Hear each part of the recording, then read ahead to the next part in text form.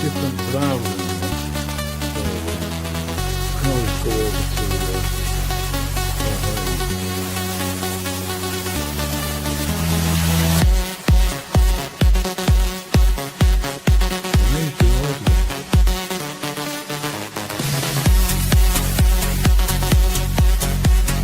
don't understand, obviously.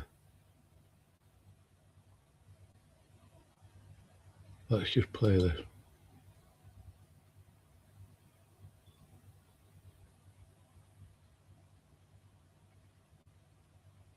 Why is the audio not working?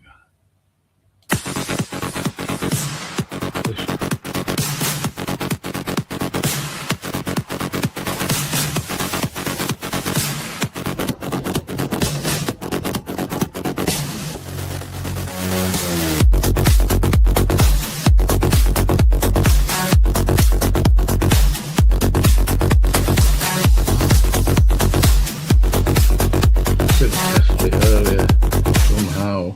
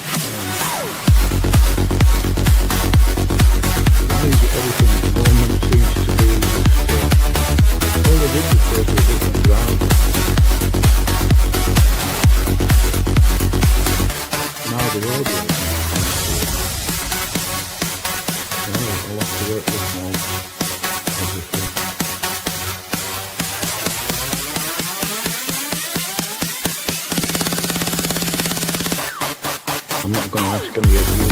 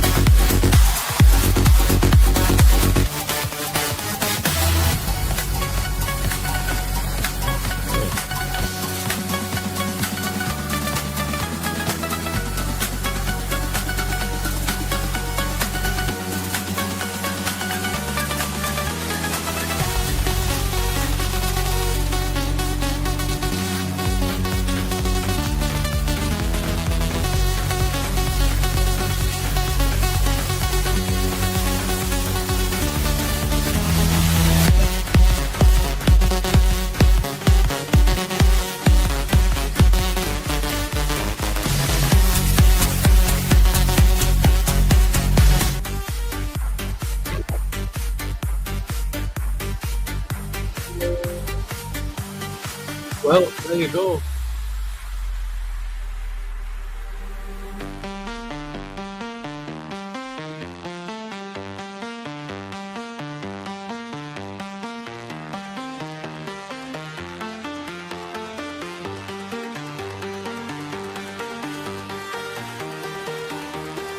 Anyway, I hope you all have a good day. Friends and leaders, whoever listens.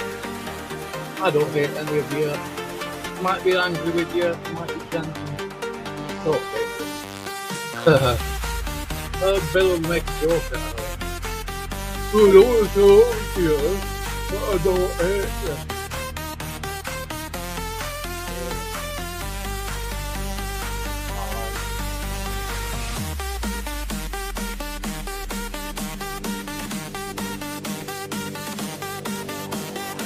Rome wasn't built in a day.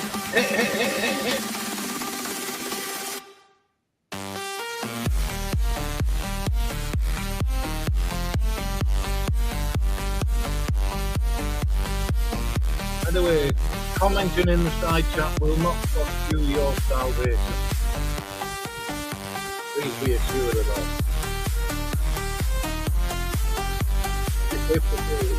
I'm going to do something.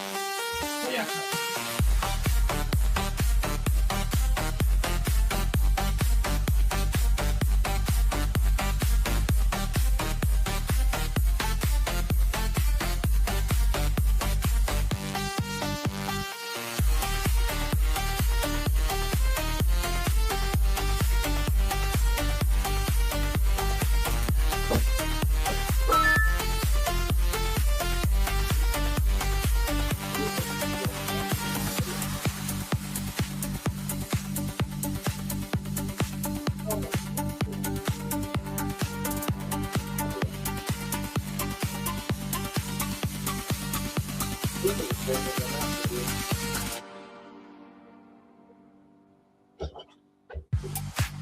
you go. That's right.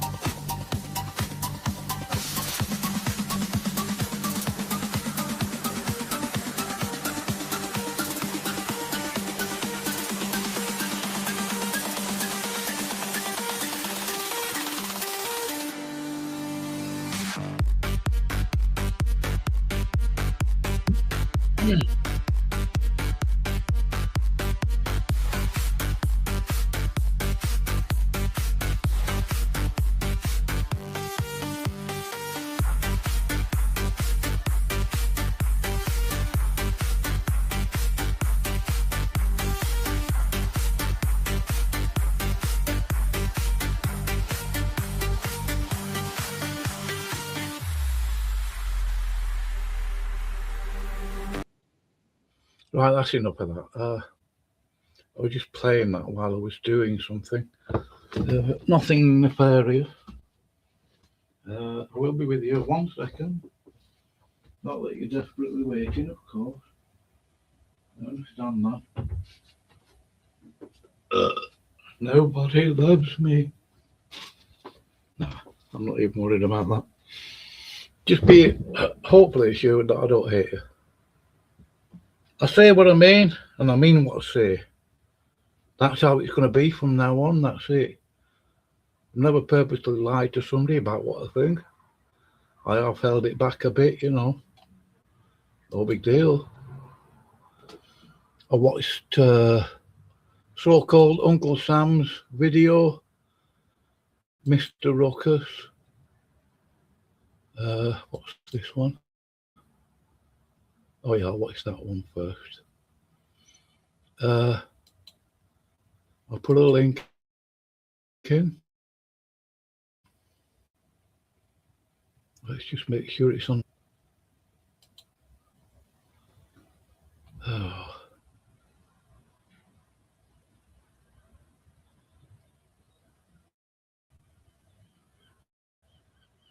Oh, come on.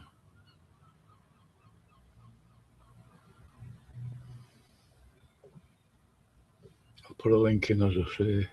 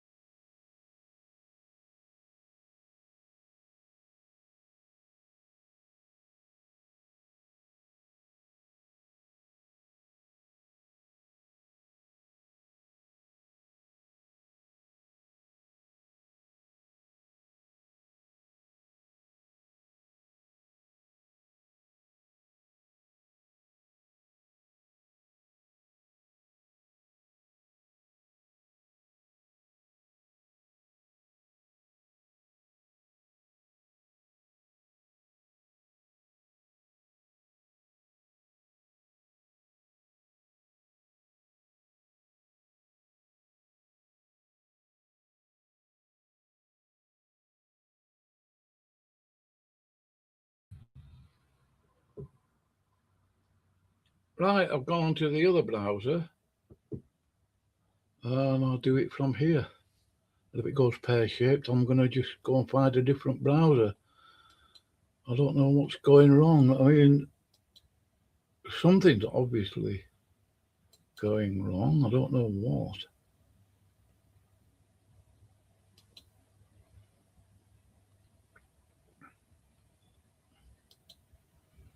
I don't know who's gone live. Really don't care at the moment. Just going to watch this video.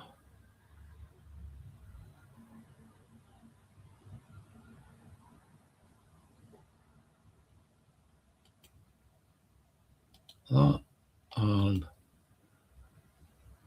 that one.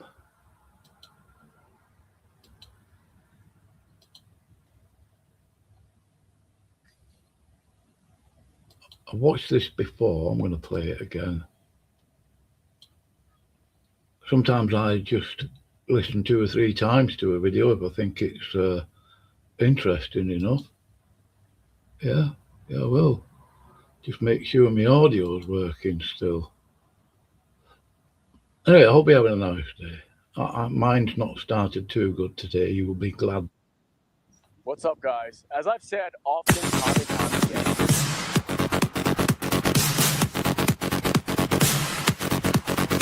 NASA makes America great again called and Donald.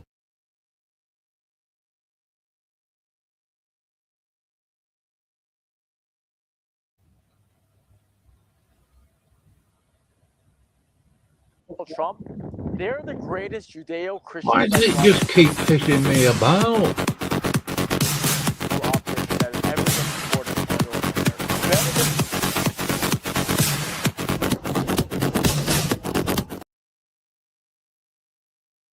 Anything I can imagine. There's nothing What I that wanted is to stop doing. AIPAC to have more funding towards. And then these videos, you just start playing when I don't want them to start playing yet. And it really disgusts me. I mean, it just does the opposite, or it just delays it by a minute or so. And it's just really, I've got to find a browser that isn't tampered with, or I think I might just go, I've got a browser in mind, actually. Right.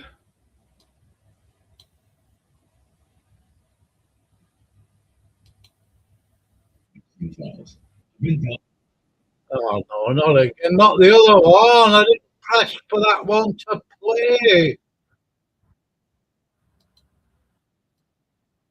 I didn't even touch that tab and it started playing.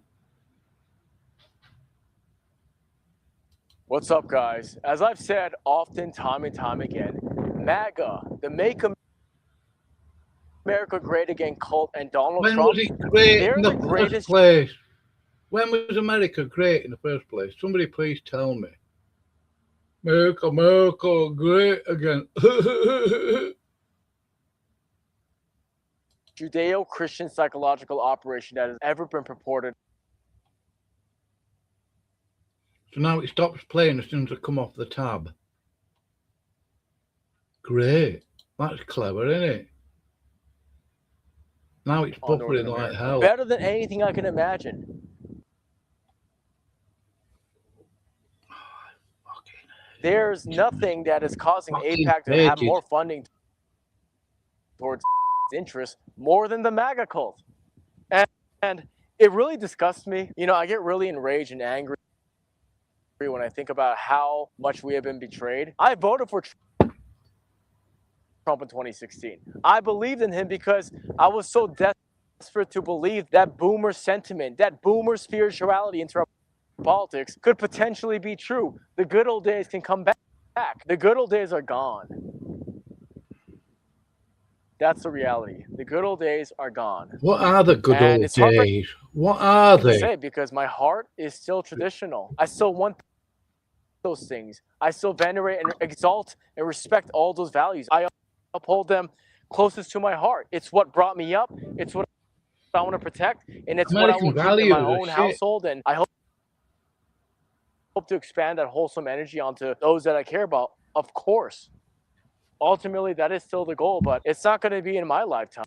And I want to make this video because I want you guys to see how dark and how bleak this set of affairs really is. There is no good in MAGA.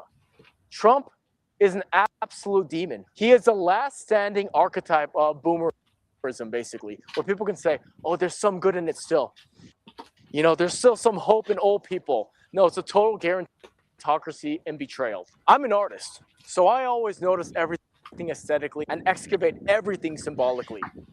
Now, we saw this photo, right? We remember that he was talking all this admonishing animosity against the Pope recently, and obviously it's because he wants to be seen as God himself. Donald Trump wants to be the Messiah because he's an Antichrist, but he wants to be looked upon in a messianic manner because he just wants blind allegiance and worship. That's all he cares about.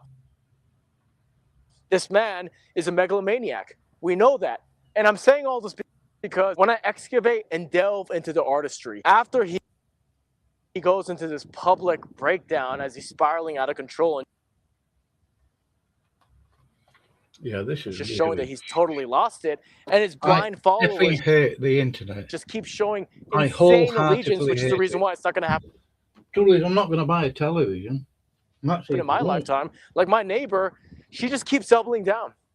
She doesn't want to accept the fact that she was wrong. She'll never admit it. There's a saying that when people are confronted with data that contradicts their belief systems, they become more steadfast in those beliefs. People double down. Most people, when they hear truth that counters their reality tunnel of delusion, they don't accept it and go, oh, that makes sense. They double the fuck down. And that's what we're going to see with MAGA for the next 10 years. I know that sounds crazy because people are waking up, but the young people will wake up. The young people get it. They understand that supremacy is afoot. They understand that the racialism and the racism that exists inside the government, that is the problem. But the older generation, they're still going to be around for another 10 years, and they just don't care. So that generation is going to die off, luckily, and it is going to get better. That's the good news. It's just going to die off. Like we don't but get ready for a rude awakening of a lot of tumultuous hell. You young people, nonetheless, we're going to have to deal with bullshit. We're going to have to deal with constant noise and illusions render ad nauseum. It's still going to happen. And let me get back to my point here. Look at the poster here. We saw this, right? And anybody who's truly a Christian and fears only God, this disgusts them. It angers them. When I see this, I got pissed off genuinely. I got angry. You know, last time I was trying to go to bed and I was too pissed off looking at this Euphoria Sydney Sweeney shit in conjunction to the fact that there's a scene where it says Jesus saves or something of the sort in the back while they're practicing their degeneracy because, of course, just look at the director every single time, right? And this applies to Trump even more because he's actually a person who has instrumental power. Look at this poster, okay? We all saw this, right?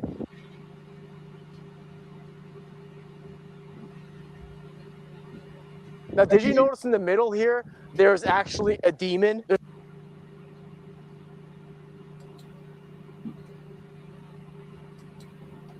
actually Lucifer incarnate in the back. Well, guess what? The original rendition did not have this. Somebody in the Trump administration team decided to interject this afterwards. So they had this image and they said, no, we need to have an Antichrist element to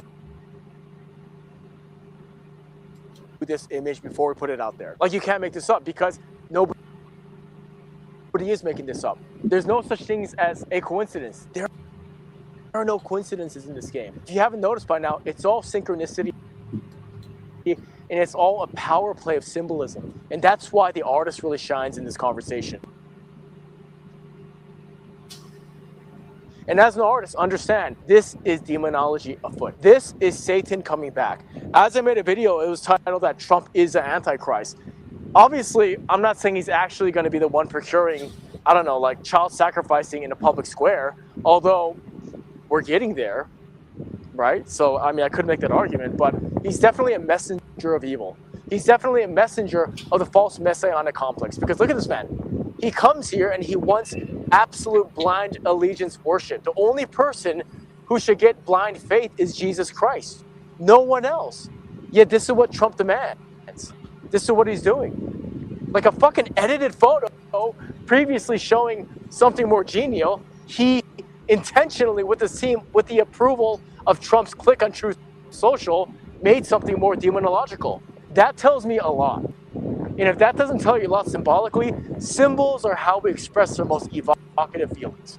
Symbols are what resonates deeply at our soul collectively. So all these MAGA people, they're the greatest traitors of America. Make America great again? How about fucking make it great again, you fucking traitors? All Trump people, they're the most disgusting, demonic people, I'm telling you. They're here to delude you and make you send your country, everything you care about, any semblance of potential nationalism again, down to hell. And it's fucked up. It's sad.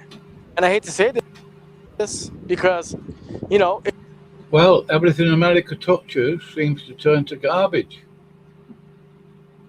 It shows you how bleak things really are, but the reality also is that things aren't going to get any better until things get a lot more worse. And I'll tell you right now, you have not seen anything yet. All you have to do is dive into the libraries of art history to look at how bad Rome became before the Ottoman Empire came crashing. The Byzantine Empire is what I always say we should try to revert to in regards to a cultural context, speaking as somebody who we're going to be in a fall of an empire. Now, things can get better. And I also encourage everyone that actually has a God-fearing heart who doesn't deserve any of this. Like a lot of you don't deserve this shit.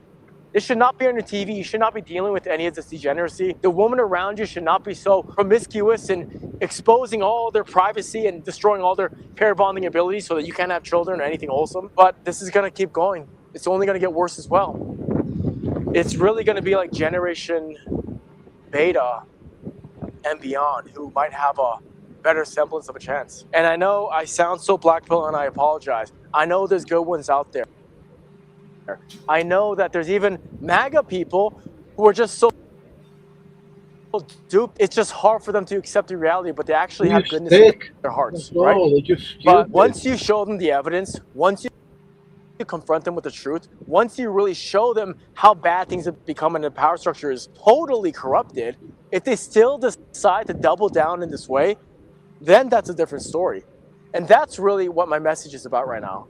We need to all openly and unapologetically say fuck Donald Trump and fuck MAGA. This man is a total traitor. This man, for example, if you want even further evidence showing that he has no decency in him left, he doesn't care about Christ. He doesn't care about true, wholesome Christianity. All you have to do is look at Paula White, his spiritual advisor. She literally said the most Christian thing we can do is bend over backwards and slave for. She says the most holy thing a Christian presidency can do is serve and sacrifice for that nation. She follows Trump in all these speeches and all this stuff, and she's looked upon as Trump's right-hand spiritual advisor. And again, as I told you, it's all about the spirit. All of your politics ventriculate from that same source. And this is his spiritual guider. Judeo-Christian Schofield Bible reading, wolf in sheep's clothing.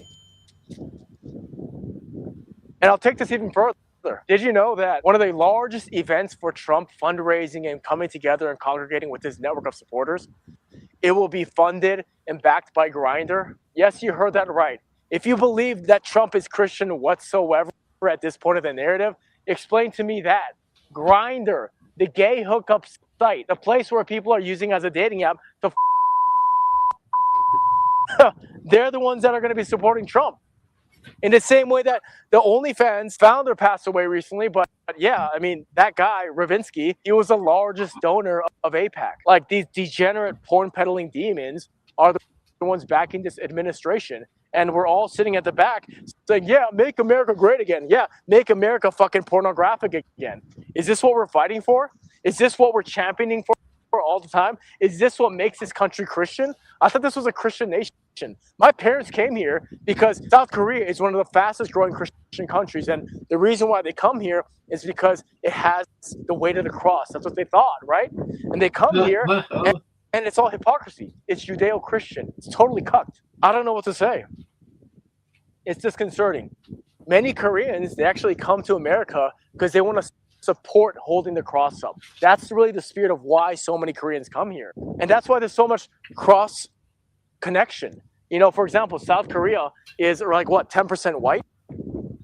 And so many of them are Christians. That's amazing. And that's why we get along there as well. And United States is 0.1% South Korean, but nonetheless, when we do come here, we assimilate, we become civil, proper, we don't cause any chaos, but most importantly, we open up a lot of churches. Yeah, you can say a lot of them are Presbyterian, but also a lot of them are Catholic and non-denominational. So their argument goes on both sides, but I do know for a fact when I talk to many Koreans who come to Northern America, they come here because it's a Christian country. And I have the same conversation that's a joke. With my elders. I talk to my mother and father and they say, what the fuck is going on with this country? Like, why is the leadership so compromised and acting Christian, but then they do the most blasphemous stuff possible? Like literally inverting an image to make sure that there's a demon on top of Trump. That was intentional. Let's make that 100% clear. That wasn't an accident. That was purposefully done. It was approved and Trump sent it. Number one. Number two, why are all the people peddling this degeneracy who all have the same background, ethnic last name, by the way, we know who we're talking about, why are all of them the ones supporting Trump's campaign now? Porn is literally funding MAGA at this point. And we're still saying make America great again. It's pro-Western. When was it great? It's pro-Christian. And the fact that we're just kind of sitting on our hands, that's what gets me.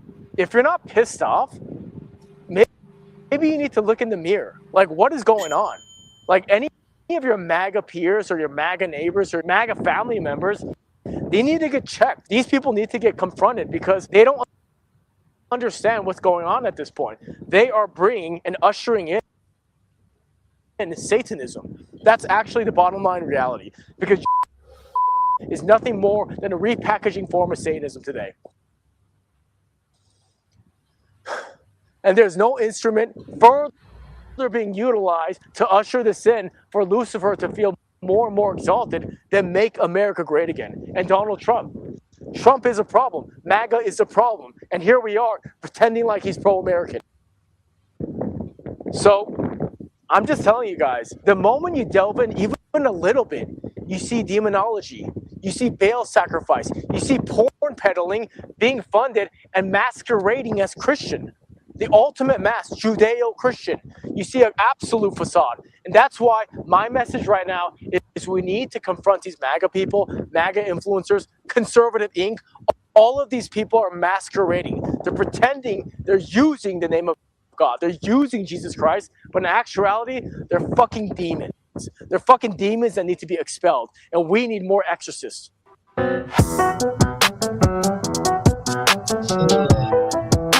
Well, smoky, isn't it? I mean, you could get smoky, isn't it? Yeah. Become thou foul demon. Yeah. Yeah, right. Now, have I got a link to the... I forget the title of it. What a stress. Every time I try and go live, I'm having a real problem. I don't know what the best operating system is. The best browser. I wonder if they're just mucking about with the internet purposely, or I just need a new laptop. I have had it for 2 or 3 years now. Anyway, let's play this.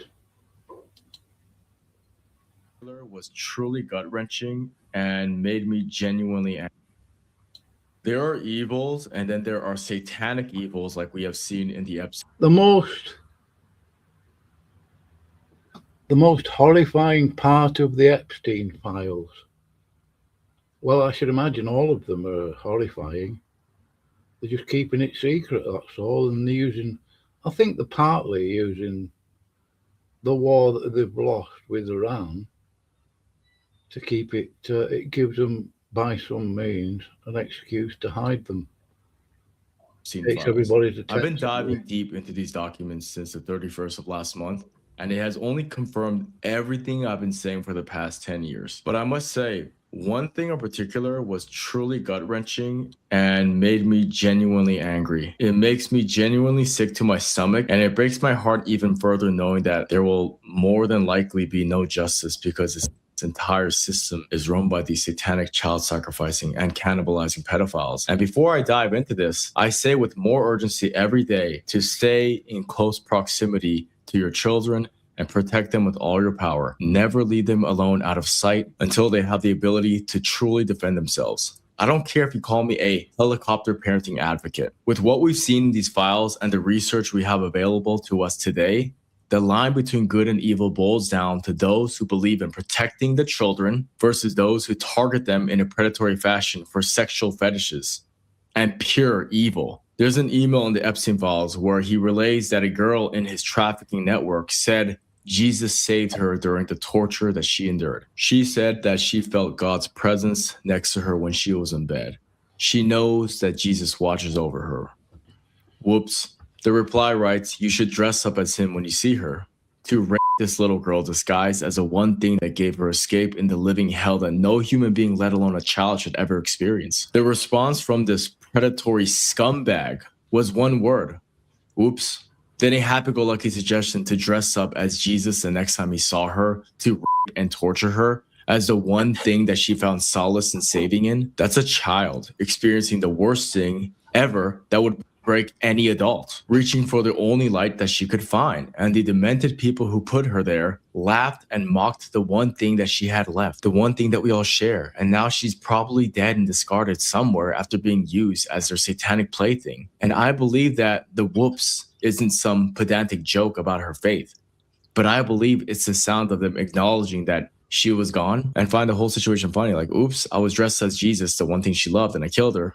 Allegedly, a child was murdered and being vigorously raped and trampled upon, holding onto Jesus in her heart. And these satanic pieces of filth monsters who killed her turned it into a punchline. This boils my blood, and my tolerance for being called anti or being taunted for not being MAGA enough can kiss my ass altogether. This is disgusting filth. The fact that she prayed for saving every day and these sinister demons twisted it against her, that her prayer is now in a searchable government database, and that the man she was actually praying to for saving mysteriously died in a cell that conveniently had no working cameras. This is an absolute insult. It's disgusting. I think about the thousands of other children in those files who didn't get to have a single line of text to prove that they even existed. And I think about all of us here, sitting here, scrolling past it every day by day as it all goes by. Over 1,000 children exposed, trafficked, consumed, discarded. And the world moves on like nothing happened. No justice, no resolution. Just pedophilia and child sacrificing getting normalized by the day. So listen, my apologies for covering something so bleak, but I'm just asking you not to move in total acceptance in the current state of affairs and not giving any allegiance to the political leadership structure and rulers of this country. I want you to let this one hit you the way it hit me. A little girl said Jesus saved her life, and the people who destroyed her said, whoops. If that doesn't make you fed up with the bullshit that they dish out and we end up just repeating, honestly, nothing will. And you clearly have not delved into the content of the files. Because the target above all else is children who believe in God, Christian children, Christian babies from Christian families. And that's how it always has been throughout history, as I've covered in these blood libel sacrifice videos. And that's how it only continues today through Pizzagate, Epstein Island, and onwards. A common theme across the board in all these further cases, including the Epstein files, is that these elitists are always mocking our Savior, Jesus Christ, who is not only the living God, of course, but he is also a symbol of man coming together as one and believing in the good in an overarching manner.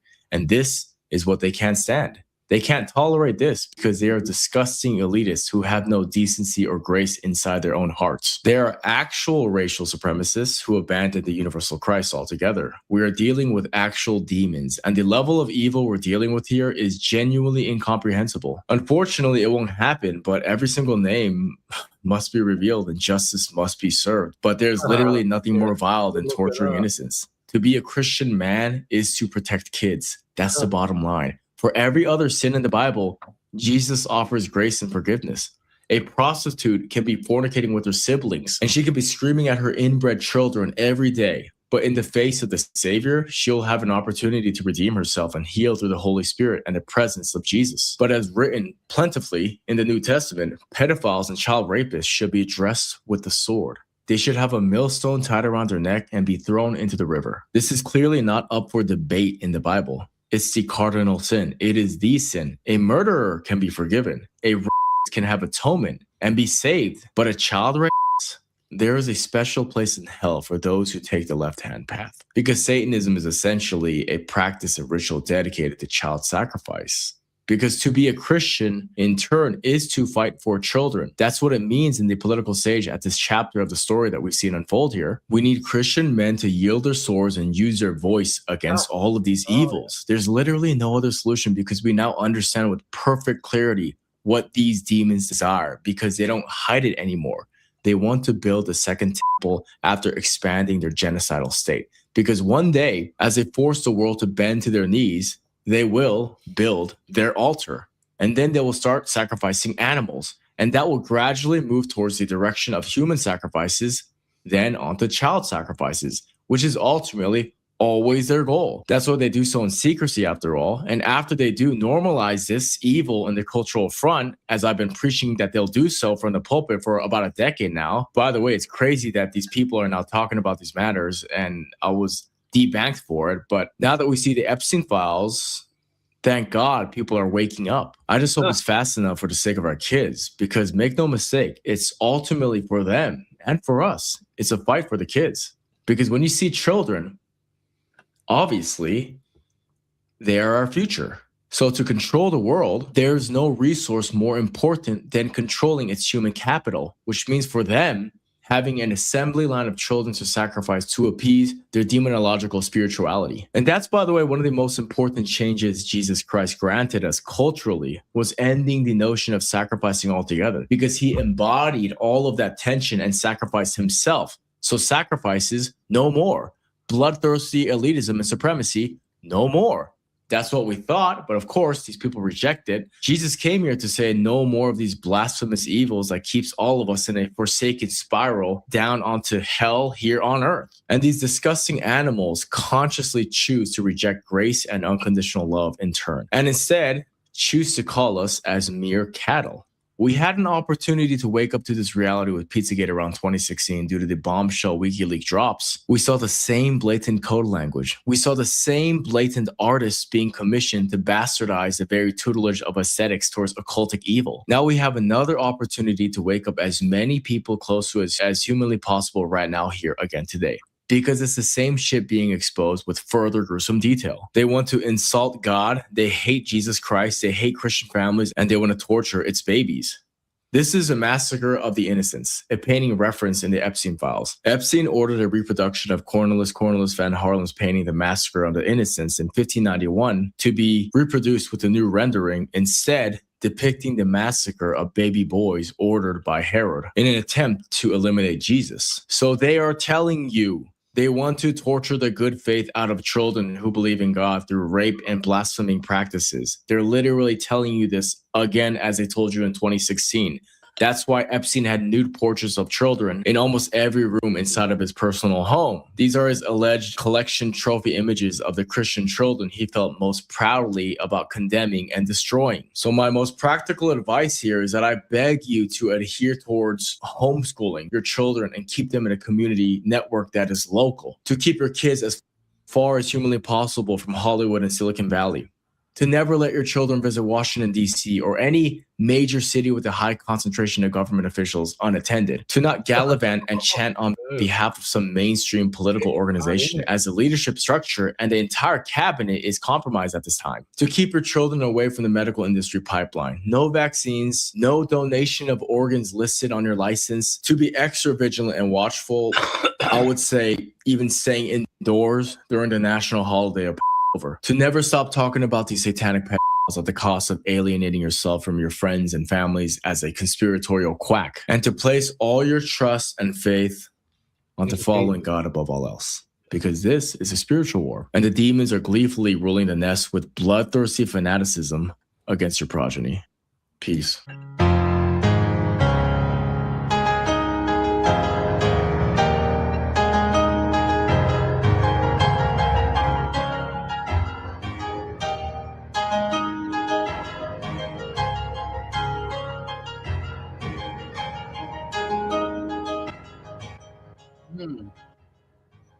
I was watching another video this morning.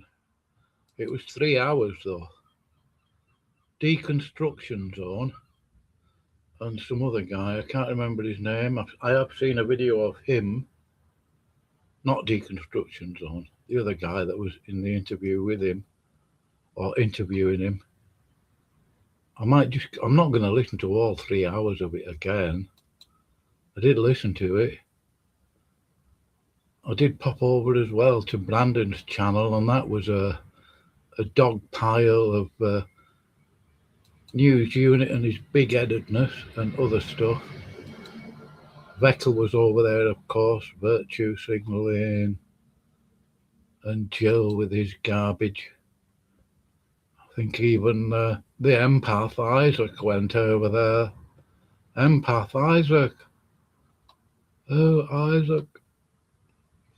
Everybody does not need you.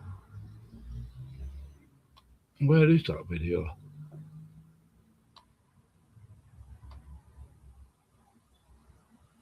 File goblin. Oh, I've lost it. Oh, is this it? Yeah, it is. Yeah, I challenged a Bible expert. I heard this guy on the right. Hold on, let me just get it to. I'm going to listen to about 10 minutes. I will post a link. 54? Let me double check. Why would I want to claim that there's zero? Yeah, Deconstruction Zone, that's the guy there. The guy that's going to turn up in a minute on the right-hand side said that Deconstruction Zone is a savant. In other words, basically he's got a massive memory for stuff, a lot of stuff. So I'm not gonna, as I said, it is a 3 hour 20-minute video. I might watch 20 minutes. I've already watched all of it already. But here we go. Let's I'll just look. This video has. Yeah, this is the guy. I can't remember his name. I did watch him. Oh yeah, it's called Dark Matter 2525. Yeah, Dark Matter 2525. But if I put a link to this, you'll find. Well, you'll find his channel. Most people have heard of Deconstruction Zone. Yeah, I didn't know he was a savant. No wonder Tom went pear-shaped over there when he went. Tom, that fat pig over there in the free range channel.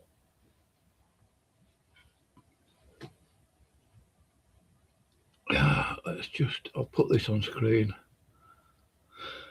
Oh, I hate this hot weather. I'm looking forward to winter, to be honest with you. As an absolute treasure trove of information. It's a long one, I know, but very much worth it. So please bear with me. Earlier this year, I discovered an atheist YouTube channel called deconstruction zone run by a guy named Justin. He also has a more active channel called DZ Debates, where his debates are posted. I'll put links to all of his social media in the description below, and I'll also put them on the screen right now. I'm extremely impressed with him because he knows the Bible and the history of it so well that he is anxious to talk to anybody who disagrees with him about it. And that's what he does on his channels. He takes calls from theists who want to argue with him about the Bible, or sometimes more generally argue about the existence of God. And I've never seen anybody able to hang with him. He's basically a savant who has the whole Bible memorized. And not only that, but he was a pastor for many years and has a master's in divinity, and he knows the historical context behind each verse. He knows the languages they were written in. He has extensively studied the earliest manuscripts, and he knows problematic translations with individual words. When theists argue with him, he already knows what they're going to say before they say it. He already knows which verses they're going to cite. He knows their arguments better than they do, and he can argue for them better than they can. And of course, he can completely tear them apart using facts and knowledge.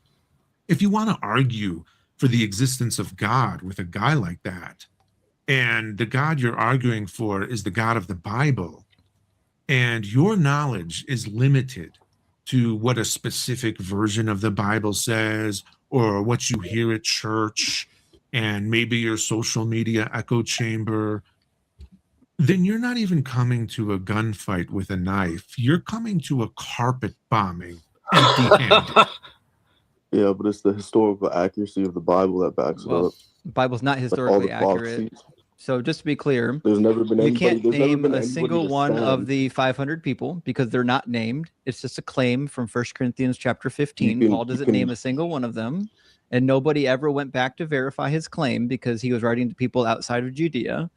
Number two, Jesus didn't fulfill a single messianic prophecy, not one. He's at a record of exactly 0. He fulfilled over 350 of them. You want to put a bet on it? Yeah, I do actually. Sure, I'll Venmo you You can look up $100 if all you can find me messianic even one of them. Even one of the, you want me to go grab my Bible right now? You want to Yeah. see the messianic prophecies that Jesus Christ fulfilled Yeah, himself? do it. You got $100 on the line, buddy. Okay, what about off the top of my head? Say that again? I said you got $100 on the line. Go ahead and find your Bible. No, I have my Bible right here. All right. I can tell you right now. Sure you can. There's hundreds of them. Like, where do you want to start? Crucified with malefactors, pierced through his hands and feet. The number's and at mocked 0. and probed So to his- give me your favorite one and we'll start there. I would say my favorite is from the book of Isaiah, where it says that we will be healed by Chapter his 53. stripes. How do you not know that chapter 53 is where that's at? It's crazy. Good Christian. You're Fantastic. mocking it, and you So want to claim that there's why would zero. I- You want to claim that there's 0. well, Like, it is you said 0, before, and if you stop there's- crashing out, you'll understand why the number's at 0 right now. So right now, the number's at 0, and you think Isaiah 53 is going... You think Isaiah 53 is going to be number 1. It's going to be number 0 in the list of fulfilled prophecies. Why would I believe that Isaiah 53 is about Jesus when the prophet clearly tells you that the nation of Israel is the servant? Have you read all of Isaiah, or did you only read chapter 53? He was pierced through his hands and feet. This was written in Isaiah 800 years before No, it's that. not written in Isaiah. That's Psalm 22, and it's not a prophecy, and it doesn't say pierced. It doesn't say pierced. No, In the Psalm KJV, 22 verse that's direct 16 translation does from the not Coney say Greek to does the not Hebrew say Aramaic. pierced, That and was it's the not language. written in Greek. Genius, it's written in Hebrew. I said from the Coney Greek to the Yeah. Hebrew Aramaic. Right? It's not written in Koine Greek. It's written in Hebrew. Psalm 22 is a Hebrew psalm, and what's the Hebrew word for pierce? It's dakar. Doesn't show up in Psalm 22. What you find is ka'ari, which means like a lion, which is why better translations say like a lion rather than pierced. Okay, so what about the other 350 prophecies? There are You wanna 0. Name every one. I'll tell you why you didn't fulfill them. Yeah, let's start from Genesis, right? Genesis 3:15 is about a snake. Says, I will put enemy between the woman and between thy Enmity. seed and her seed, and it shall bruise thy head and bruise his heel. And in Galatians 4:4, this is fulfilled. When there's a fullness from the time to come, God sent forth his son and made a woman and made under the law. That's adorable. Go back to verse 14. Read 14 real slowly.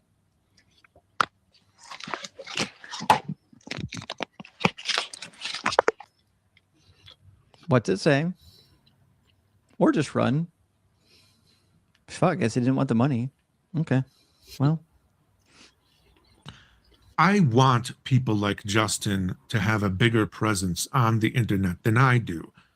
Fortunately, I was able to get Justin to come onto my channel so that I could interview him, which is what this video is.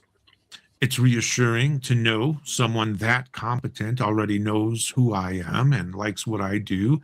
So that made it easier to lure him here where I could challenge him on the topic of biblical prophecies. Now, the reason I chose to focus on prophecies is because those are extremely compelling to believers in God.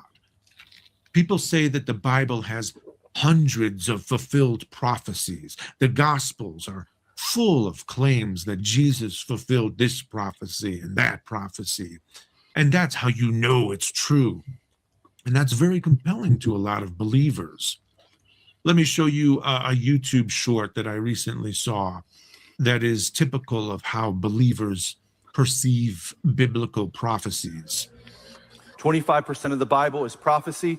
25% of the Bible is telling the future. About 60 major prophecies telling you about when Jesus would be born, where he would be born, to whom he would be born. Okay, this has already happened. They were written in advance, prophesying of his birth. Peter Stoner, who is an expert from MIT, a statistician, he said the odds that one man's birth would fulfill even 8 prophecies.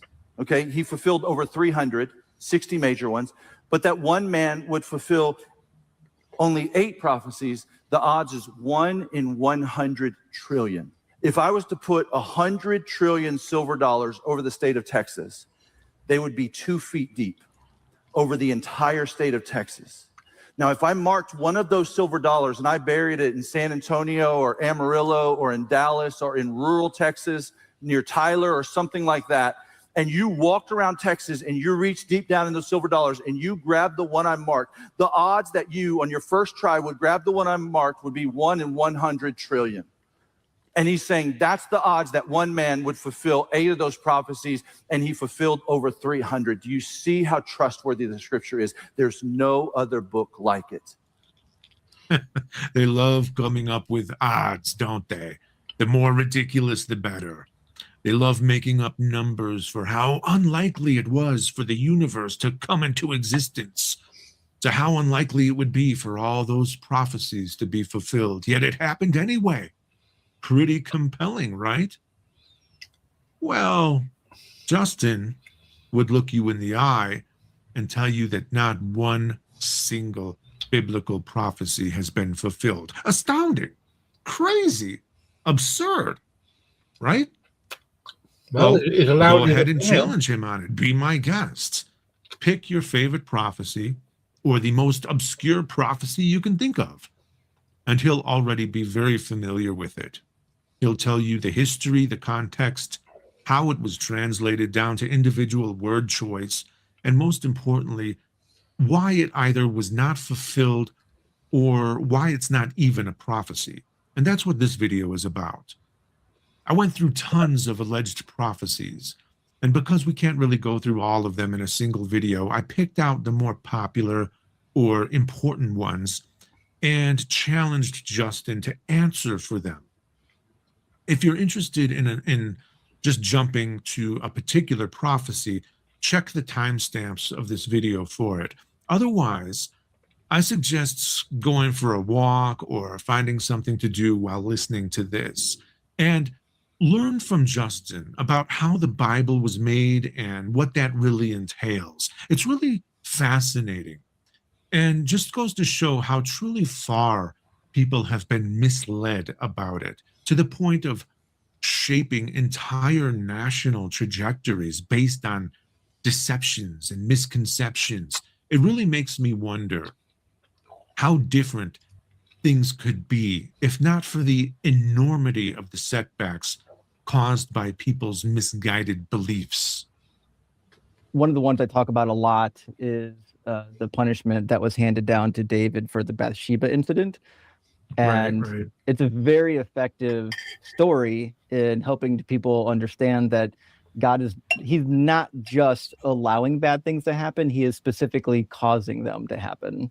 That's one of the things that, honestly, ever since I started watching you, which was, I would say, this year, and I've watched a lot of your stuff since then, and it always, I don't know, I find it shocking when people try to justify some of these things, and it's just because it's like they have a side that they picked, and they have to defend it no matter what, no matter how horrific it is, and they have to justify it. And a lot of these people, what really surprises me is that they don't know the book, not nearly as well as you do. But yet they've ideologically committed themselves to something that they don't know, they don't understand, and yet they're determined to defend it. And it's the most awful stuff you can imagine. It's pretty bad. Yeah. And what do you think causes someone to do that, where they're defending something they don't even know about? I think a lot of it is when you grow up in a society where everybody is like, they believe the one thing, it feels like common knowledge.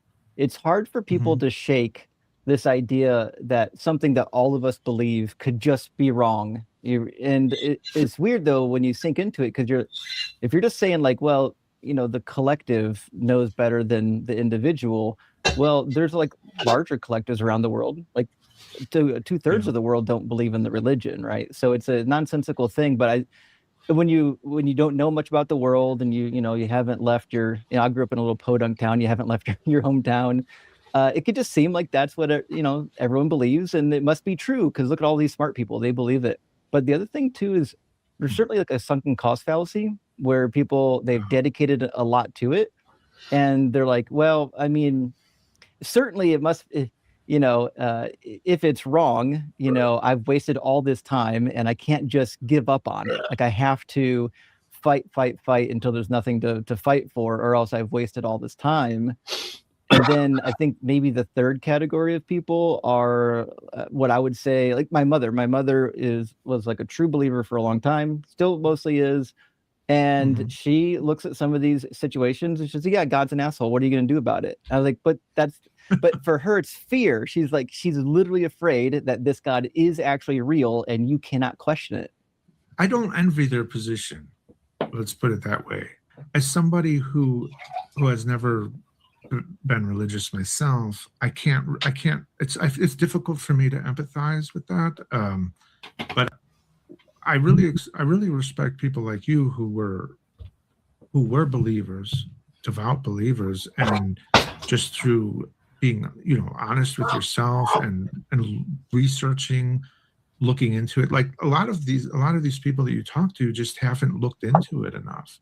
And what surprises me about you is that you already know what they're going to say before they say it. You know the verses they're going to use. You can recite the verses that they're looking for. They're probably still looking for it on their computer. Meanwhile, you could just recite them off the top of your head. And I'm thinking to myself, why can't they do that if they believe in it so much? I mean, that's the way I think I would be if this was something where like my eternal soul is on the line. I would know this stuff inside and out. The only reason I don't is because I don't believe it. I mean, I think I still, as as much as I do know, I think it's more than most believers. Not your scholars, obviously, but and that's just through my channel, because of what I do. But here's something that I didn't really know until I started watching you more, was that it's not just modern day believers who don't know what they're talking about when it comes to scripture. I was surprised to learn that, like, the gospel authors a lot of the times didn't know what the hell they were talking about either. That's the hardest part. Yeah. That surprised me, because I always just assumed, well, they're citing scripture, they knew the scripture, but watching you, you're showing how they got things wrong a lot of times. Jesus himself really bungles the Hebrew Bible. In fact, there's a famous passage where he's near the cleansing of the temple, where he quotes Psalm 8 verse 2, and it's clearly from the Greek Septuagint. And this is one of those famous passages where the Greek Septuagint did some really funny stuff with the Hebrew text. And it's a really well-known, I don't want to say it's necessarily a discrepancy, but most people would call it a discrepancy, right? So most biblical scholars know that the Greek version of Psalm 8 verse 1 and 2 is drastically different than the Hebrew. So they typically wouldn't quote the Greek, but Jesus just does. Like that's the authoritative quotation, which is wild that you would think, the Son of God, an actual Jewish rabbi, he can't seem to quote the Hebrew Bible ever. He's always quoting this Greek Septuagint, even portions not only that aren't great translations, but also he kind of misunderstands what's happening even in the Greek text, which is odd to me. It seems, and this is my assessment, that the Jesus character in these Gospels, it has to be at least part fiction. It's hard for me to believe that there was a real Jewish rabbi in ancient Israel that just couldn't read Hebrew and Aramaic. It's preposterous. Right. How do other scholars handle stuff like that, who are believers? So my experience with scholars is most of them are maybe more agnostic than people realize. Unless you went to a fundamentalistic school like a Bob Jones University or Roberts or Liberty. Well, Liberty's getting less fundamentalistic, but or some of the Reformed seminaries can be really strict. But if you go to like a decent seminary, you'll find a lot of the professors are pretty open to like the idea that the Bible, will have discrepancies, or that, the interpretive model is it's pretty fast and loose with how the New Testament is using the Old Testament. And so because of that, the professors aren't usually as strict as like the pastors out there preaching, because they kind of know the problems. But they're willing to, like, a lot of them, they either grew up in the faith or they had maybe personal experiences. And so a lot of them are willing to kind of default on like, well, I know there are problems. However, Jesus has made my life such a huge thing that, like, I won't abandon Jesus, even if I feel like there might be some issues in the text. Or like I had a professor at seminary who, when covering the book of Daniel, was just really matter of fact, explaining when it was written, how scholars know it was written in the 2nd century for the most part, and why it's really not a disputed thing within the scholarly circles. The book of Daniel is just a 2nd century work, mostly about the Antiochian crisis. But the Christian interpretation would only work if that weren't the case, right? So, but what they can't tell you in class, you're not going to say, well, listen, the way Christians are reading this is just wrong. They're going to try to give you the information and then kind of move on and let you think for yourself what to make of it. But these same professors as well, though, would be very, they wouldn't take like the book of Daniel to be like, a real authoritative prophecy about Jesus. They would still, hold the book of Daniel in high regard and think that, Jesus's form and function still exists, even if the book of Daniel isn't, interpreted correctly by most Christians.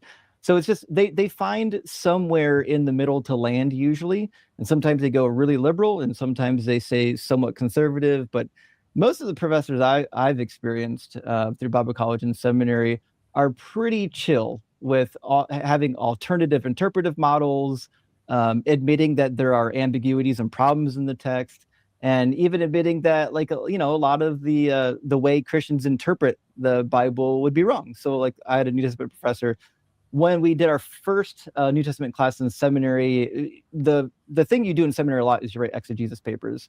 So, like, your first semester, you know, they're teaching you a lot of interpretive models and how to write exegesis papers. But one thing that they'll joke about, and it's true, it wasn't just where I went. They'll joke about like the appropriate method of doing proper exegesis is always context. Context is always king. But when you read the New Testament, the problem you have is the way the New Testament uses the Old Testament, they take almost everything out of context. So I actually had a professor once that said, when we're doing exegesis papers, giving instructions, he said, if you use the same exegetical model as the New Testament authors, you're going to get an F. But it's just true. It's like, these are, I don't want to say they're open secrets, you know, like all the stuff I talk about on my stream, I think they're pretty well known in seminaries and the academic circles. It's just that you can't tell your church members because they would leave, they would walk away. Their foundation, they would say in seminary, isn't strong enough to handle the difficult truths. And so when you're in the seminary, people will say about particular topics that this topic will stretch you, or this topic will challenge you. And what they really mean to say is, hey, what you learned about this actually isn't true. And here's what scholars actually say. And it's up to you to figure out what to do with it. They won't tell you what to do with it. And that's, to be fair, last thing I'll say about, if you go to a good seminary, they're not going to tell you what to think. They're going to give you as much academic rigor and training as they can. And they're going to say, now this is your task to wrestle with and figure out what to do with it. Because, you know, you don't go through all the education just to be told what to think. Right. Yeah, that's probably the best way. I mean, you'd probably draw some suspicion if you tried to tell people how to interpret things. And I mean, that's why we're suspicious of, you know, the church in the first place, or these apologists, you know, that are trying to do these interpretations for us. The gospel writers, they didn't have a unified book to defer to, right? Like the Old Testament as we know it wasn't compiled yet, right? So it was tough, yeah. So right, there were like less formal Old Testament canons, or, you know, Hebrew Bible canon. So you find already, like in the time of Philo, that there were talks about like which books were kind of authoritative and which ones weren't. This was one of the things that were upsetting to the rabbis. In fact, you'll see in the Talmud, they've got very harsh words to say about the Greek Septuagint. And one of those issues is that it seems like the people who were reading the Greek Septuagint had a slightly more lenient number of books that they were treating as authoritative. And we see this in the Qumran collection. If you look at the type of books that were popular at Qumran, you've got books like Enoch, and stuff like that, which wasn't really like the authoritative leaders in Jerusalem wouldn't have held those books as high in esteem as the Christians, or, you know, the early Christians, the Jews of the time period. But there was no strict canon. There was nothing in place saying this is absolutely the only books that are authoritative.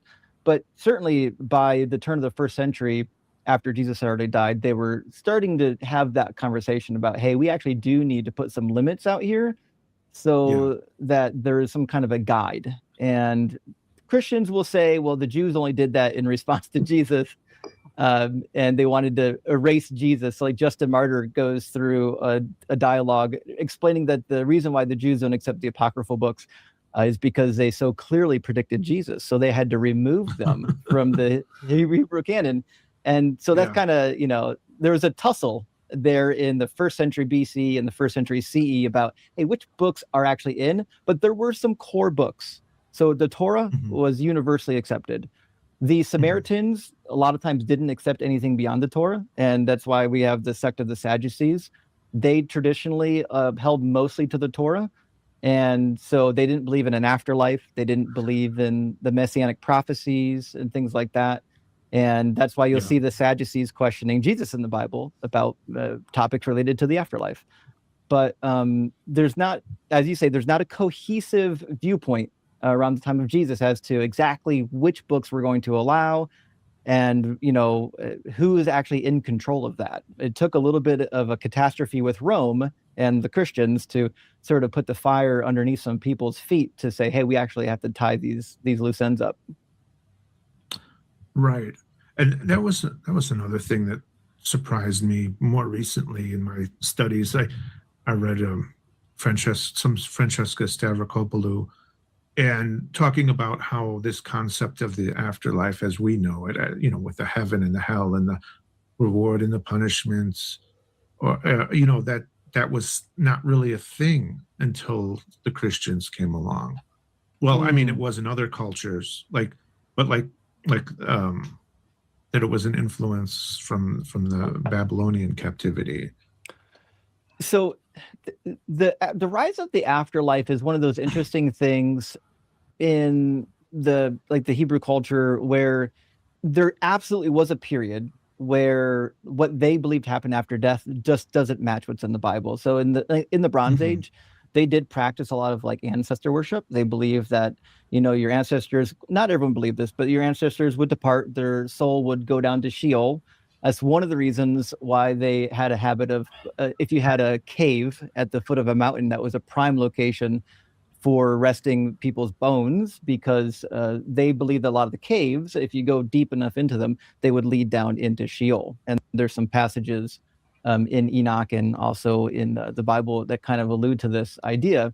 So, but the general idea was they could have a passageway between Sheol and the upper world through the cave quite often, and you can leave votive offerings. So you'll find in a lot of these Bronze Age, even Hebrew burial chambers, you'll find votive offerings and gifts and things that they could perhaps use in the afterlife, just like we would find in Egyptian tombs. But that did shift over the course of time. Once, I would say, the religion became more Yahwistic, you see a lot less of that.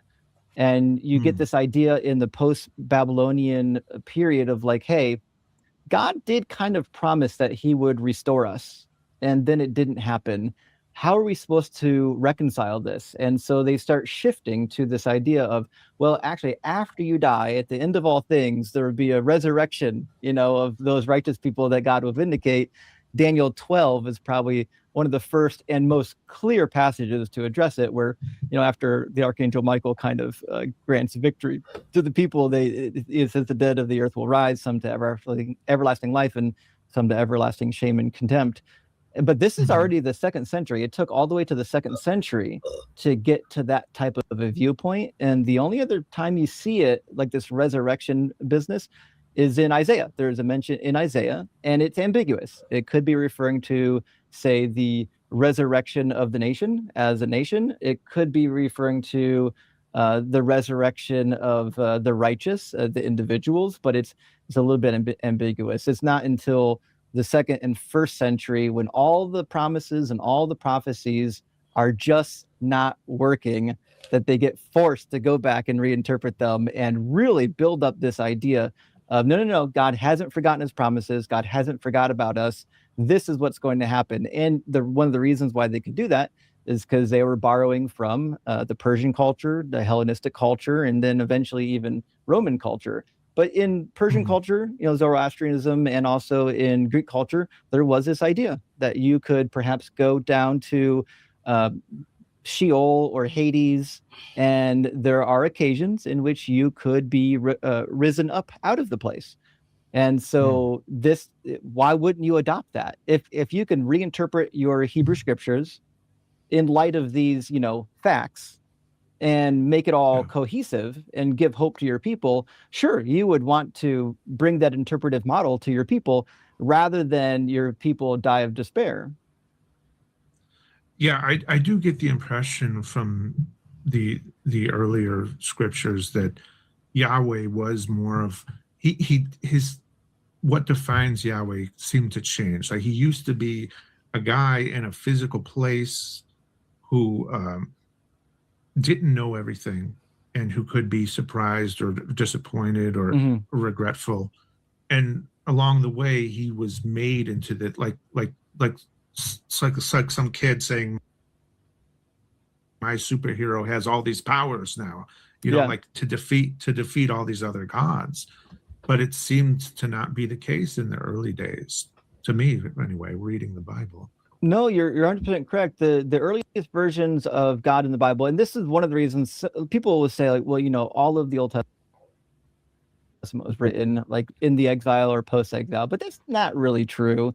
Some of the depictions of God, for example, in Genesis and Exodus, really only match the culture of the Bronze period. So in like the late Bronze Age, they still had this idea that gods lived on mountains, they had bodies, they would come down to visit men through the mountains. That's why they built ziggurats. The ziggurats were man-made mountains. That's why they would call the ziggurats names like the gateway between heaven and earth, or, you know, the stair step of the gods, you know, different things like that, because the gods were just up there, and they ate and they drank up there, right? So if you read the Baal cycle from the Ugaritic literature, you know, the gods would have drinking parties. You know, they'd get together and have feasts. And there was one where in one of the banquets, El, the supreme god, gets drunk, and like he soils himself, is the right way to say it, and they have to like take care of him because he's so, you know, he's drunk and passed out and whatnot. So,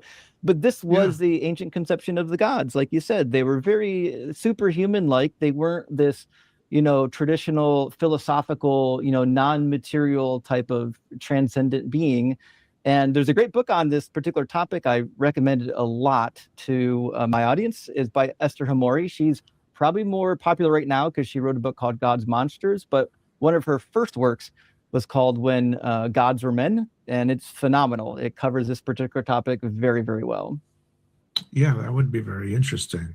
The notion of God's nature, did that evolve because of problems, like logical problems that people found with this idea of God being more human-like? A little bit, yeah. So you can see in unfortunately, we don't have as many ancient manuscripts as we would like, but even in the manuscripts we have, what we can find is, you know, the Yahwistic God, meaning the God that was in the Hebrew Bible that was more or less like the Judean version of God. The Northern Israelites, we would have referred to them as the Elohists. But this Judean version of God was a little bit human-like. You know, he would come down, he would eat, you know, so in like Genesis 18, he eats with Abraham. And so what we find later in scribal history, this kind of made some of the people uncomfortable. So you'll find insertions where rather than saying Yahweh did X, Y, or Z, it would say the angel of Yahweh did X, Y, or Z. And so there certainly seems to be a shift of like, we need to make our God less human-like. And some of the dirty things that humans get up to, we got to distance God from that just a little bit. And even the famous passage when David takes the census, well, in Samuel, it says that God incited David. In Chronicles, which was written hundreds of years later, it says that Satan incited David, because again, they're trying to reform the image of God.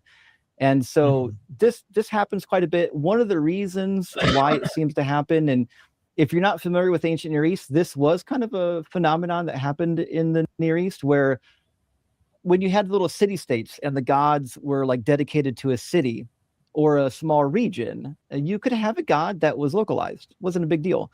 But once you got these giant geopolitical nations like the Neo-Assyrian Empire that was going to go and wipe out the entire Levant, all of a sudden you've got gods that need to be bigger than just your geographical little location. And so we find a big shift in this time period of like the gods that were kind of supreme in the pantheons, or at least high up in the pantheons, they start getting pushed up into this role where actually you shouldn't worship all the gods. This is the God you really need to worship. Everybody else is kind of subordinate to them. So this will be like a version of henotheism. And certainly Judaism took that form. It went from kind of regional deity, well, technically two of them. Eventually that got merged into one. I would read Mark S. Smith on this. And then eventually, though, that even that merged regional deity needed to become bigger, because what happened to the Israelites? They got taken captive. They're gone. Well, how's God gonna act? How's God gonna save his people when they're not even here anymore? They're way over there. Well, now your God needs to be big. He needs to be over to their territory and mess those guys up and bring them back. So the notion of God has to become bigger in order for God to do what you need God to do. And so that's kind of how that worked. And then, as time goes on, once you get to the point where like, well, actually our God is superior over all the other gods. Well, how could that be? How could your God be superior over all the gods? Well, that could only be is if he had different unique properties that they didn't have. Namely, he could be, omnipresent, or he might be maximally present, something like that. And so you'll see that shift throughout the Hebrew Bible. You see God going from a regional corporeal deity, even up into the time of Ezekiel, and to where he seems to be like everywhere. Like in Jeremiah, there's a passage where he basically says, "Does my presence not fill the entire earth?" Well, that's not something we would have expected in the Bronze Age, but it is kind of something we'd expect during the, I would say, the exilic and post-exilic phase, when they needed God to be bigger and stronger and mightier, or else how could God fulfill any of those huge promises that he had already made? Right. And it seems like much later, with scientific advancements, it seemed like they had to keep pushing God back. He's beyond space and time, spaceless, timeless, causeless. And, it just, I don't know. It just seems like the idea of God had to keep changing. Maybe it'll be different 100 years from now when we discover more about the universe, and they'll have to adjust. Right. But it seems like an ever moving goalposts that you'll never be able to disprove, because they'll just change the definition, really. Yeah.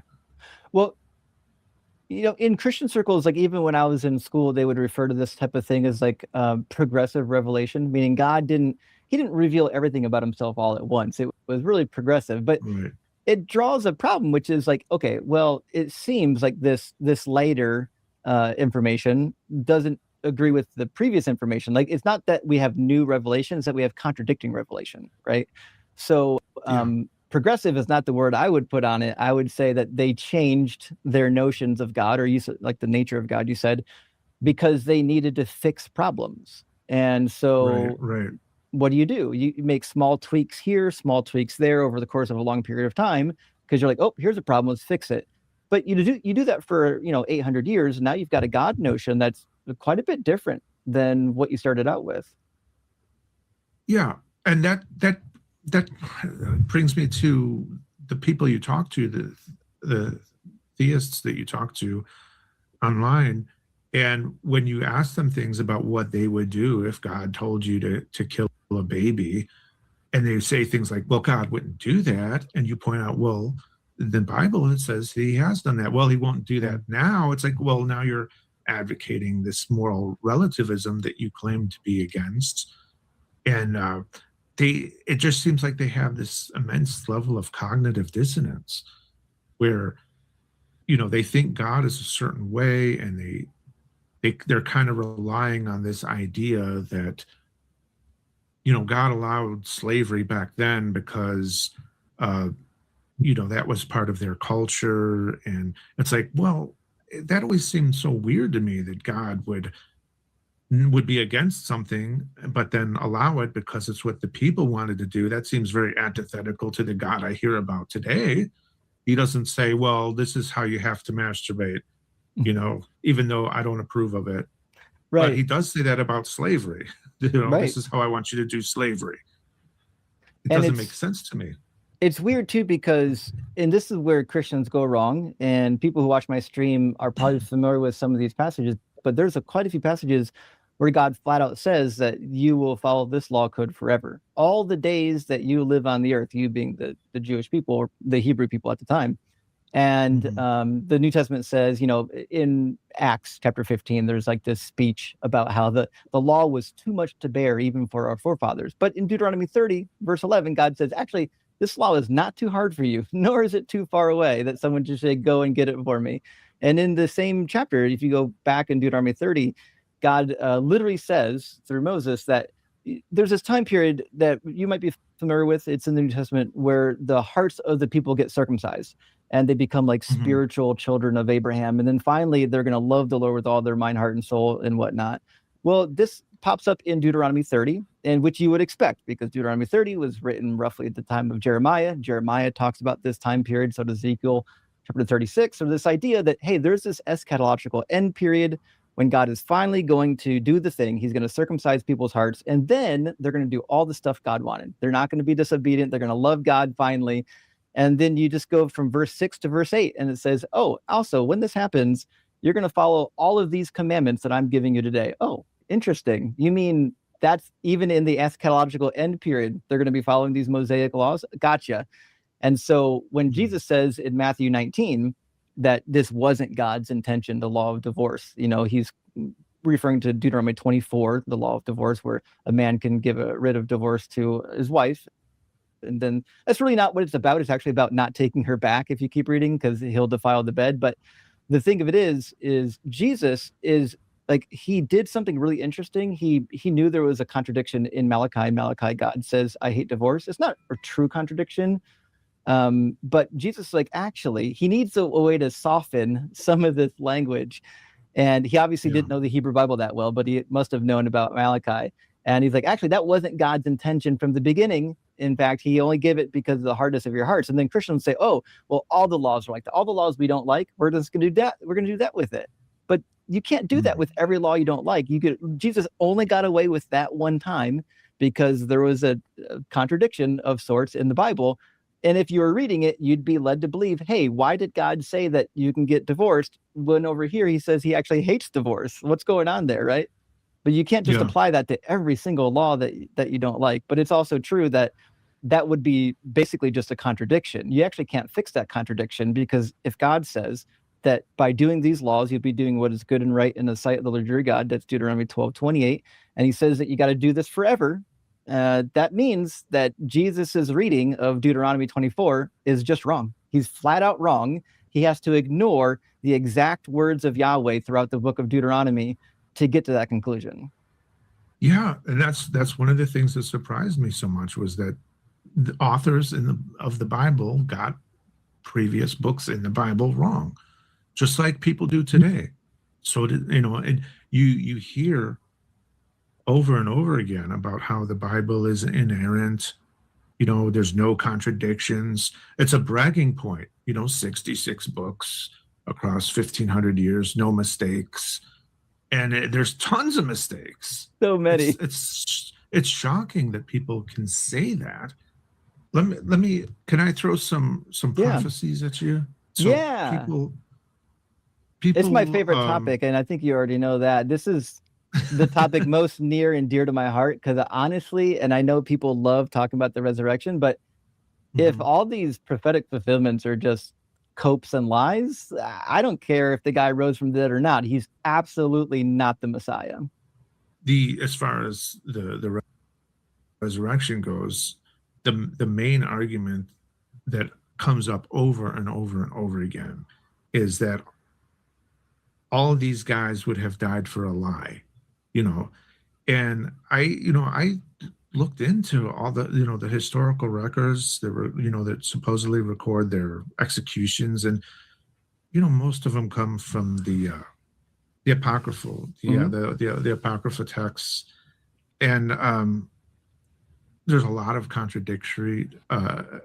Some of them are killed at in wildly different ways into completely different countries. There's all kinds of strange supernatural claims, and there's all these accounts are just so bizarre. Or they're telling the Romans how they want to be executed. I want to be executed upside down. I want to be executed this way. It's like, this doesn't sound like. Are they taking orders? Were the Romans taking orders, for executions? No, and you're right. They're in these stories. They're ludicrous. Like in the apocryphal Acts of Peter, that's the one where he gets crucified upside down. Well, most Christians, if you ask them how was Peter crucified, that he was absolutely crucified upside down, because church tradition teaches it. It's a fact. Okay, the same book that teaches that also said that there's a dog that was given the power of speech in order to dress down Simon Magus, and that there was a baby suckling at his mother's teat that also gave a speech to a crowd. And then later, Simon Magus has a wizard's duel with Peter, and he's flying through the air. So, I mean, if that's the type of credibility that we want to say is historical, I mean, I'm at a loss for words. Yeah. Which one was it who wasn't killed, but there is the account that they were boiled alive in a vat of oil. Yeah, in front of a crowd. John, yeah. And then they couldn't kill him, so they had to exile him, right? Yeah. Yeah. There's a lot of, in early church history, there's a lot of stuff about John's death and supposed death. It seems like the early church, while there were these legendary accounts, there was a lot of people in the early church that was like, yeah, there's some fairy tale accounts going on here. Mm-hmm. So yeah, what I say is not who would die for a lie, but who would lie about a death. And obviously that was happening because there's many different stories for each one. So obviously at least some of them can't be true. Some of these stories don't even have anything to do with dying for their beliefs. It's because they pissed off a king, you know. Right. And, you know, so that all gets consolidated into this argument. Oh, they were persecuted and martyred. But even the stories they would cite don't say that. A lot of them. It's true. And the other thing too is, you know, the persecution and the martyr doesn't actually validate the story. So we've got martyrs in all the religions. We got early Islamic martyrs. We've got early Mormon martyrs. Most of the religions, when they started, had some kind of martyrs. In fact, we've got lots of Jewish martyrs, even from the same time period. Martyrdom, I don't think, is a hallmark sign that what somebody believes is true. But the other problem too is, like, there were martyrs after the disciples for hundreds of years. Well, they didn't witness anything, right? So if people who didn't witness anything are willing to give their lives, then that means the disciples could have been the same. The disciples who theoretically couldn't have witnessed anything may have been willing to give their lives. But my personal opinion is, I think there's probably one or a combination of two different things that happened. I personally believe in the not the minimal facts or the minimal witnesses approach that apologia takes, although I love the minimal witnesses approach. But I kind of like the imposter approach. So in the ancient world, especially at this time period, it was very common for people to impostor somebody famous who had died and to convince people that they were still alive. And some people even did it for themselves. 𝚂𝚘𝚏𝚎, a follower of Pythagoras, did this. And there were others, a number of people who claimed to have risen from the dead. And at that time period, there were quite a few people who claimed to have risen from the dead. So pretending that you were one of them wasn't all that uncommon. And even in the Gospels, if you go to the Olivet Discourse, like in Mark 13, we find that indeed, Jesus says, many will come in my name and say that I am he, meaning after I die, there will be imposters. It's like the author is trying to get ahead of it. And even Nero is obviously the target of Revelation 13 and the Mark of the Beast. And there's a section in there where it talks about how he'll be revived of a mortal wound, meaning he came back to life after he was killed. And wouldn't you know it, in the first century, when he died in 68 AD, people largely believed that he had come back from the dead and was going to be returning to persecute the Christians and the Jews. And this went on for a very long time. Even as late as the 90s CE, there were still Nero imposters popping up that the Romans had to either imprison or execute. And one of them was incredibly successful. He convinced the Parthian military leaders that they needed to go to war with Rome because the resurrected Nero was leading the helm, and they were just going to march on in and put him back on the throne.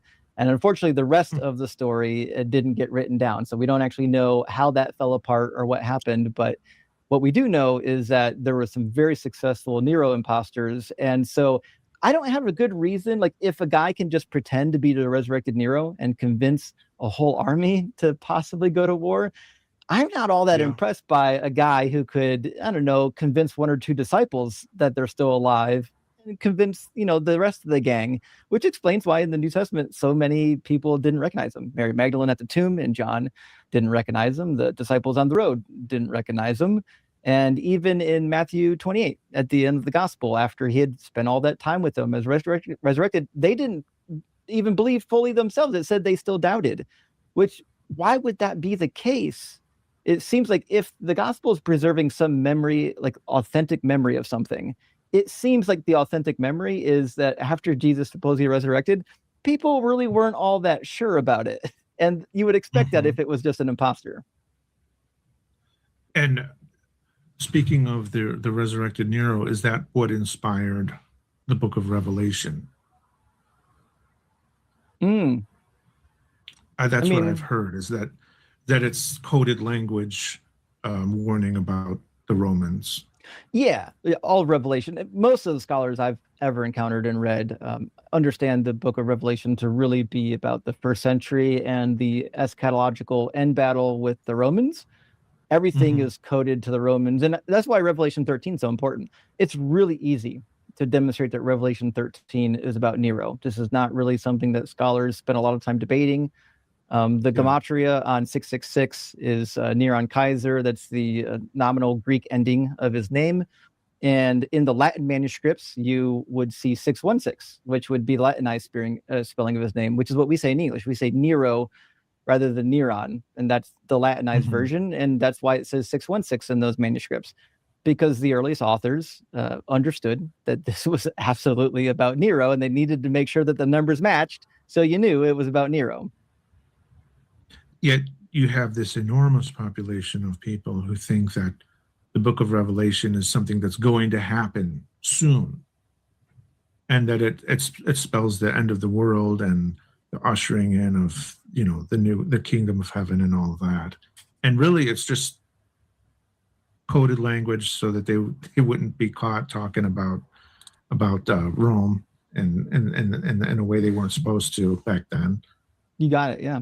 And you can't say that if you're writing an apocalyptic literature and the enemy is the nation that's occupying you. You can't just say, oh, and then this is when God destroys Rome.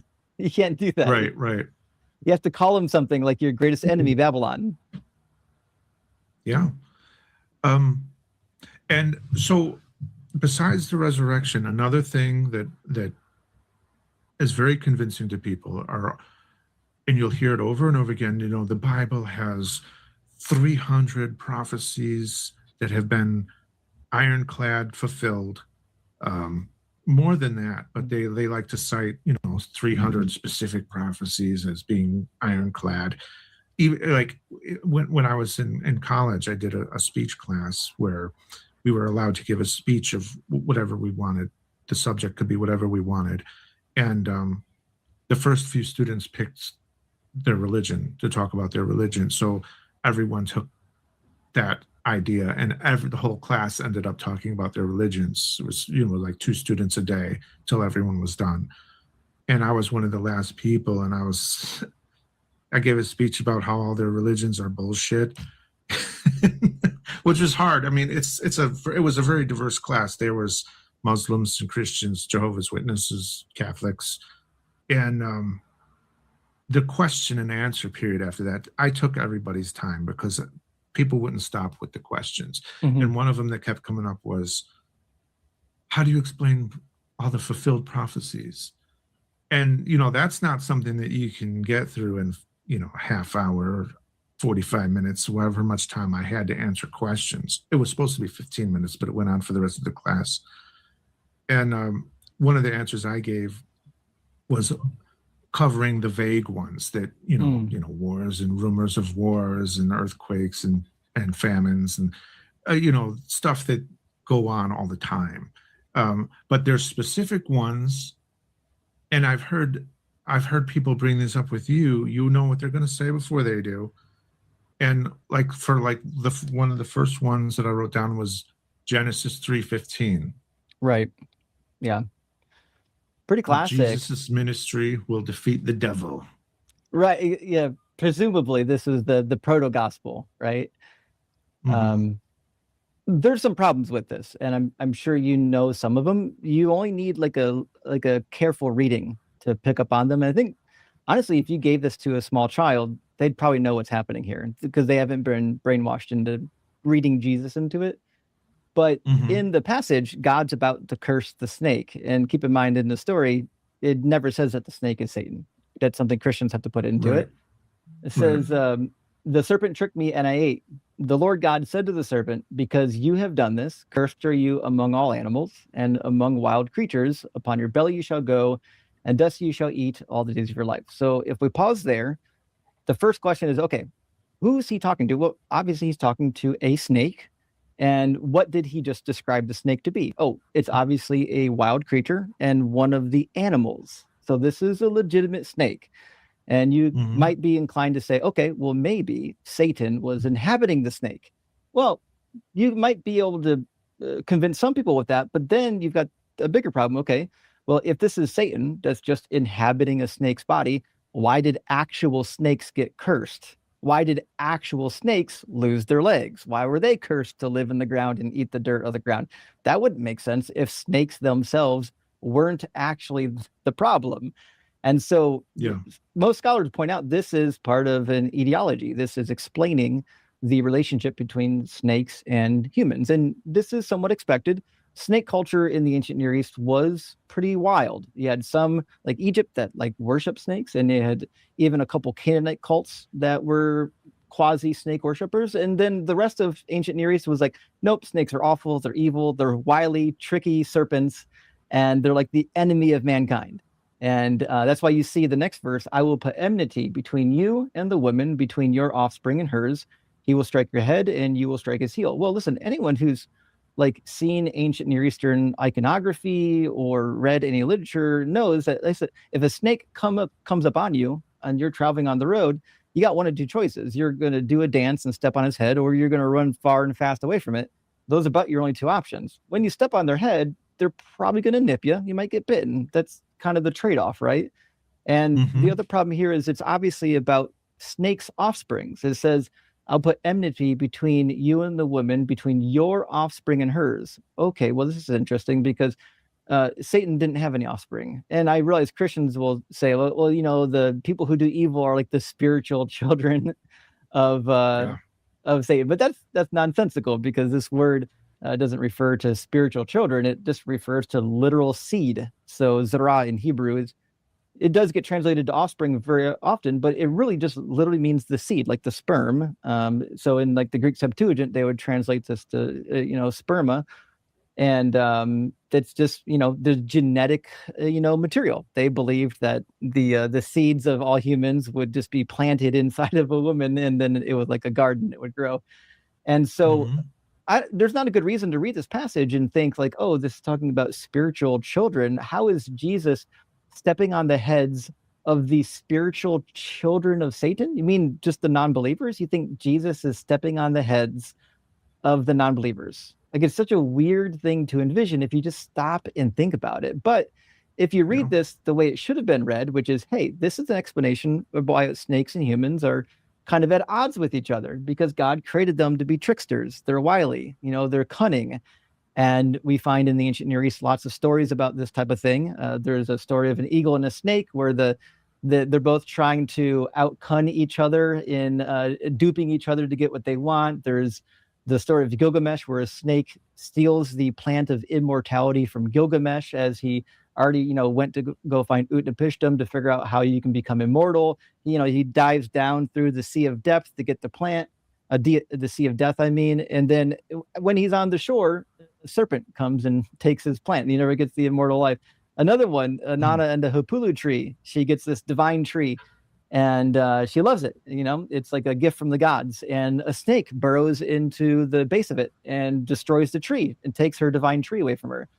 So we've got a bunch of these ancient Near Eastern images from Babylon that paint snakes as like these enemies of humans and destroyers of the divine. And wouldn't you know it, most of the first 11 chapters of Genesis are directly written to polemicize Babylonian literature. Yeah. It's funny, a lot of the criticisms I get, throughout I've gotten throughout my life when I argue about the Bible is that, oh, no, you're taking this out of context, or you're taking that out of context. When I look at these prophecies, I see an awful lot of narrowing to specific passages, where if you just widen the view a little bit and look at the context before, the passages before and after, it becomes very clear that it's not talking about Jesus. It's talking about something completely different. Yeah. And I just find that funny. There's the next group of prophecies would be in the Psalms. Oh, yeah. Right. There's tons of them in the Psalms. Psalm 16:10, how about how Jesus won't decay? Right. Yeah. Well, this is a classification of messianic psalms, or sometimes they call them golden psalms, where they take writings of King David and they're just like, oh, they're prophecies now, because there was something mentioned in there that reminds us of Jesus. So as you said, this one's about not decaying, right?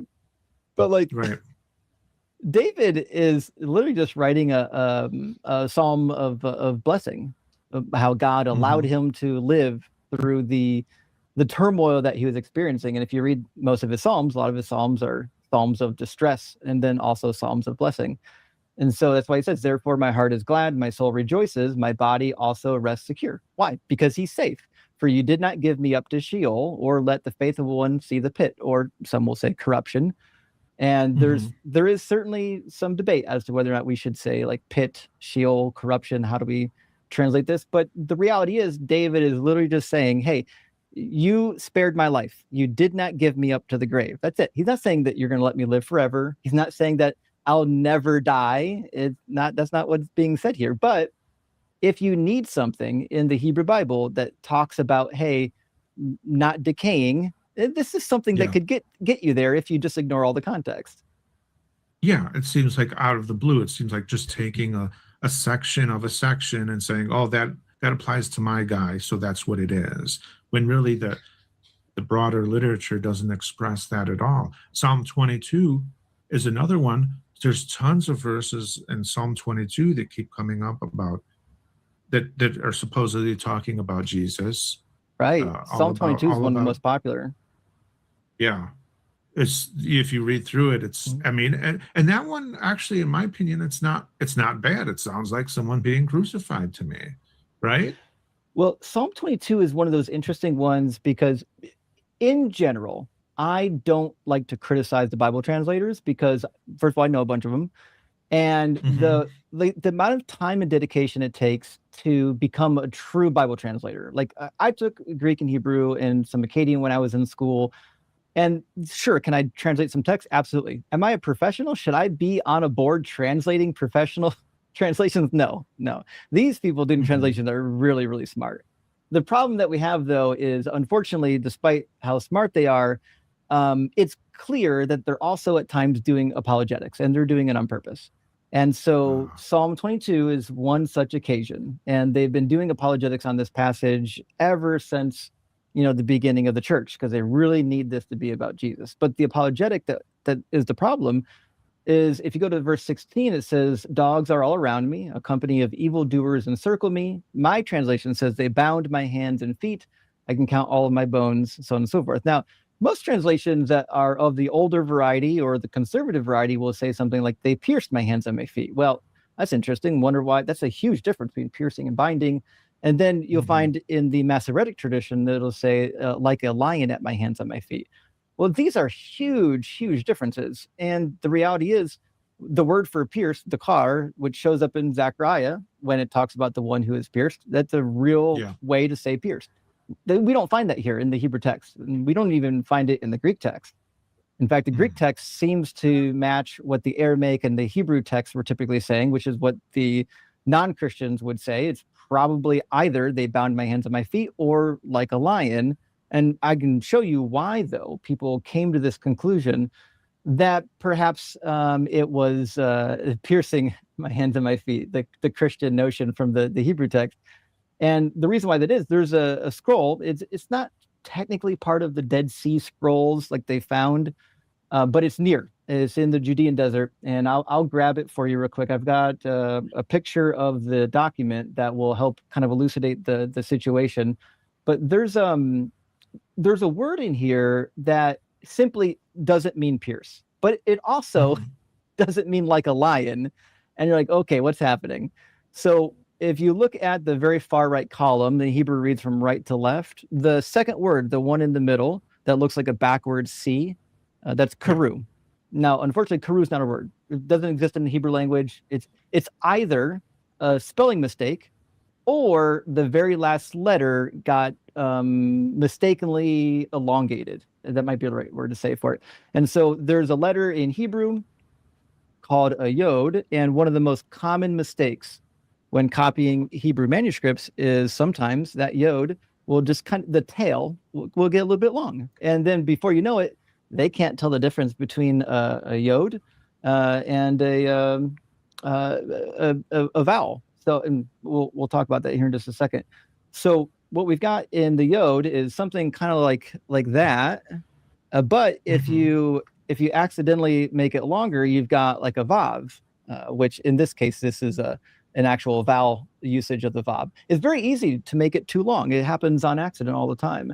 Well, it just happens to be that this word, karu, if in fact you take that vav and you shrink it back to a yod, it is a real word.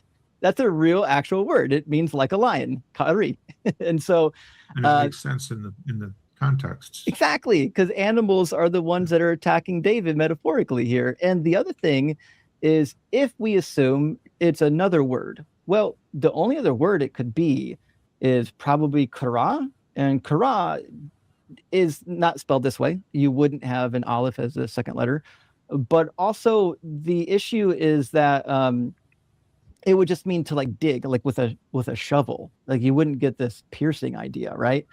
And so these translations that say pierce, what they're trying to do is they're trying to say, listen, I don't know, digging at something could be interpreted to be similar to piercing. So we'll write pierced in there because we need this to be about Jesus, and then we'll call it a day. But a more honest Bible translation will spell this out for you. And on the last thing I'll say on this, if you want an honest look at this from a Bible translation, you can get the Net Bible with full notes. They sell it on Amazon, and there's a whole write-up in the Net Bible about this particular problem. And so if you want to know more about this, it's a very well-known problem.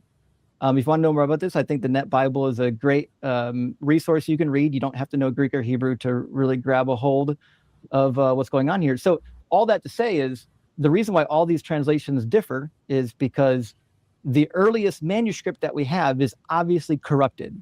Somebody made a huge goof, and we don't really know what they intended. And here's all the variants around the time of Jesus. So the Masoretic text says Ka'ari. The Aramaic Targum says Ka'ari, although that's the Aramaic spelling. And then we also have Ka'aru, they dug, which is the Dead Sea Scroll. And then they defaced. Ka'aru, interesting. Ka'aru and the word above it, Ka'aru, they sound identical. The only difference is the second letter. Both of them are silent, but they're drawn differently. However, one would mean they defaced, and one would mean they dug. And so it's interesting. We've got all these variants. And then the Greek, they couldn't figure it out either. The Greek translators like, we don't know what was the original. So we've got they dug, they disfigured, they burrowed, they bound, they sought to bound, or they sought to bind. And so the reality is, if your Bible says pierced here, they are simply doing apologetics, and they want you to think this is about Jesus when it simply isn't about Jesus. This is stock imagery of somebody who is being captured in battle. And what happened when you get captured in battle? They would take your clothing. They would surround you like a pack of animals. They would do a horrible torment to you. And we find this in all the biblical literature and in Josephus. In Josephus, it talks about the war with the Amalekites. After they were captured and killed, they went and stripped all the bodies of their belongings. We find it in like the treaties. There's a treaty between King Esarhaddon and Tyre, where in the blessing and cursing section at the end of it, they're like, hey, if you break this curse, in fact, it says in the curse, may Astarte break your bow in the thick of battle, and have you crouch at the feet of your enemy, and may a foreign enemy divide your belongings. This is just stock imagery of like, hey, if you're going to get captured, if you're going to go down in war, this is what's going to happen. They're going to beat you, they're going to torture you, and they're going to take all your stuff. Yeah. So what happened to Jesus, not describing it as like literal crucifixion. I mean, obviously that word isn't used, but the violence was not uncommon back then. No. People being pierced. Well, I mean, everyone's using swords and spears back then. Of course, there's going to be a lot of people getting pierced. So I don't know. To me, it doesn't seem that impressive to describe this and say, oh, they're obviously talking about Jesus, when you had, any number of people that this is happening to. There's all. Yeah, for sure. Because even if you did put the word pierce in there, okay, cool. Let's talk about this. Okay, is there a reading of this passage that could get you to the conclusion that it's not about Jesus, it's about David? Yeah, of course. Are dogs literally surrounding him? No. Are lions literally surrounding him? No. Can he actually count all of his bones? No. These are not literal things that are happening. These are David using dramatic language to describe his struggles. And so if he says, they pierce my hands and my feet, okay, that could certainly happen. That are things, those things did happen. If a dog is biting you. Yeah, well, right? I mean, what causes people to take these writings, the things David wrote about his own life, and to assume that he was making a prophecy about Jesus? Why is it so remarkable that David would just be talking about his own life, or do they see it as like a real life form of foreshadowing? So that's typically, if you talk to a professional, they're going to say something along those lines. They're going to say, listen, this is not actually originally about Jesus. So they would appeal to maybe a dual fulfillment, although this isn't a real prophecy. So they wouldn't say a dual fulfillment. They would say it's like typological. And so what they'll say, and believe it or not, all of the prophecies about Jesus are somehow in this category. Not a single one of them are about Jesus in the original context. Scholars know this. And so what they'll say is actually, these are like hidden in the text, right? So for example, we find in the Dead Sea Scrolls a trend called Pesher. We have a number of Pesherim. In fact, if you get a copy of the Dead Sea Scrolls, this is a pretty recent edition. This is a really good one. But you'll find a number of writings in here referred to as Pesher. So they got the Pesher on Habakkuk, Pesher on Nahum. And what they're doing in these Pesher texts is they're saying, listen, we've got these texts in the Hebrew Bible. And unfortunately, God's not giving us any new writings. So we need to go in and reinterpret these things to be about us. And so you'll find exactly that. For example, in the Pesher here, this should be the one on Nahum. It says, wherever the lion goes to enter, there also goes the whelp without fear. And this is from Nahum 2. And now, if you know anything about Nahum, this is talking about the Babylonian period.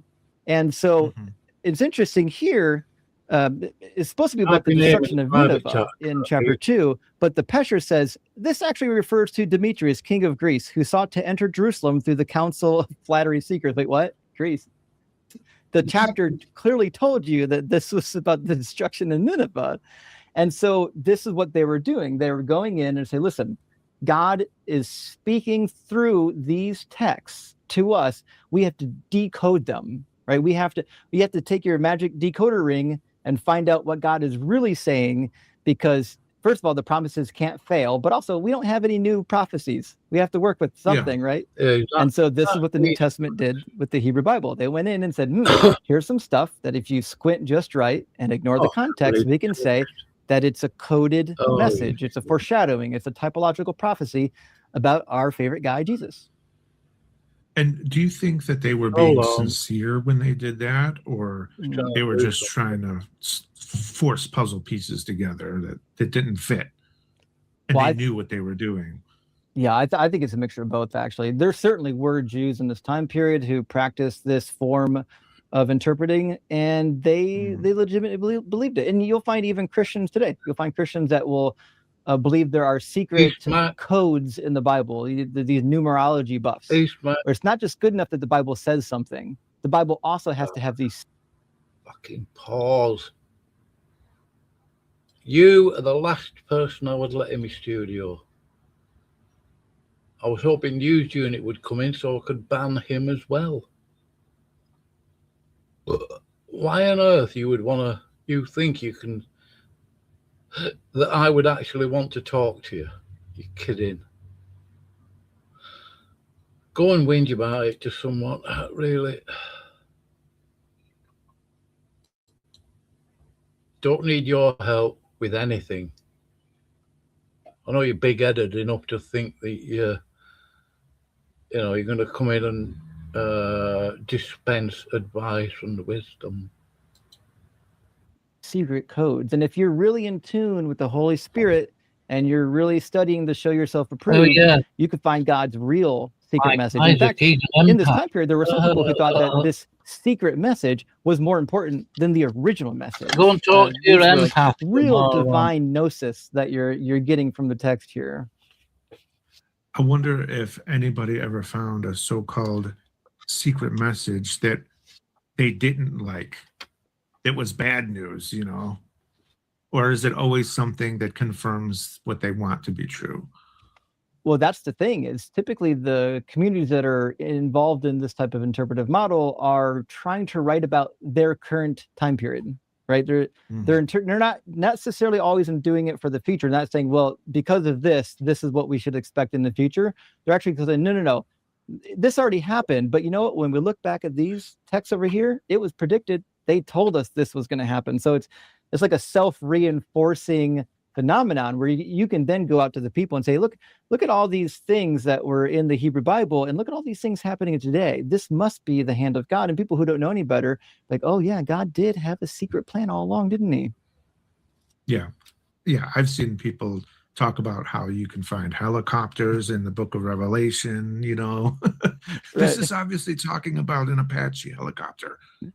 Yeah, it is the case. Unfortunately, when I was a new Christian, this was the type of stuff that I was introduced to in terms of like Bible prophecy. It took me until I was like getting ready to go to Bible college that I figured out, like, actually, if you really read these, they have nothing to do with like these popular like Tim LaHaye type of viewpoints.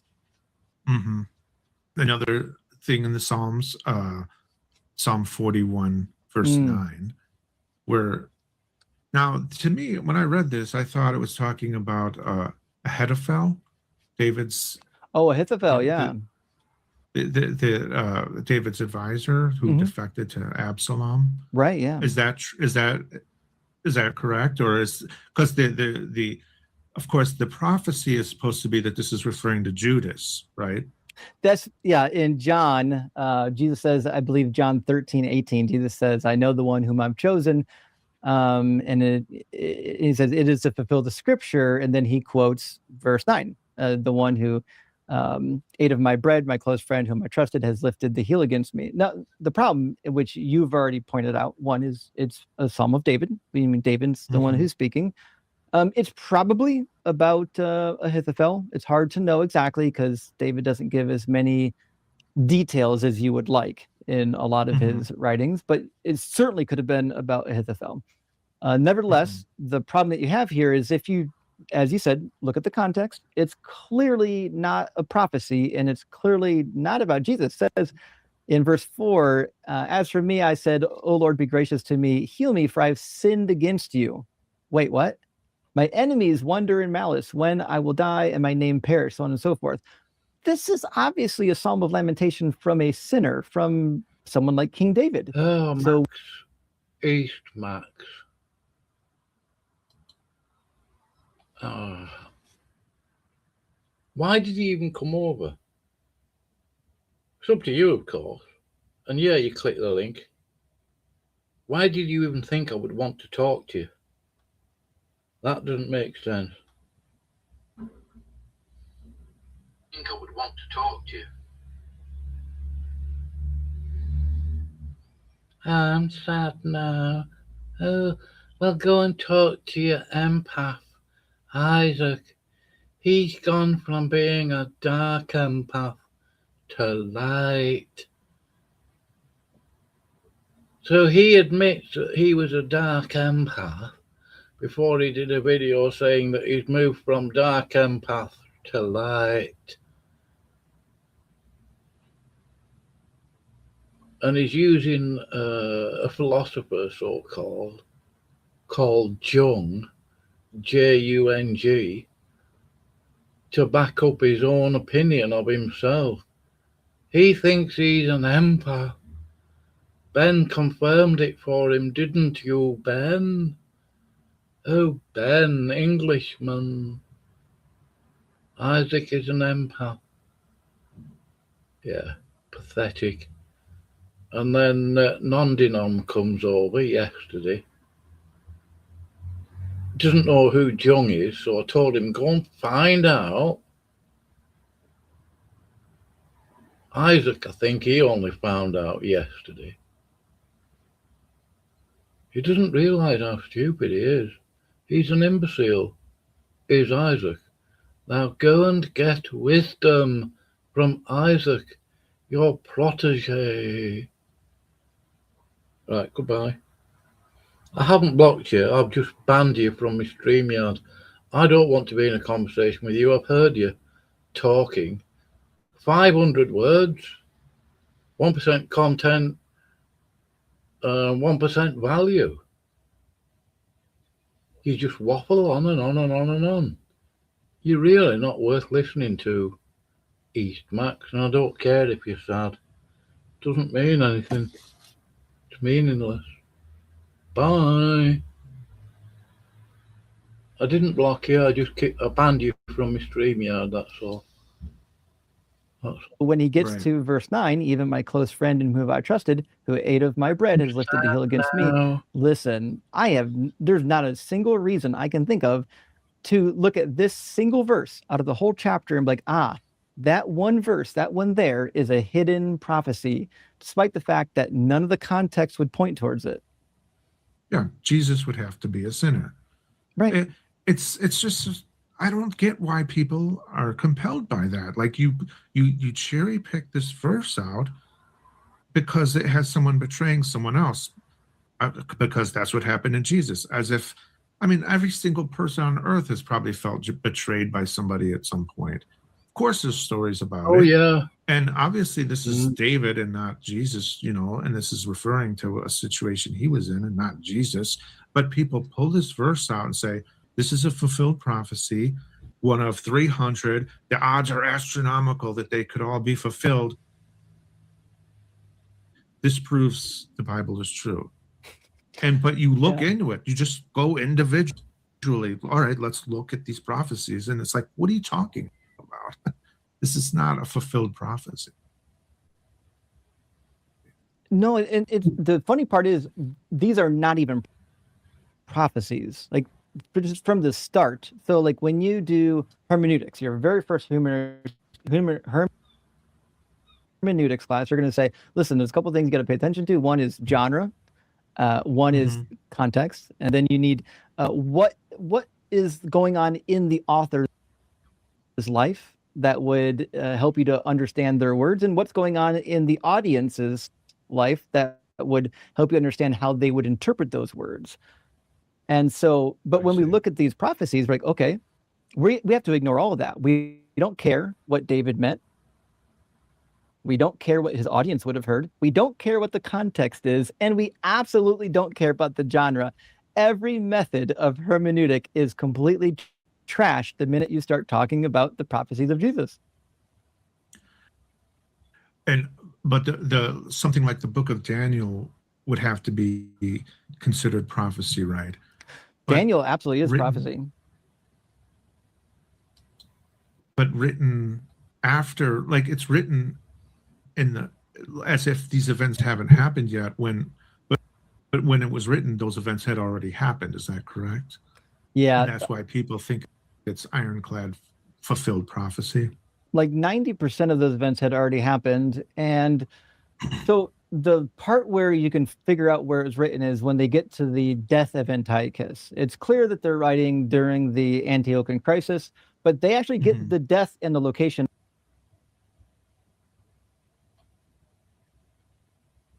and the manner of death wrong. So obviously they weren't writing after that. They must have been writing before that period, but after the invasion of Jerusalem by Antiochus. And this is not a new view.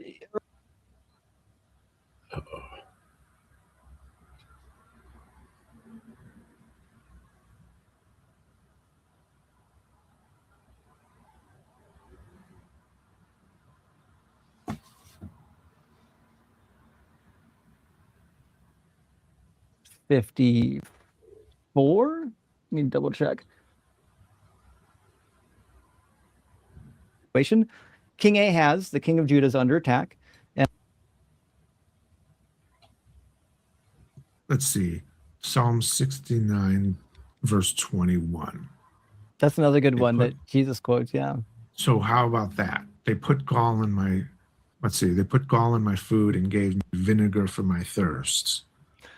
Yeah. So Psalm 69 gets quoted, I want to say 3 different times as being a prophecy about Jesus. In fact, I think twice alone it comes up in the book of John. Let me grab those references because I actually have those specific prophecies from the book of John written down here. So in Psalm 69, we find a reference in Matthew referring to the righteous sufferer. That's Psalm 69:21, which is one you're referring to. We find another reference to Psalm 69:9 in John 2:17. And then there's another reference to the same psalm in John 15:25, and that's referring to Psalm 69:4, possibly. And then one more in John 19, we have another reference to Psalm 69:21. So Psalm 69, there's a lot of material there that people think are going to be about Jesus. And the one that you brought up, they gave me poison for food, and for my thirst, they gave me vinegar to drink. Well, listen, this is kind of what you would expect. This is going to be another psalm of lament, right? So if David is writing about his struggles, and it starts out to the leader, meaning the leader of the choir, according to the lilies, which is one of their songs. So they had standard songs. You could give like a psalm, like a lyric list, and they would say, do this according to this music, right? So you would pair the lyrics with music. And believe it or not, early, back in like early hymnals, they would do that. They would have just lyric lists, and they would say, pair this with this music, and then there'd be a number going to a music sheet. That's kind of how this would work. And it says this is of David. So David wrote this, and it starts out, save me, O God, for the waters have come up to my neck. Oh, this is clearly David. There's no prophecy to be had here. This is just another one of those situations where, because something sounds like Jesus, we're just going to say, well, it must be a prophecy. But how many people have been given poison for food and vinegar to drink? Every person who's ever been crucified just about by the Romans have had some version of this happen to them. It's one of the most common occurrences you're ever going to find. And then Psalm 69:4 is really interesting. It says, more in number than the hairs of my head are those who hate me without cause. Okay, well, who hasn't been hated? What a weird callback to a prophecy. Yeah, we know people get hated a lot. That doesn't mean you're fulfilling a prophecy in a psalm that's not really even prophetic. So you were talking about earlier vague prophecies where they're so vague. You're like, how would we be able to apply this? This is another one of those instances. And even verse 9 gets brought up. Jesus brings this one up. He says, it is zeal for your house that consumes me. Okay, interesting. So Jesus can quote Psalm 9, but like, why? Why do we care that Jesus quoted one verse in Psalm 69? Now it becomes a prophecy. That's circular. Is saying, listen, these prophecies become prophecies because my guy said they're prophecies. Okay, well, why would she believe your guy? Oh, because he fulfilled the prophecies. No. We have to determine that they're real prophecies before you get to say he fulfilled them. But that's kind of the game, right? They're prophecies because my book said so. And because they said so, that means they're actual prophecies, and Jesus got to fulfill them all. Yeah, what surprised me, like Jesus even talks about how he's fulfilling prophecies, right? Like, what was it? Isaiah 61 verse 1. So Jesus is reading from this scroll of Isaiah, saying that that he will set the captives free. Right. The Spirit of the Lord is upon me. A pretty famous quotation from Luke 4. Right. Luke 4, verse 16 through 21. And he's basically saying that, well, I'm fulfilling this prophecy, mic drop, right? And I don't get that. Like, in the context of the prophecy, it says that there will be no more mourning or despair, right? And where is it? Verse 3. Yeah, for verse 2 and verse 3, we get some interesting restoration language, and it carries on into verse 4. I think verse 4 is kind of the smoking gun for interpreting this. But yeah, it's talking about no more mourning or despair, but instead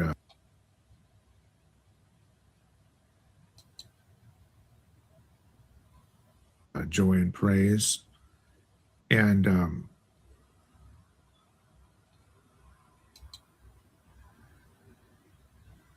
I noticed that a lot of times Zechariah chapter 12 verse 10 is thrown at me as a prophecy, and the context for that is the complete opposite. It says how all of Israel will have tremendous grieving and mourning.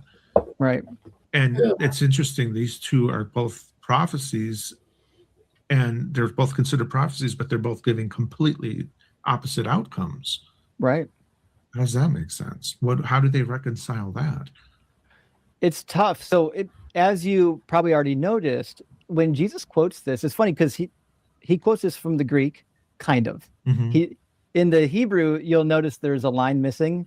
So you don't see anything in here about, let me grab the verse from Luke chapter 4. There's one verse that doesn't show up in Isaiah 61 that Jesus includes inside of his quotation, because it does show up in the Greek, but it doesn't show up in the Hebrew. But also the ordering is different. When Jesus reads it from the scroll, the verses are out of order compared to all the Greek Septuagint manuscripts that we have. So it says here, recovery of sight to the blind, to set free those who are oppressed. Well, this is interesting. So we've got captives, blind, and oppressed. When you go to Isaiah 61, you've got oppressed, brokenhearted, liberty to the captives and prisoners. Where's the blind people? Oh, they're not there. We just wanted to include that. Well, obviously they would want to include that part from the reading of the Greek, because what was one of Jesus's most famous things? Well, healing of the blind. And so you have to pick and choose which version you're even using, just to make sure you get the one that you like best. But on top of it, they stop right here. They stop at release to the prisoners. Well, or year of the Lord's favor, sorry. But this is literally one sentence: proclaim the year of the Lord's favor and the day of vengeance of our God. That would have been one full sentence. So he cut it off in the middle of a sentence because he didn't want to also quote the rest of it, the day of vengeance of our God. Well, vengeance for what? Who's being venged? Oh, it's the Babylonians. If you read all of Isaiah, God's putting vengeance on the Babylonians when he brings his people back from captivity, which is why, as you pointed out, the very next verse is to provide for those who mourn in Zion, to give them garland instead of ashes. Well, why were they mourning in Zion? Oh, because the Babylonians devastated them. They burned down their cities. They kidnapped their children and carried them away into captivity. Jeremiah 31:15 literally says so. And that's why verse 4, they shall build up the ancient ruins. They shall raise up the devastations of former times. They shall repair the ruined cities and the devastations of many generations. This is clearly a prophecy of physical restoration for the Israelite people, which means Jesus, if he didn't do any of this, then he's obviously not the person in verse 1 where it says the Spirit of the Lord is upon me. And also, to be sure, the me is the person speaking. It's the prophet. The Spirit of the Lord God is upon me because the Lord has anointed me. He has sent me to bring good news to the oppressed. Well, who's delivering the message to the oppressed? It's the author of this exact chapter. So there's no good reason to put Jesus in here once you read the context and understand what was happening in the author's lifetime, in the audience's lifetime, and what the actual requirements were. Yeah, it's wild to think about Jesus stopping in the middle of a verse, right? Or leaving out the rest of the sentence, because that kind of gives up the game. You know, it makes you think of like tactics like that coming from a creationist on YouTube, not Jesus. Right. It's embarrassing too, because like, here's what you have to do as a Christian to know whether or not this prophecy was fulfilled. You just have to go to Isaiah and read it. That's it. That's all you had to do. Go back and read 5 verses and you would know what's happening here. But Christians won't do it. They'll read the New Testament. Well, Jesus said he did it, so he must have done it. Okay. Did you bother reading the source material? Right. Okay, now this one I'm a little more familiar with all the shenanigans, but it's important to point out anyway. It's because this is a big one that a lot of people turn to, and that's Isaiah chapter 7, verse 14. Yeah. About how Jesus will be born of a virgin. So what's the deal there? Obviously, this proves it. This is the smoking gun. Obviously, this is about Jesus. It's funny, a lot of the debate on this topic on Isaiah 7:14 is around the Hebrew wording Alma, but you could actually grant, well, you shouldn't because it doesn't match the language, but you could theoretically grant that the original translation or the original version said virgin. A virgin shall conceive. Okay. Virgins do conceive, right? My own brother married a virgin who got pregnant literally on their honeymoon. A virgin conceived. And so a virgin conceiving is not the same as a virgin giving birth. Those are very different things. So if the prophecy was originally something akin to, look, the virgin shall conceive, dope. I'm not impressed yet. Well, why would he say something so unimpressive? Oh, because the rest of the prophecy is obviously not about the child necessarily. The child is not as important as what God is doing with the child, namely using that child as a timeline. And so if you go back in the passage, verse 1 and 2 kind of lay out the situation. King Ahaz, the king of Judah, is under attack, and the northern Israelites made an alliance with the Arameans, and they're going to team up and try to take over the Judean throne and put somebody on the throne that's more favorable to their alliance. And Ahaz is terrified, as you would expect. So God sends the prophet Isaiah to go speak to him. First time, he ends his first prophecy with, if you do not stand firm in faith, you shall not stand at all. So God's like, hey, we need you to stay strong, buddy. We're going to get through this, right? So then the very next thing he does says, again, the Lord spoke to Ahaz, saying, ask a sign of the Lord your God, and let it be as deep as Sheol or as high as heaven. Okay, so he's like, listen, I need you to have faith. Ask for a sign so I can show you something. But Ahaz, because he is kind of a wicked king, played fake piety and said, I will not ask and I will not put the Lord to the test. Then Isaiah said, Hear then, O house of David, is it too little for you to weary mortals that you weary my God also? So Isaiah's like, listen, buddy, you're wearing God's patience pretty thin. So he says, therefore, the Lord himself will give you a sign. Look, the young woman is with child and shall bear a son and shall name him Emmanuel. Now, this is where you can pause for a minute. Like, it's clearly about a pregnant young woman. In Hebrew, it says ha'alma hara, which means a pregnant young woman. So ha'alma just means the woman or the young woman, and hara would be an adjective for pregnant. She's clearly already pregnant, and she's shortly probably going to be giving birth.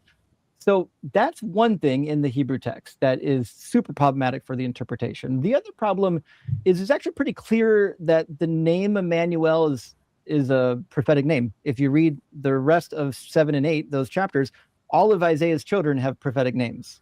And in the end of chapter 8, he even says that the children that you've given to me who are signs, meaning these children are prophetic signs, for the future. So this would seem to be in agreement with chapter 8, which is namely, this child is probably the child of Isaiah and his wife, the prophetess. And this child is doing the same thing that is described in chapter 8. Namely, he's going to be a timeline. So it says, he shall eat curds and honey by the time he knows how to refuse the evil and choose the good. For before the child knows how to refuse the evil and choose the good, the land before whose 2 kings you are in dread will be deserted. Okay, well, how's that going to happen? The Lord will bring on you and on your people and on your ancestral house such days as have not come since the day that Ephraim departed from Judah, the king of Assyria. So he's saying, listen, the child is about to be born. Before that child knows right from wrong, so about age 13, before that child knows right from wrong, I'm going to send the king of Assyria, and the king of Assyria is going to wipe out those 2 kings that you're afraid of. And if you simply just turn the page, that's what happens. In chapter 8, we find another child who is acting as a timeline for the same event. It says, before the child knows how to call my mother or my father, the wealth of Damascus, that's the principal city of the Arameans, which was subsequently taken a couple times from Samaria, and the spoil of Samaria will be carried away by the king of Assyria. So again, we've got a child acting as a timeline for when the king of Assyria is going to come in and do what he needs to do. And then the very next section is depicting that thing occur. It says, it will sweep, meaning the floodwaters of the armies. It will sweep on into Judah as a flood, and pouring over, it will reach up to the neck, and its outspread wings will fill the breadth of your land. This is where it gets fun. Will fill your land. O Emmanuel, take notice, you people, and be dismayed. Listen, you far off countries, gird yourselves and be dismayed. Take counsel together, but it shall be brought to naught. Speak a word, but it shall not stand, for God is with us, which again is Emmanuel. And it's interesting, if you look at the Hebrew manuscripts, they section this out differently than the English. The English, you'll see, wings will fill the breadth of your land, O Emmanuel, period. That's not true in most of the Hebrew manuscripts. The wings will fill the breadth of your land, and then you've got a section that begins and ends with Emmanuel. Emmanuel, take notice, you people. So what is Emmanuel supposed to be doing for us in this section? It's clearly the promise. God is with us. God promised, I would be with you in this war. I promised that I would give you what you need to survive this war. I gave you signs to shore up your faith that I am with you in this war. Emmanuel is a reference to God being with his people during the war, which is why the prophet says it twice. As the war is taking place, he literally says that they won't succeed against Judah, even though they're going to wipe out the northerners. They won't succeed against Judah because God is with us. Says it twice. So there's not a good reason to look at this and say, actually, this is a prophecy for 730 years later about a guy named Jesus who, pretended or was told that he was born of a virgin mother. None of that fits the context of this passage. That has nothing to do with what the prophet's doing here. What do you think about the rest of the prophecies? And there's a bunch of prophecies in Isaiah, alleged prophecies. A bunch, yeah. As Isaiah 9, chapter 9, verses 1 and 2, Jesus' ministry starts in Galilee. Yeah, right? I really like Isaiah 9. It's a fun one. And again, all you have to do to figure it out is read the text. But I think that they're not reading the text. Let me show you something really interesting in Isaiah 9, though. So you will notice that Isaiah 9, the beginning, is brought up when Jesus moves to Galilee. And the rest of it, the part that Christians really love, it talks about a child born to us. None of that gets quoted in the New Testament. What a weird thing to have such a strong prophecy about Jesus that doesn't get quoted in the New Testament. We'll touch on that, why that is the case here in a second. But if you open up verse 9, or chapter 9, it's actually pretty clear what's happening. So this, you have to remember Isaiah, the first Isaiah, not second or third Isaiah, the ones who came after Isaiah died, was writing mostly during the Assyrian period, when the Assyrian conquest was happening during the time of King Hezekiah. And there were multiple incursions. There's the first incursion didn't necessarily wipe out all the northerners. It took a couple times of the army coming back around to finish the job. Now, what we find, though, is there was a period where there was a really difficult incursion where it looked like they basically were going to wipe out all of the north and then maybe even wipe out Judea. And it turns out that they couldn't take Jerusalem. We find this later in Isaiah. We'll see that also in Kings. So they couldn't take Jerusalem, and they still had more work to do in the north. And after this invasion, people were very convinced that God had given them rest from the Assyrians, because it was a long time, maybe another decade before they came back. So there's a lot of stuff happening in this time period that they thought, God has preserved some of us from the hands of the Assyrians. And that seems to be about when this was written. And there's a lot I can say about that. I'm actually working on a book detailing all of these prophecies in their original context. And I've got a lot to say about the context of this one that would be too much for this. But in the future, maybe we can do a deep dive on this particular chapter. But this was obviously written at a time period where the northern tribes weren't completely wiped out yet, and the Assyrians were off fighting other battles, and they hadn't come back to finish the job. It says there will be no gloom for those who are in anguish. In the former time, he brought into contempt the land of Zebulun and the land of Naphtali. Those are the northernmost countries or territories next to Dan, where the Assyrians came in at. They always come in from the northeast. And says, but in the latter time, he will make glorious the way of the sea. which is about the same territory, the land beyond the Jordan, Galilee of the nations. Okay, cool. So he's saying, listen, your shame came through Galilee, essentially. These armies came through and, they punked you. But in latter times, these same territories are actually going to be glorious. God's going to restore them, right? And it says the people, he's going to tell you why. The people who walked in darkness, this past tense now, the people who walked in darkness have seen a great light. So what you'll notice is you're saying, listen, these people were walking in darkness. Now they're in a great light. Well, why would that be? Oh, because the Assyrians came through and destroyed them. But look, things are better now. We're on the upswing. We've got a new king getting ready to take the throne, or perhaps just being born. And things are looking up. They don't know the Assyrians are coming back.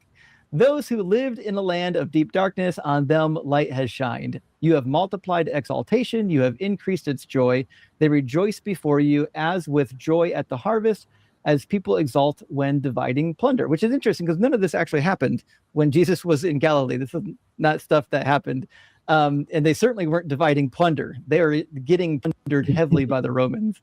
It says, but when they were able to chase off the Assyrians for a time period, certainly there would have been some plunder being divided. It says, for the yoke of their burden and the bar across their shoulders, the rod of their oppressors, you have broken as in the day of Midian, referring to the Assyrians. You've broken the rod of these oppressors. In fact, the Babylonian Talmud and some of the later interpreters, like Rashi and the like, talk about Isaiah 9 in the same context that I'm going to give you here, which is namely, this is in the middle of the Assyrian conquest period. But verse 5, for the boots of the trampling warriors and all the garments rolled in blood shall be burned as fuel for the fire, meaning the wars are over. All these bloody garments, throw them in the fire. We're done. We're going to be done with this. But why? Right? Verse 6, for a child has been born for us. Now, this is where Christians should really pay attention to the text, and also where knowing Hebrew helps. So my translation just says, for a child has been born for us. And well, in English, we understand what that means. For is a way of saying because, but I think in modern day English, it gives you more force when you just say because. Because if you say that the garments rolled in blood shall be burned as fuel for the fire because a child has been born for us, well, now your brain is connecting. Oh, these events in verse 5 are occurring because of verse 6. Well, in verse 6, there's a child that's already been born. It's clearly going to be a king. It's probably Hezekiah. And it says a son has been given to us. These are actually in the past tense. So both Yelid, the verb for bearing a child in verse 6, and Natan, the verb for giving, both of them are in the past tense. This is a child that's already been born at the time of writing, which you would expect if it's about Hezekiah in the middle of the Assyrian period. It says authority rests upon his shoulders, and he is named Wonderful Counselor, Mighty God, Everlasting Father, Prince of Peace. Great will be his authority, and there shall be endless peace for the throne of David and his kingdom. He will establish and uphold it with justice and righteousness from this time onward forevermore, so on and so forth. So this is clearly about a real king who's actually going to sit on the throne of David, which is something that King Hezekiah did. And Christians were like, yes, but they called him Wonderful Counselor, Mighty God, Everlasting Father, Prince of Peace. Well, this is where, again, knowing a little bit of Hebrew helps, and also knowing ancient context. And the ancient enthronement psalms and prophecies, they would give these theophoric names to their leaders. It doesn't mean that they thought their leader literally was God. That's not really what it meant. It means that they're giving names that are attributive of their God, but also is that mantle will be upheld by the king. The king is there to uphold the mantle of making sure that the God is receiving, this appropriate worship and attribute. And so what you would find in the ancient literature is when, like, especially in Egypt, they had a formula, typically 4 or 5 theophoric names in a row, and then ending in something akin to everlasting enthronement, everlasting life, a very common formula. And you can find it throughout Near Eastern literature. It's pretty common. So this is what we would expect to find if we've got an enthronement prophecy for a new king, especially a king who a lot of hope is resting upon and who went down with great fame. Hezekiah is one of the most famous good kings of the Hebrew Bible. You would expect this prophecy to be preserved. Now, the weirdest thing is if this is really about Jesus, we would expect that this is something that the New Testament should have touched on, but it doesn't. The reason is because, again, they couldn't read Hebrew. They were reading Greek. And in the Greek version of this passage, it reads very different. In fact, let me grab, this is Isaiah 9:1. Let me grab Isaiah 9:6 in the Septuagint. In verse 6 for the Greek, it says something completely different. It says, because a child was born for us, a son also given to us, whose sovereignty was upon his shoulder. He is named messenger of great counsel, for I will bring peace upon the rulers and peace and health to him. Oh, this again sounds just like an enthronement prophecy, because it is. That's what it is. They use different theophoric names, different elements in this particular version, but it's essentially the same thing. They're just saying, hey, there's a new king, a child's been born, is going to be awesome. He's going to have a long life. God's going to bless him. And that's all that's happening here. That's the only thing that's happening in this chapter. And unfortunately for Christians, if they read the Greek Septuagint, which is what the New Testament authors were doing, they would have saw why the New Testament authors didn't think it was about Jesus. And Isaiah has a couple more that where the context to me seems very unfulfilled, and that would be Isaiah 11 and Isaiah 35. Oh yeah. In Isaiah 11, it's Jesus will draw the Gentiles to himself, and in Isaiah 35, it's about him performing miraculous healings. But if you look at the context of those, that seems very unfulfilled. It's like you have this surgical precision where you take this little bit out that seems fulfilled and you ignore the surrounding context. Yes, 100%. And in Isaiah 11, this is like a really traditionally messianic interpreted passage. If you want to know, hey, if you talk to a typical Jew and you talk to him about what do we expect the Messiah to do, they're going to take you to Isaiah 11, Micah chapter 4, and quite a few others, Jeremiah 33, so on and so forth. And they're going to point to all this stuff: world peace, no more war anymore. The wolf will lie down with the lamb, so on and so forth. And then all the remnant of Israel and Judah will return. Ezekiel 36, Ezekiel 37, all the same stuff. Well, listen, Jesus didn't do any of that. Not a single thing. So when the New Testament says that Jesus fulfilled a prophecy because he was called a Nazarene, which is a play on words, perhaps with Isaiah 11, where it says a branch shall grow out of its roots, meaning it's a netzer in Hebrew, which is vaguely familiar to the word Nazareth in the first century. This is the weakest possible prophetic link I've ever heard in my life. It's the biggest cope I've ever seen someone do to try to tie a real messianic passage to Jesus. He didn't do a single thing in the entire chapter, but you know what? The town that he lived in sounded vaguely familiar to a word in verse 1. That's how bad they're reaching. Yeah, that is funny. And don't they do some more gymnastics to make it oh gosh, what was it? Hosea 11, where he's coming out of Egypt. Yeah, but they have to. It seems like they have to shift Jesus's life to fulfill things that aren't really prophecies, right? Yeah, for sure. And Hosea 11 to me is maybe, I want to say it's one of the most stark examples of what I'm going to say is the author Matthew being purposely deceptive. And for example, Matthew chapter 2 says that he got up and took the child and his mother by night and went to Egypt and remained there until the death of Herod. And in order to, fulfill the prophecy, out of Egypt I've called my son, so on and so forth. Okay, so we would expect that there is a legitimate prophecy in Hosea about this. This is the only book that has this quotation, except there's a similar one in Exodus 4. But when you read it, you're like, okay, it's interesting. There's a prophecy here. It starts in verse 5.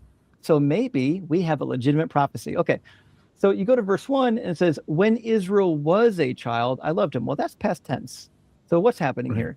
It says, out of Egypt I called my son. Oh, this is the Exodus. The more I called them, the more they went from me. They kept sacrificing to the Baals and offering incense to idols. Yeah, this is the Exodus period for sure. And then God says, yet it was I who taught Ephraim to walk. And so now he's saying, listen, I brought my firstborn child out of Egypt. I taught them how to walk, just like a good father. And then he's like, but they abandoned me. And because of that, I'm going to ruin their lives. I'm sending them back to Egypt, and Assyria is going to be their king, and so on and so forth. So first 4 verses are actually preambles. They're not prophecies. It's a preamble for why God is about to give you this punishment. There's no prophecy in verse 1. And again, the wild thing is, this is one of the few prophecies, one of the only prophecies in the New Testament where they purposely quoted it in the Hebrew rather than the Greek, even though everything else is in the Greek. And the reason why they did that is because if you read it in the Greek, it's really funny. It comes out to out of Egypt, I called back his children in the plural, because the author knew that this was about the Israelites, not about a future son of God. And so they couldn't say that. This is one time like, actually, the Greek is not helping us here. We have to use the Hebrew. And it's clear in the Hebrew is talking about the Israelites, because in Exodus 4:22, God says, it says, thus you shall say to Pharaoh, thus saith the Lord, Israel is my firstborn son. Yeah, that's why when talking about the Exodus, it talks about the God's firstborn son, because Israel is the firstborn son, not Jesus. Right. Talk about dying for a lie. I mean, clearly they knew what they were doing. When you're hunting for, if you're, nowadays we have 100 different Bible translations, and if one isn't fitting your narrative but another one is, and that's the only time you cite that one, I mean, you're being kind of dishonest there. Yeah. And that's pretty much what they were doing. And when I read it, it's clear to me that he's referring to Israel. So they come up with this whole story about how Jesus had to go to Egypt, but the history isn't really there, is it? About the reason for why. Yeah, and it's very contradictory. So, for example, in Matthew, you've got Jesus going right into Egypt. But if you read the other gospel, Luke with the infancy, there's no timeline you can do where he ends up going to Egypt and coming out. It's clear that they go from Bethlehem to the temple to the north. So there's no flight into Egypt, and it can't fit the timeline in Luke. So this seems to be like one of two things. Either he did go to Egypt and the author of Luke didn't know about it, or he didn't go to Egypt and they needed to invent something to make him seem similar to Moses. Because one of the shticks that you'll find in Matthew is they're painting Jesus as like another Moses. And so actually, we can really paint Jesus to be like Moses if he comes out of Egypt, and we'll just attribute, Hosea 11 to him. But the problem is the timeline can't match up with Luke. And the most egregious problem with this timeline, and I'm a little bit shocked that Christians don't know about this one, because when I was a Christian, I knew about it. And I wasn't, as a young Christian, I wasn't the type of person that was like going around just looking for these contradictions. At one point when I became a young adult, I started to, because I was like, hey, we should examine this. But this was pretty common. It says later, when Herod died, so this is obviously Herod the Great, which we'll figure out here in another verse. When Herod died, the angel of the Lord suddenly appeared in a dream to Joseph in Egypt and said, get up and take the child and his mother and go to the land of Israel, for those who were seeking the child's life are dead.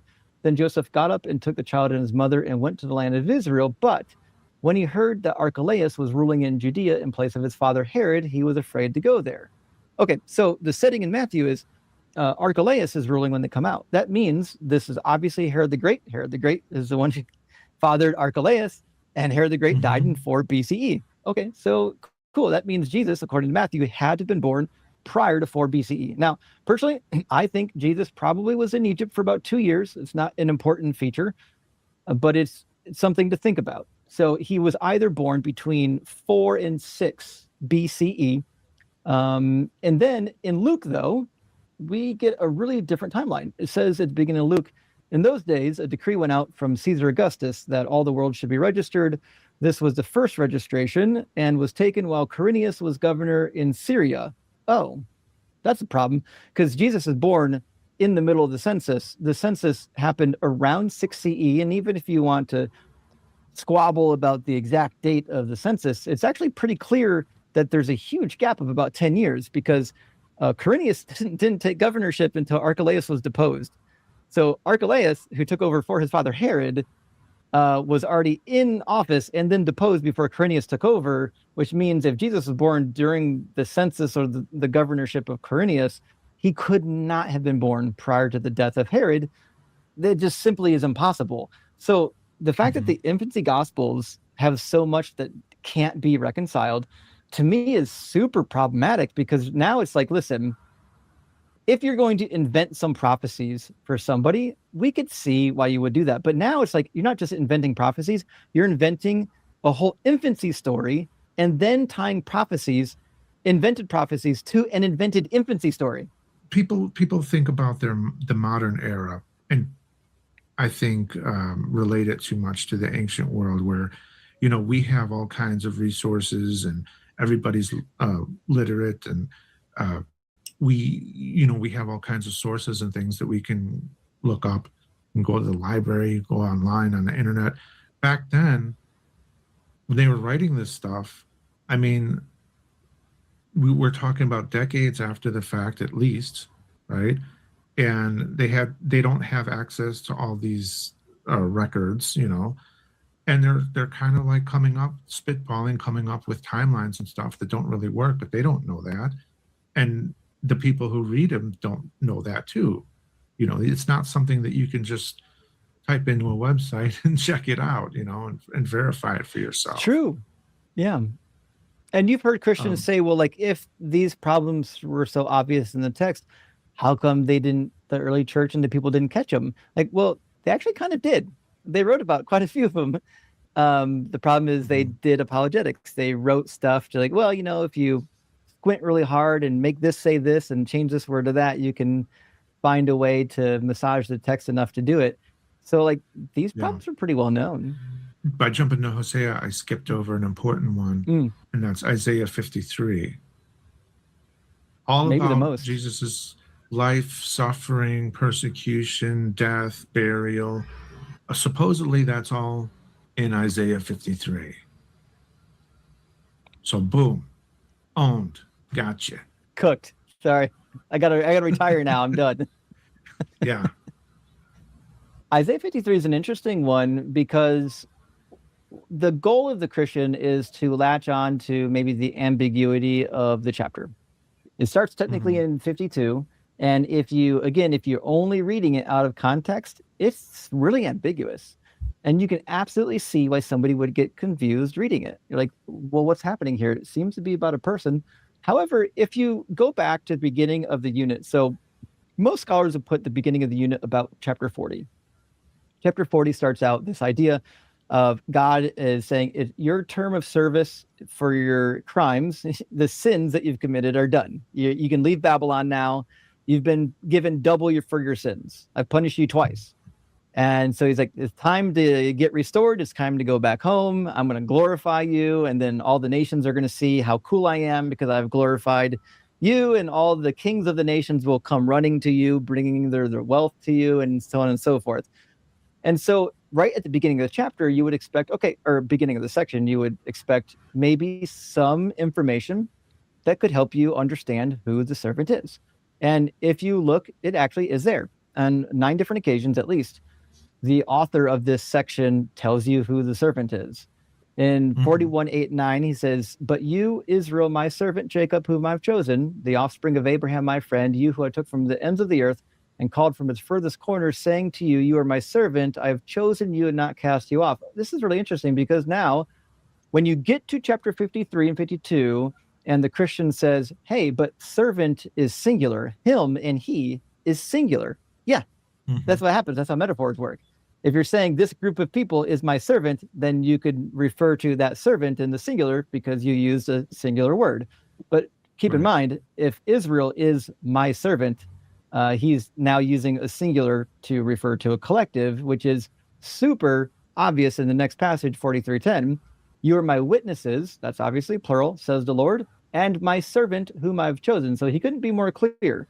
There's a plurality of people who are being personified as a singular servant. And then he does it again in 44:1 and 2. Hear now, O Jacob, my servant, and Israel, whom I've chosen. And then 44:21. Remember these things, O Jacob and Israel, for you are my servant. I formed you. You are my servant. 45:4. For the sake of my servant Jacob and Israel, my chosen, I call you by your name. And then not the last one, but maybe my favorite one, because I think it kind of lays the groundwork for chapter 52 and 53. It says, go out from Babylon, flee from Chaldea, declare this with a shout of joy and proclaim it, send it forth to the ends of the earth and say that the Lord has redeemed his servant Jacob. Well, the whole crux of this unit is about the redemption of God's servant Jacob. The whole thing, the chapter 40 to 55, all of it is about the redemption of his servant from the Babylonian captivity. So when you get to chapter 52 and chapter 53, there's really no good reason to add in a different servant, especially when he told you who the servant is.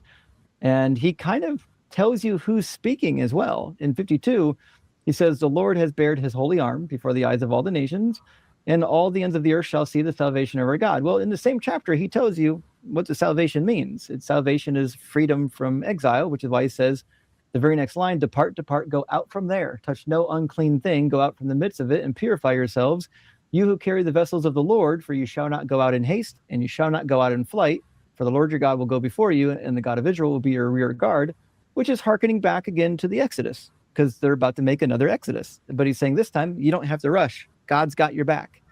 And then the very next line, after he is telling his servant it's time to go, he says, see, my servant shall prosper. Yeah, we would expect that. You've said it 10 times already. He shall be exalted and lifted up, shall be very high. Just as there were many who were astonished at him, so marred was his appearance beyond human semblance, and his form beyond that of mortals. So he shall startle many nations, and kings shall shut their mouths because of him. For that which had not been told to them they shall see, and that which they had not heard they shall contemplate, which all lines up with the rest of Isaiah, where God says that these kings who witness your redemption will come running to you. That's the goal. And we find it in Zechariah. It shows up in Zechariah chapter 8 as well.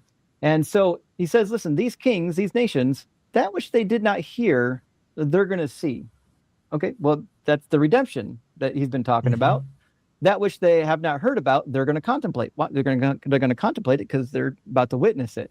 So the very next line is a personification of the nations contemplating exactly that.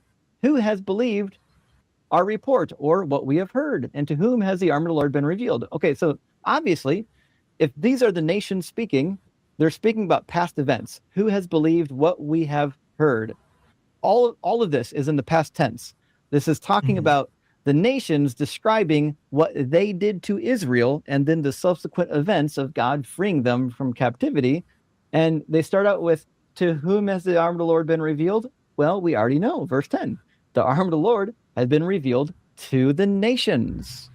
That's why the nations here are the ones speaking, saying that the arm of the Lord has been revealed to us. For he grew up before him like a young plant, like a root out of dry ground. Honestly, this is another one. If you had read the rest of Isaiah, you'd know. God personifies Israel on 2 other occasions after this as being a plant, a shoot, a tree that he planted in the ground. And so again, we see it in 53 personifying Israel. And he had no form or majesty that we would look upon him, nothing in his appearance that we should desire him. Yeah, this is all characteristic of what God says about the nation of Israel. He didn't pick Israel because they were the mightiest or they were the greatest. In fact, in Jeremiah, he says that they were like a wallowing, bloody prostitute on the side of the road when he found them. And so, this is pretty part and parcel. And so what we've got here is a description of the nations after they witnessed the vindication of Israel, saying, oh my gosh, who would believe what we have witnessed? This servant who we thought God had abandoned, we thought that they were nobody. God has done this amazing, wonderful work. Well, why would this happen? And verse 4 starts to explain it. Well, this has happened because now we are being brought to Yahweh. The nations now have been brought to the one true God, and we get to worship in the new Jerusalem. We get to participate. Chapter 56 says that the foreigners who participate in the worship of Yahweh and obey his Sabbath will bring their sacrifices to the same altar that the Israelites bring their sacrifices to. So this is literal. The suffering of the Israelites literally is supposed to be leading to the salvation of the nations who are witnessing God's mighty and wondrous deeds, just like he did in Egypt when he says, they will see my deeds and they will know that I am the Lord. That's the goal here, which is why we see more near the end of it where he says some pretty telling stuff that certainly wouldn't be about Jesus, but certainly would be about Israel. It says, it was the will of the Lord to crush him with affliction. When you make his life an offering for sin, he shall see his offspring and shall prolong his days, and through him the will of the Lord will prosper. Well, that's interesting because Jesus didn't have any offspring, and Christians will say, we're Jesus' offspring. No, you're not. You're Jesus's siblings. The New Testament explicitly says that we are joint heirs with Jesus. Heirs are siblings. They're not children. We're not children of Jesus. We're children of Jesus's father, the same way he's a child. So this can't be Jesus's offspring. And it says that his days will be prolonged. That certainly was something promised to Israel. It didn't happen to Jesus. And then even more telling in verse 12, it says, I will allot him a portion with the great, referring to land, and he shall divide the spoil with the strong, referring to war spoil. Okay, this is interesting. This is really intriguing because Jesus didn't go to war. He didn't win any wars. He certainly didn't allot any spoil from his enemies or divide the land of the enemies. This is clearly in line with the promises made to Israel that God is going to allow all the nations to serve. In fact, chapter 60, God says all the nations who do not serve Israel will be wiped out. And so this is honestly, is so easy to interpret if you've just read all of Isaiah. Yeah, it seems like it would be really easy to become a great Christian apologist if you just believe that the Bible doesn't say what it actually says. Yeah. And just make it say something completely different. Yeah. If you just know the context, it's really not that hard. The problem is, the Christians are not encouraged to read the Hebrew Bible. They're encouraged to read the New Testament, to love Jesus, and then pretend like the Old Testament is just for somebody, another time period. Or like I've heard others say to you, that the King James Version is the ultimate true 100% flawless version that in existence. I've heard people say that to you. I do get tickled with the King James only because to me it's funny. It's the equivalent of, like, you ever see people who go to the doctor and they're convinced that they have to tell the doctor what the real problem is, like the doctor can't figure it out, despite the fact that they don't have any medical training. This is every King James onlyist you've ever met. They have never studied the original languages. They don't know anything about the manuscripts. But somehow they know that every person who has translated these texts are wrong and they're right. It's wild. Going back to the first part, that's the beginning of that section you were talking about in Isaiah 40. There's another one in there, and Isaiah 40 verses 3 through 5, which is supposed to be referring to John the Baptist. It's predicting John the Baptist. What's that about? Yeah, this is really fun. Okay, so the New Testament doesn't know what to do with John the Baptist. In fact, famously, John himself denied being a couple different things. He denied being Elijah, even though Jesus says he is Elijah. He denied being the prophet, meaning the return of Moses. But he did say, I am the one whose voice is crying out. Now, so what's happening here in chapter 40 is kind of what we talked about. This is the beginning of the section where God says it's time to leave Babylon. You're done. He says, comfort, O comfort my people, says your God. Speak tenderly to Jerusalem and cry to her that she has served her term, that her penalty is paid, that she has received from the Lord's hand double for her sins. A voice cries out in the wilderness, prepare the way of the Lord. Well, where are they going? Oh, obviously they're returning to the homeland, right? Make straight in the desert a highway for our God. Every valley shall be lifted up, every mountain and hill shall be made low, the uneven ground shall become level, and the rough places a plain, and the glory of the Lord shall be revealed, and all flesh shall see it together, for the mouth of the Lord has spoken. Well, there's a couple of problems here. One is all flesh didn't see it, the glory of the Lord. That certainly didn't happen. It certainly isn't true that Jesus prepared anyone to return back to the homeland. In fact, after Jesus, they just got further chased out of the homeland. And the application of this, first of all, we already went over the context. Context is getting out of Babylon. But the application of this in Mark, to me, is super fascinating. And the other Gospels fix it, like Matthew, when they quote this passage, fix Mark's blunder. But in Mark, it says, in the beginning of the good news of Jesus Christ, as it is written in the prophet Isaiah, then he says, see, I'm sending my messenger ahead of you who prepare your way. The voice of the one crying out in the wilderness, prepare the way of the Lord, make straight his paths. Wait a minute. This is the one we saw in Isaiah, but what's this? That's not in Isaiah. This is a completely different quote. That's from Malachi. That's Malachi chapter 3. He confused Malachi chapter 3 with Isaiah chapter 40 because they sounded similar, and Mark didn't have the wherewithal to realize he was making a mistake, and he says written in the prophet Isaiah.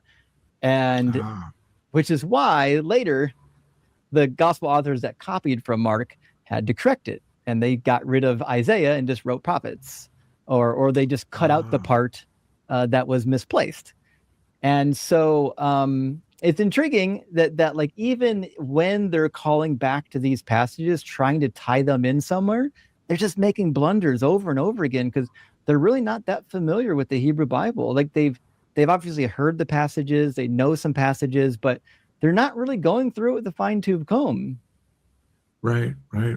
They don't have access to every version written like we do. Right. Yeah.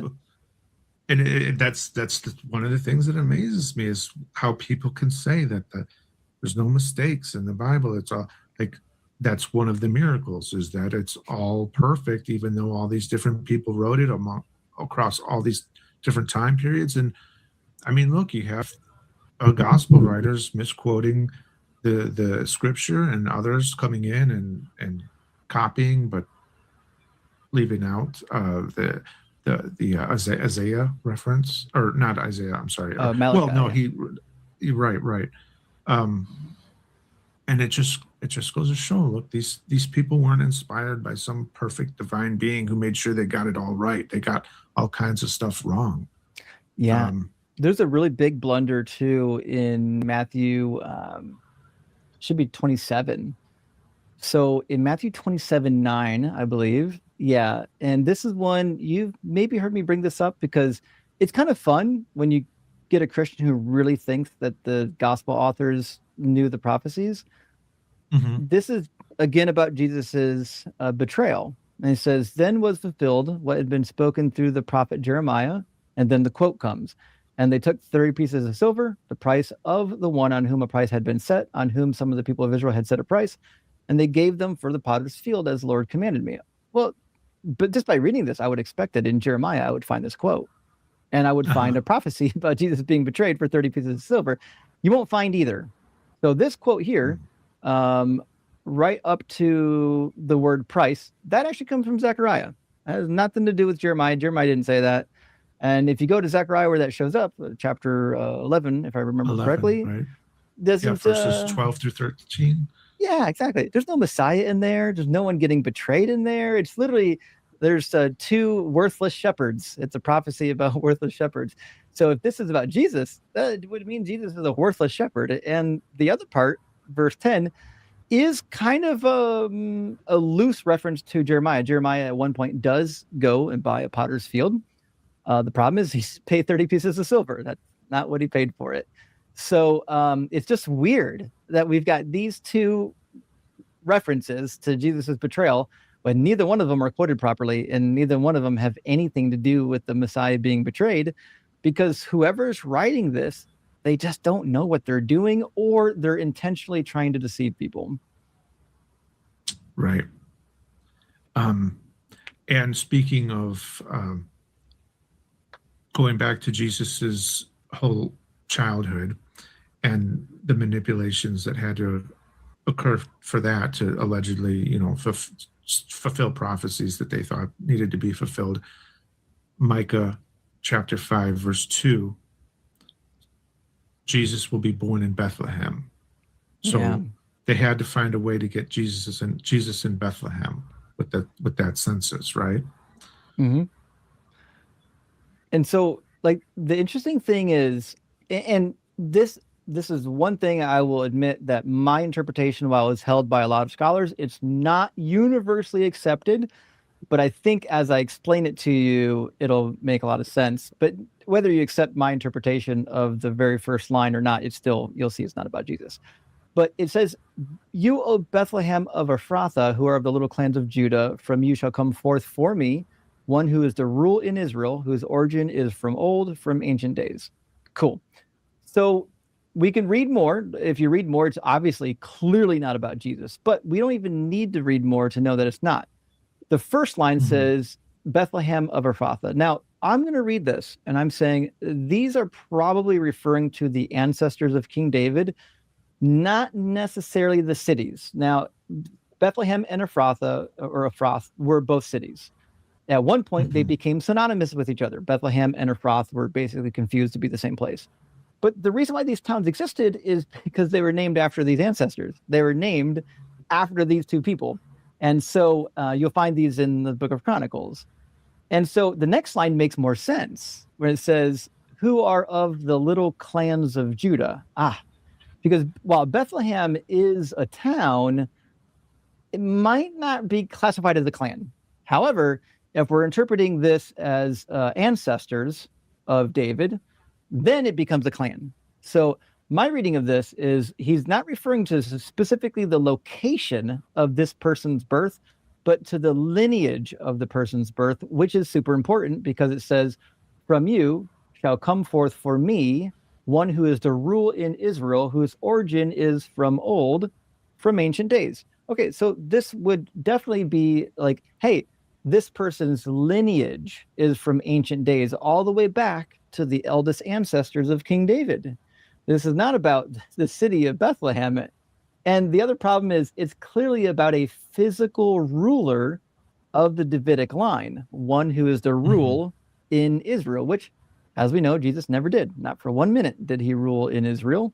And then if you keep reading, it just gets worse for Jesus. It says, "Therefore he shall give them up until the time when she who is in labor has brought forth. Then the rest of his kindred shall return to the people of Israel." Oh, this is a return of the Israelites. They didn't return to the land. And it says, "He shall stand and feed his flock in the strength of the Lord, in the majesty of the name of the Lord his God." Well, this is interesting because now it's saying that Yahweh is this person's God, which would never work if the Trinity is true. If Jesus actually is God, you can't say that Yahweh is Jesus's God. That would put Jesus on a different level than Yahweh. So nothing in here can really be applied to Jesus. They're just wanting to take the word Bethlehem and say, "Oh, there, we got it. He was born in Bethlehem. We got a prophecy." So could it be that Jesus was born in Nazareth and they think they needed this as a prophecy, so they found a way to get him into Bethlehem? Yeah, that's my take on it. The really interesting irony is there actually is a northern Bethlehem. There's two of them. And so I often wonder myself, maybe he had some relation to the northern Bethlehem, but then they thought maybe we can utilize this for prophetic purposes if we make sure he's at the other Bethlehem. And that certainly is a possibility. But my personal opinion, I think he was actually from Nazareth.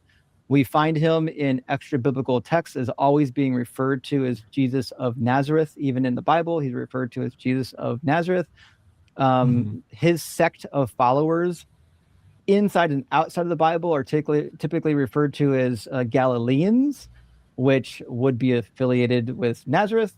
And so it seems like the whole movement was based out of not where Bethlehem would be located, but out of where Nazareth would have been located. So if history tells us anything, it seems like he probably was a Nazarene, probably born and raised around Galilee and Nazareth. And they needed to utilize Bethlehem as some kind of fulfilled prophecy. So they filled in a little bit of narrative to make sure he found a way to get to Bethlehem. And then we've got this convoluted, contradictory story about him being in Bethlehem that doesn't match the other infancy stories. Right. Okay. But I do have one that you've never heard before and will convert you on the spot. You're not going to have an answer for it. And that will be Zechariah 9:9, Jesus entering Jerusalem on a donkey. Bam, proven.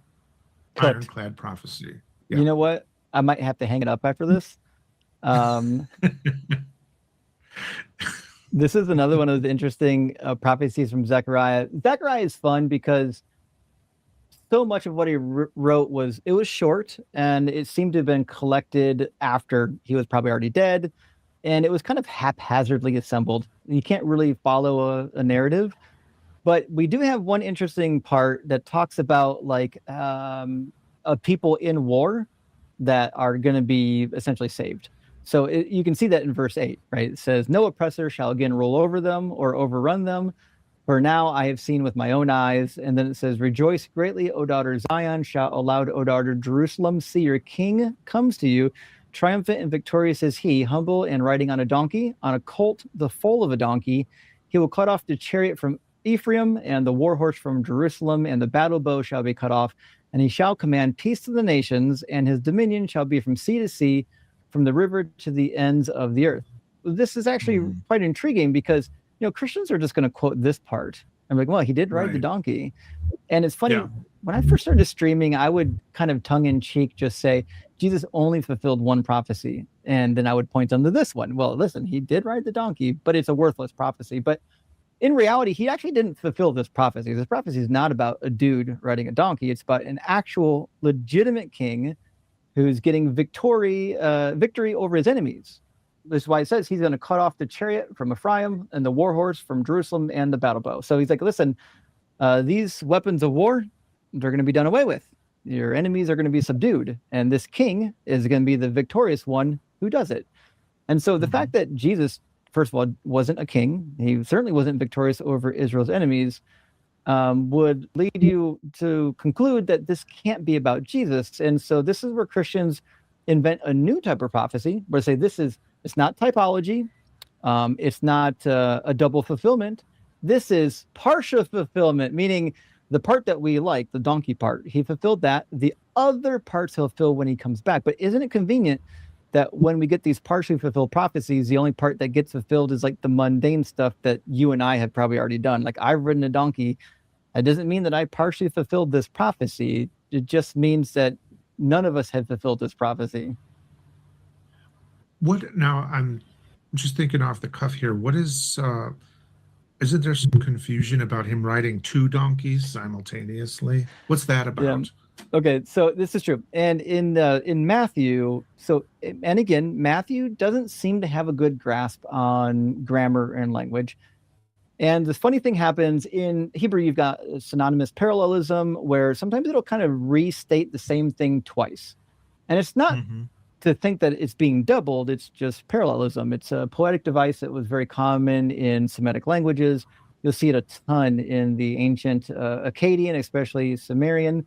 And it says, humble, riding on a donkey, on a colt, the foal of a donkey. Well, Matthew is interpreting this as two donkeys. He's like, wait a minute, there's two donkeys in here.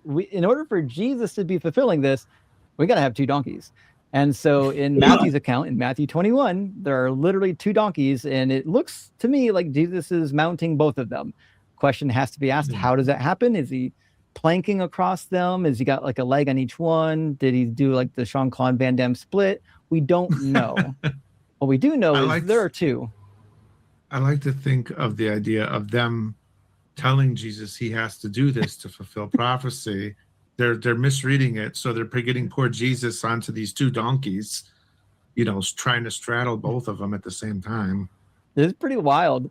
If you go to the passage, let's see, it says they brought the donkey and the colt and put their cloaks on them, and he sat on them. So he's sat on two donkeys, it looks like. Well, pretty wild. Yeah. Quite the funny misunderstanding that results in someone having to do stunts. And of course, there's one more about being pierced, and that would be Zechariah chapter 12, verse 10. And that is another one where I think that the context seems very, very much unfulfilled. Yeah. But they just like the part about Jesus being pierced. The word, you hear one key word, and all of a sudden they're like, it's Jesus. I heard the magic word. I heard pierced. Now, this actually does say pierced. You find the word dekar in the text. Zechariah 12:10 really does have it. So it literally is referring to someone who is either pierced literally or metaphorically, depending on who you think it is. We can discuss the who, but I actually don't think the who is very important to figure out what's happening here. And in fact, chapter 12 and chapter 14 are a little bit duplicates of each other. They're both describing this final battle before like the end time. And if you read chapter 14 in unison with chapter 12, you'll discover that it's actually impossible to be about Jesus. So if you read 12, though, we get the war, right? It says it will be against Judah and also the siege against Jerusalem. And then God talks about how it's going to be a horrible siege, but you know what? He's going to grant them victory. The inhabitants of Jerusalem have strength through the Lord of hosts, their God. On that day, I will make the clans of Judah like a blazing pot. So listen, this is obviously what Revelation would refer to as Armageddon. This is the final battle where God defeats all of the nations that rise up against Jerusalem, which we'll see again in chapter 14, and gives Jerusalem the victory. So it says, on that day, I will seek to destroy all the nations that come against Jerusalem, and I will pour out a spirit of compassion and supplication on the house of David and the inhabitants of Jerusalem, so that when they look upon the one whom they have pierced, they shall mourn for him as one who mourns for an only child, and weep bitterly over him as one weeps over a firstborn. On that day, the mourning in Jerusalem will be as great as the mourning for Hadad Rimmon in the plain of Megiddo, and the land shall mourn each family by itself, the family of the house of David by itself, and their wives themselves, the family of the house of Nathan, and so on and so forth. And it's starting to name the ancestral families. So this is really interesting. If you believe that this is about the future, meaning Armageddon, then you're going to interpret this passage and say, this is about what happens after Armageddon. The Jews who rejected Jesus are going to look upon the one whom they have pierced and mourn. And if I was a Christian, that's the way I would like to interpret it. The problem that you're going to have is in the Gospel of John, he makes that very difficult. In John 19, he seems to imply that the prophecy is fulfilled by the Roman centurions. And so if you go down to right after he's crucified, and then they have to take him off the cross, and they're about to break his legs, and then they pierce him with the spear on the side. It says, instead, one of the soldiers pierced his side with a spear, and at once blood and water came out. He who saw this has testified, so that you may also believe. His testimony is true, and he knows that he tells the truth, so that you may also continue to believe. These things occurred so that the scripture might be fulfilled. So he's saying the scripture needs to be fulfilled, which is why the centurion did this. And that scripture is, none of his bones shall be broken. That's a quote from Exodus 12. That's not a prophecy. That's Passover instructions. And then the next one, it says, and again, another passage of scripture says, they will look upon the one whom they have pierced. So he's interpreting this as the centurions looking upon the one whom they have pierced. This is a fulfillment of Zechariah when the centurions do it. So that makes the interpretation of like the post-Armageddon a little bit difficult. It's not impossible, but it makes it a little bit more difficult. Now, the thing that makes it impossible for Jesus is a couple things. One, because this would contradict what we find in the rest of Scripture, namely that the Jews, when the final battle is over, the Jews are going to go into a deep, deep mourning over a Messiah. That doesn't exist anywhere in the scriptures. Now, you could say, and this is one reason that a lot of Jews are divided on the interpretation. They think this could be one of the battle leaders that dies in battle, and they're mourning over him. In fact, if you read the Talmud, there's a section, I believe in Sukkot, where it even talks about how there's probably two messiahs and one of them dies in battle, and they reference this passage here. And then there's an alternative interpretation where it's literally just a metaphor, and believe it or not, this metaphor shows up in the Hebrew Bible elsewhere, where when it talks about piercing, it says whom they have pierced, they're referring to like a piercing of the heart. It's kind of like saying, you hurt me, but when I say that, I mean emotionally, you hurt me emotionally, right? This is actually this word shows up in the Hebrew Bible also to refer to this exact thing. So this certainly could be referring to how the Jews who were disobedient to the Lord had pierced the Lord essentially through the heart through their disobedience, and now they're repenting because the Lord, even though they have pierced the Lord, they are now being vindicated by the Lord. That's one possible reading, and I think that's the best reading given what we find in chapter 14, which is another rendition of the war. And so at the end of this rendition of the war, it gets really, really interesting. It says, all who survive of the nations that have come against Jerusalem shall go up year after year to worship the King, the Lord of hosts, and to keep the festival of booths. Oh, interesting. So after the war, the foreigners are going to be doing Mosaic rituals.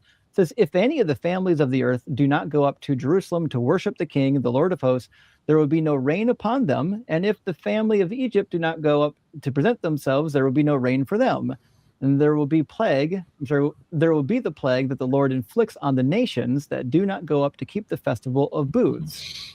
And such shall be the punishment of Egypt and the punishment of all the nations that do not go up to keep the festival of booths. And then even defines sacrifices that they're going to have to give. On that day, there shall be inscribed on the bells of the horses, holy to the Lord, and the cooking pots in the house of the Lord shall be as holy as the bowls in front of the altar. And every cooking pot in Jerusalem and Judah shall be holy to the Lord of hosts, so that all who sacrifice may come and use them to boil the flesh of the sacrifice. Oh, interesting. So it seems to me that the foreigners are going to join the Israelites giving legitimate Mosaic sacrifices after this final battle. This could not be about Jesus. If Jesus was in fact the final sacrifice, this is a direct contradiction of that. Right. Interesting. But it's not convenient, so you don't have to get into all that. Just stick to the part about how he was pierced. Right, the pierced, right. Just that one line is what you need to focus on. Just ignore the rest of the context. Yeah. So in the old days, like when first starting on YouTube, the joke was that all the theists are going to tell you you're taking it out of context. Maybe Non-Stamp Collector even made a great animation called Context. But the reality is the perfect opposite. Yeah.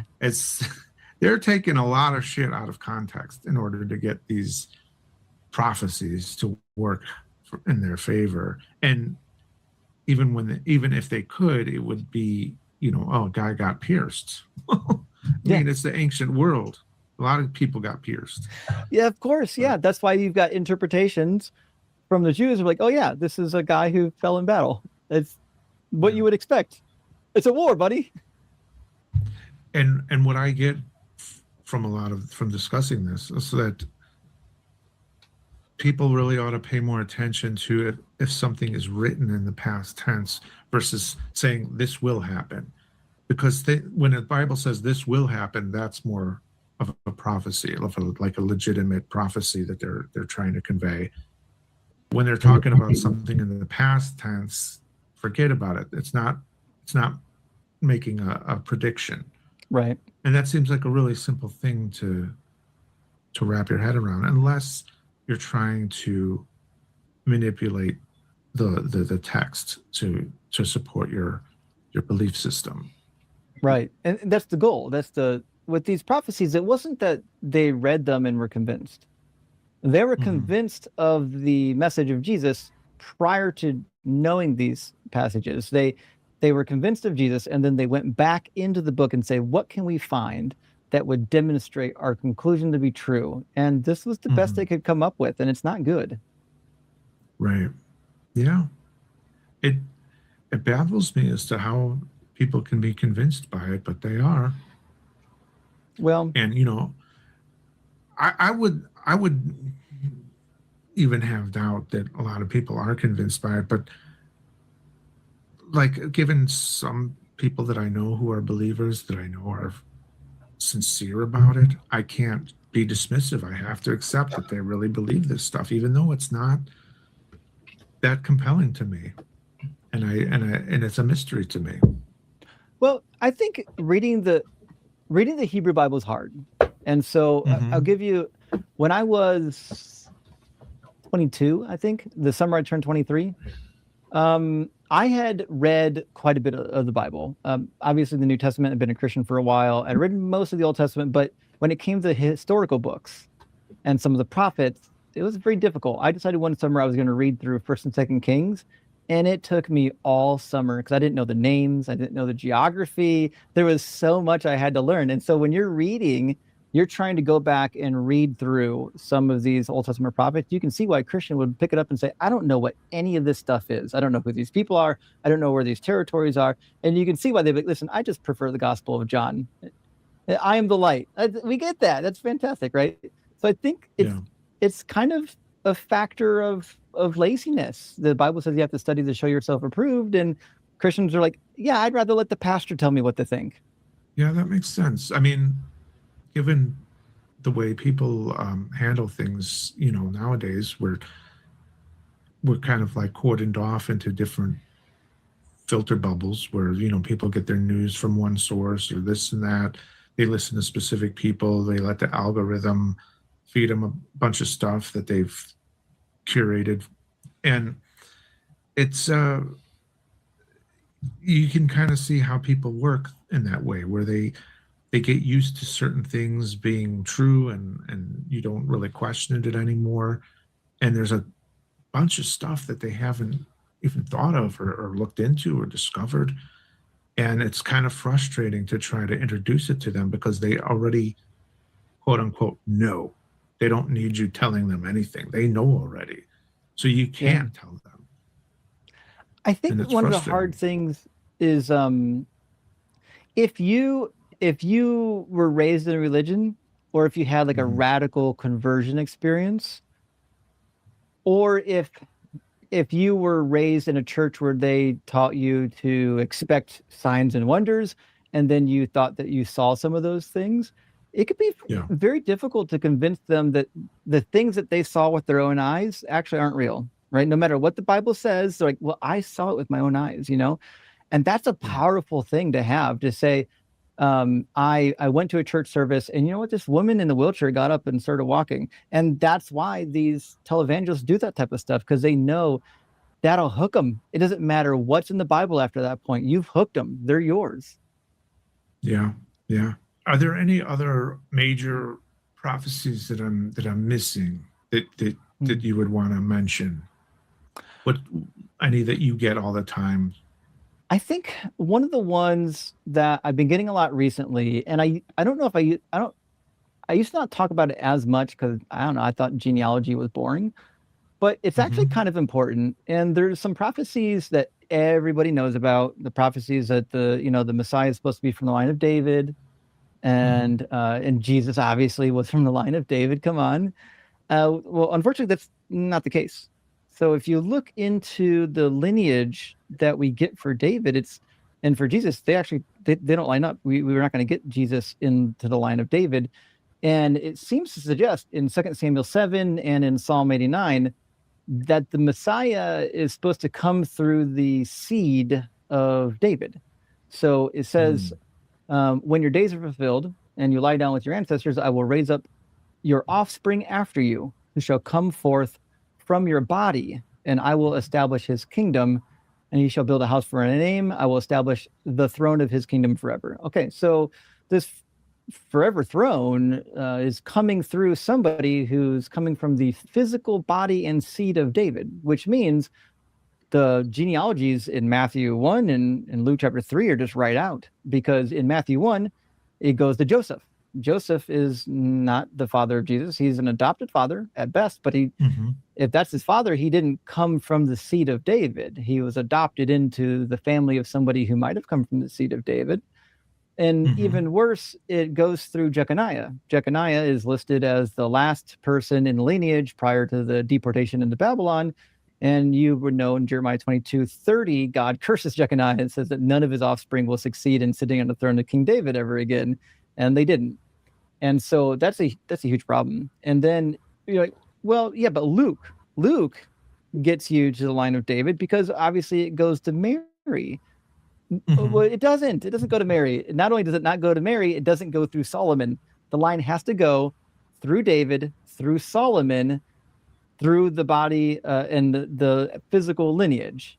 but it goes through Nathan, the son of David, Nathan, which wasn't promised the throne at all.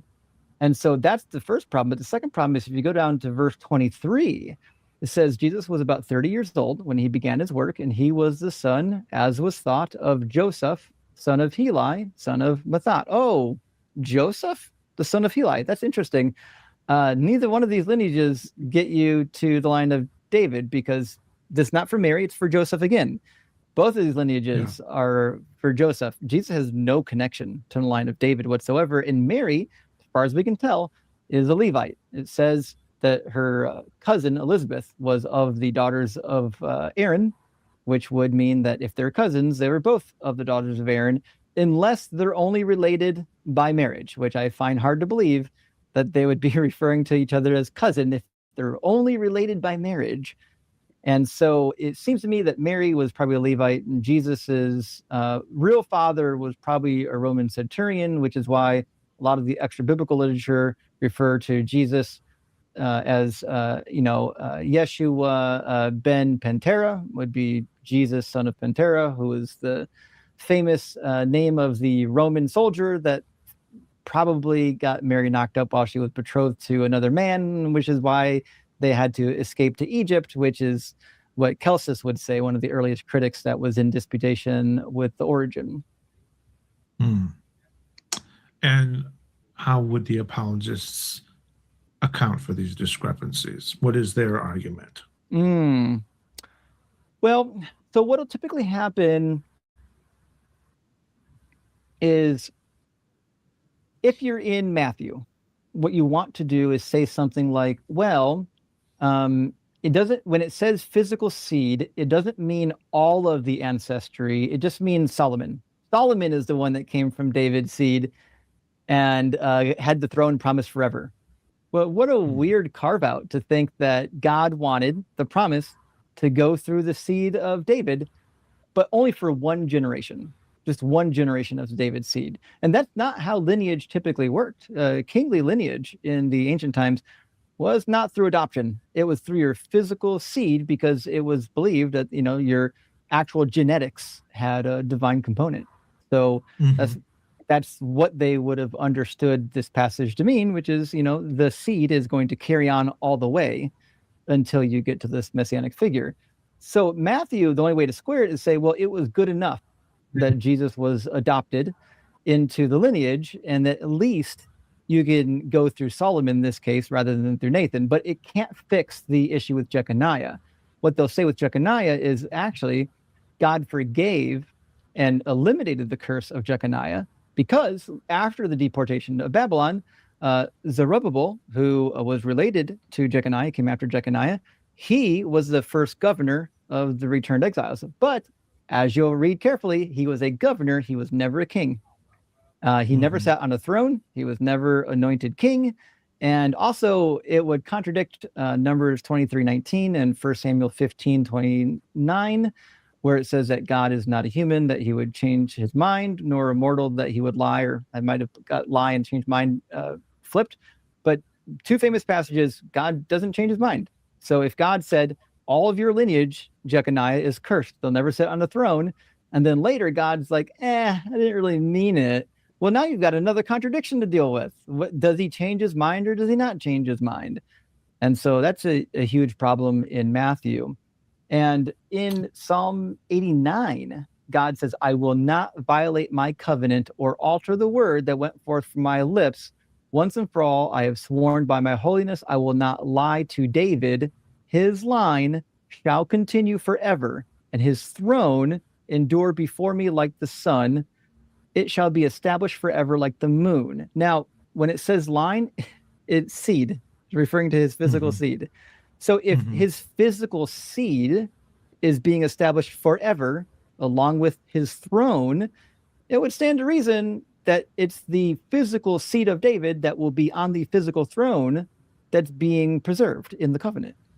One of the arguments that I hear is that, if you think people haven't thought of these contradictions before, you're the first one to find out that there's a contradiction, and a lot of times the conversation will end there and it won't really elaborate.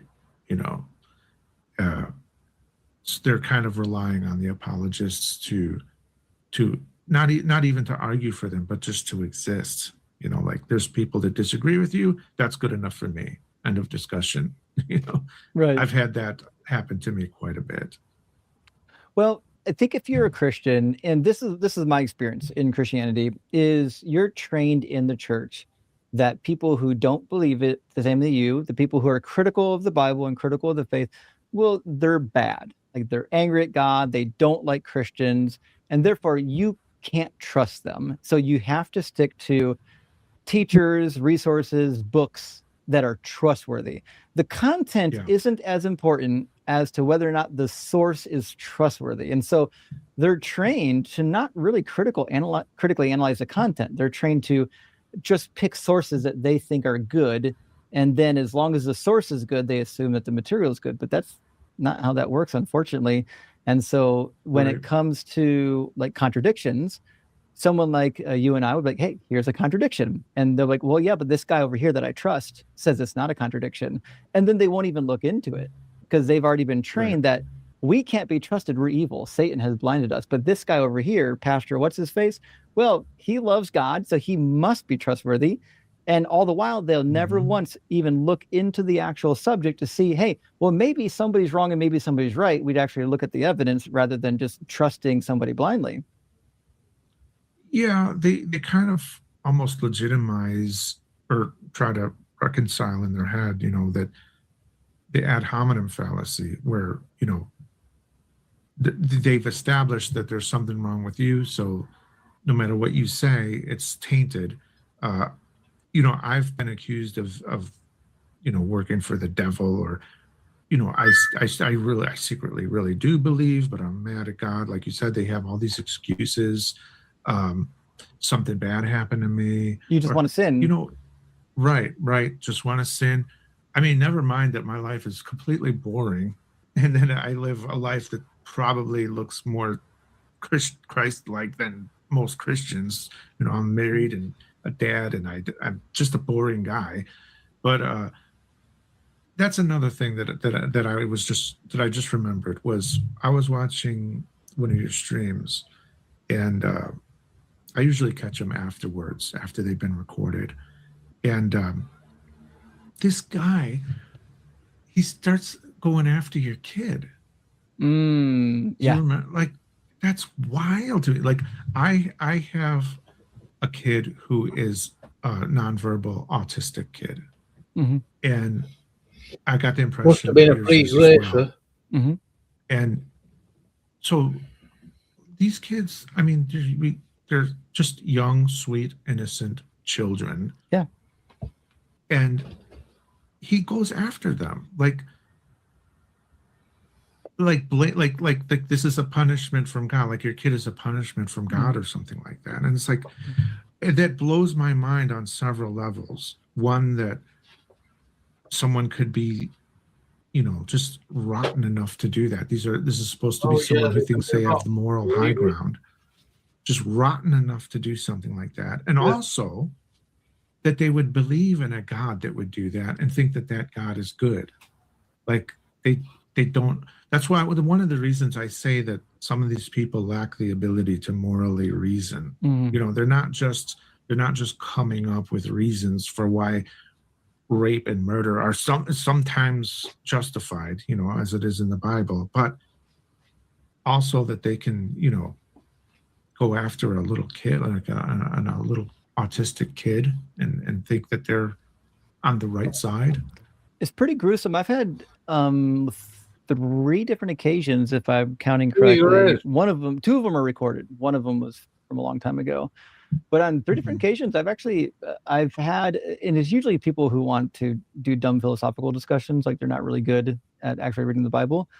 And when their syllogism doesn't work, they get mad and they say something like, you know, you're a retard just like your son. And boy, if you want to see the comment section pop the fuck off, when somebody says something like that, they lose their mind. And for good reason. It's one of the most wild things you can say. A child cannot control their genetic boundaries. Like they were given that.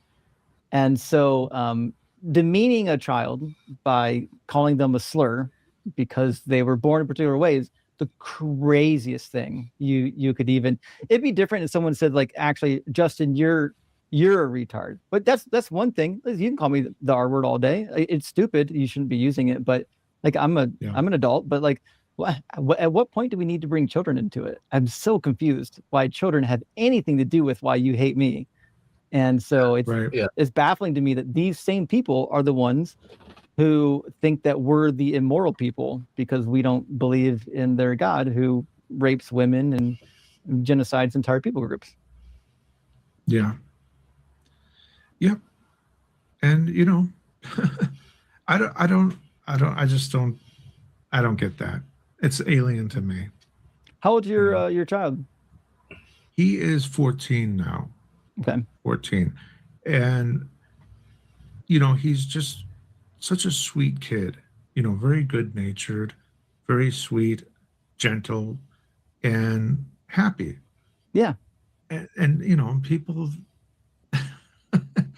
they people who would see that as my punishment, it's just so absurd. He's been nothing but a joy in my life.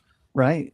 Yeah, my son is much the same. Everyone who meets him thinks he's just a sweet, delightful boy, and he is. And it's you know, it comes with certain challenges for sure. But he's happy. You know what I mean? Like it's crazy. Sometimes I think that people with a neurotypical child have it harder. You know, like sometimes I think about what would the pressures of having a neurotypical 14-year-old be? Maybe he's getting in trouble with the police, or maybe he knocked up some girl. Or, you know? So there's all kinds of ridiculous levels of drama that could be happening in my life right now that aren't. But you know, when people start bringing in your life, they've already lost the argument. They're just looking for reasons to justify their own belief.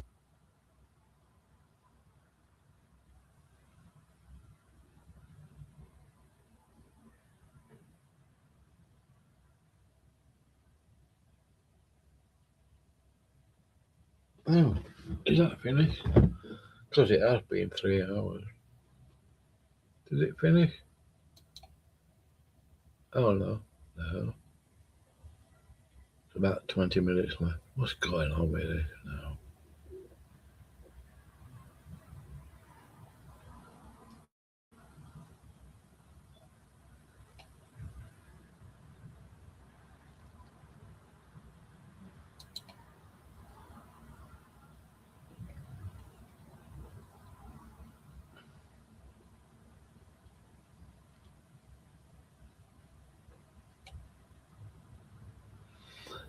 Oh, I hate the internet. I really do. The buffering, the mucking about you've got to go through. And I've paid for this crap.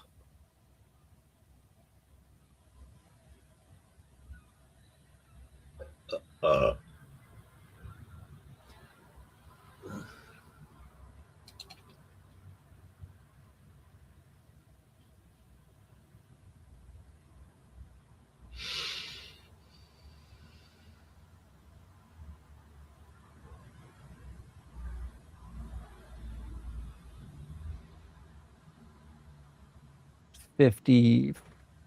Let me double check. He says in Isaiah 50. Give me a hard time about it, but for a lot of Christians, like the minute they start questioning it, like they're risking getting kicked out of their house. You know, their family could disown them. It's a scary place to be. See, with me, a big part of my inspiration was my brother. I was never a believer.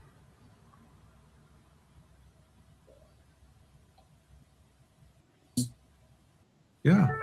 Well, you've seen the list of like what 350 prophecies of Jesus. Most of all the people with high level PhD degrees in the field with nowhere to teach because the theological schools are completely full, and so now they're just writing books academic works. Speaking of which, what is the status of your book? Do you know what it'll be called and when it'll be ready? Yeah, so the name and cover art is already, I did that some while ago. I'm hoping to get it finished this year. I really actually need to get it be finished before November, so I can have something ready for pre-order before Christmas. That'd be the ideal scenario.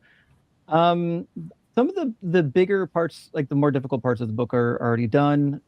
I'm detailing each of the prophecies as they show up in the Gospels, and I think that'll be a very valuable resource.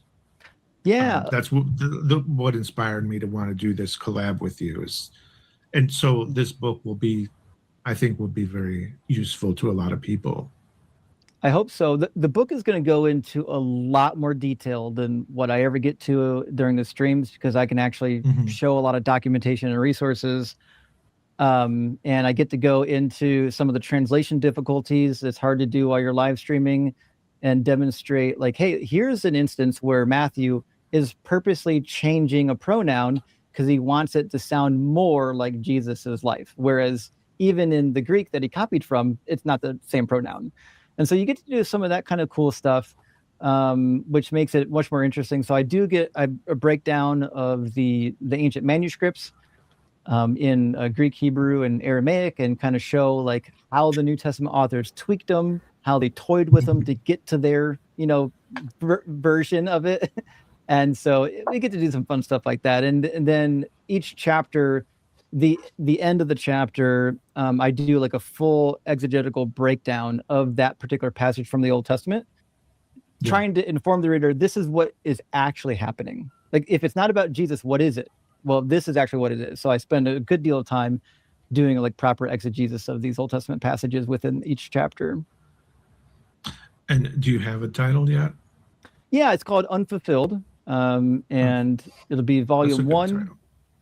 I like simple one-word titles. People remember them really easy. And I did check to make sure there wasn't another book similar with that name. There's not. So it should be good on naming.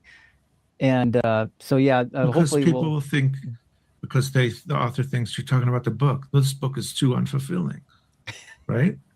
Perhaps that might be the case. But yeah, it'll be so valuable, because for so many people it's just a foregone conclusion. Jesus fulfilled all these prophecies. Bam. What do you say to that? And when you look into them, like, I brought up a fraction with you just now. I brought up a fraction of the ones that I actually went through, because they were so bad. It's like, this could be referring to anybody, anything, it's just a mundane thing. And they're calling this a prophecy. Yeah. It wasn't even worth me bringing up with you. It's really bad. Yeah. Well, you've seen the list of 350 prophecies of Jesus. Most of them are really bad, just out of context, random quotations. I think the first live stream I ever did on TikTok, I didn't know what I was going to talk about. I didn't even know I was going to be debating. Debating happened later. I was like, I'm just going to go through this list. And I had 2 or 3 hours to burn, and I went through 100 of the first 300.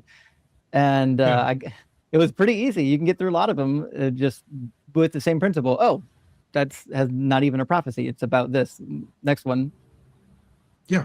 I've heard you tell people not a single prophecy about Jesus has been fulfilled. And, they get shocked. And I can immediately sense the hesitation. They don't want to bring any up. I can immediately sense that. They're scared about what you're going to say, or that they're going to look stupid. You clearly know, you say it with such confidence that it's clear that that if they bring up a prophecy, you're going to be familiar with it. So yeah, one of the things I say, and I don't want to claim that this is my own. I might have heard it before, but I just don't remember where. Is that when somebody avoids all the cracks on the sidewalk, you can be sure that they can see the cracks on the sidewalk. It's not a coincidence, you know. Yeah. So when people start dodging and avoiding and changing the subjects, it's pretty telling to me that they don't have the confidence that they're trying to portray. Right. Yeah. It's difficult too, because if you've been told as a Christian that Jesus, for sure, we know for sure he's a Messiah because he's filled all these prophecies. The reality is, if you haven't gone back to read those prophecies, man, you're treading in some difficult waters, because very easily they're going to open up a page and not have any idea what's on it. And so sometimes you get maybe a more honest Christian that will be like, oh, I just need to tread lightly here because we're going into uncharted territories. But then you've probably seen, we get some Christians up there that they just know for sure that Jesus fulfilled these prophecies, and they just get hit head first with the book the minute we open one, and they're bewildered. They had no idea that it said what it said. I'm like, how did you not even glance at it before? And there's people that will flat out admit that they haven't studied the Bible, they haven't even read all of the Bible, yet they've committed themselves to it.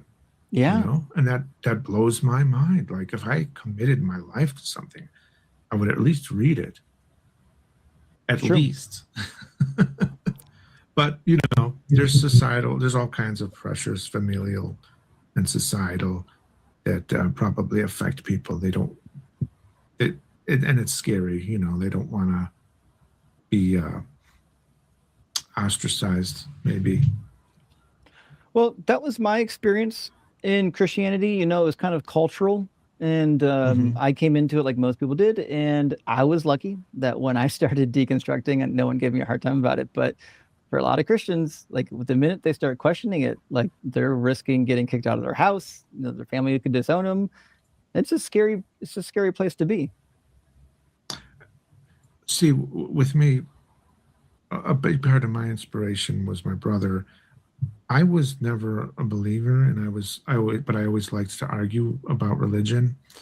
And my brother, he was just, you know, he was kind of like me growing up. He never got into religion at all. But as a young adult, when he was, I think early 20s, he became extremely religious. He converted to Christianity and became extremely religious to where he would try to convert me. He would send me books. I have a lot of these books on my shelves that were from him from way back when, like back in the 90s. And I thought they were so bad, you know, they were like More Than a Carpenter, you know, Josh McDowell, and yeah, stuff like that. And they were so convincing to him. But here's what I have a problem with, is that my brother's not dumb. You know, he's an aircraft mechanic. He can take an airplane apart and put it back together again. He's a smart guy. Why is he falling for this stuff? You know, that's what that always troubled me, was why do smart people fall for this stuff? And my normal answer would be they're indoctrinated into it. But I can't say that for my brother. He had the same childhood I did. Yeah. You know? Well, if you know the topic only surface deep, it's easy to believe what they say about it, right? But if you haven't taken the time to really look deeply into it to see where the problems are, then you could be convinced by something. And the claim of Christianity is actually pretty enticing. Like the idea that there's a God that loves you, and hey, if you just like believe in this thing, all your sins will be forgiven and you'll live forever in bliss. It'll be fantastic. And those people that you didn't like, those evil guys over there, they're going to burn forever, right? And so it could be kind of an enticing religion to want to be a part of. And I think that's why it was so popular early on, this idea that eternal life is granted to anyone who believes, not just people that are like specially handpicked by the gods, because, you know, the gods in the first century could, you know, select people to become gods, like Aristeus, or 6 of the various Caesars became deities. But the idea that everybody could live forever, that was very appealing. And I'm sure they like the idea of their oppressors being punished. Oh yeah. Especially in the early days when they had a legitimate claim to oppression, unlike nowadays. But well, depending on where we're talking about. But back then, you know, I would say they had more of a claim to it. Well, if you're a Jew in the first century and you've got all these promises from God about all your enemies are going to be defeated, you're going to come back home, you're going to be restored, you can certainly see when it didn't come true why another story of actually, well, there's a deeper spiritual reality, and when this thing finishes, then it's finally going to happen. You're like, okay, well, it turns out there's a plot twist. It's still going to come true, but it just, you know, it's going to be a little bit different.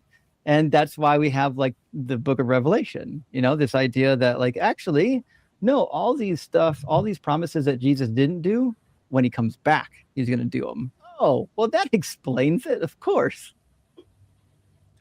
And what do you say to people who point to the strength of modern day Israel as like a testament to the Bible?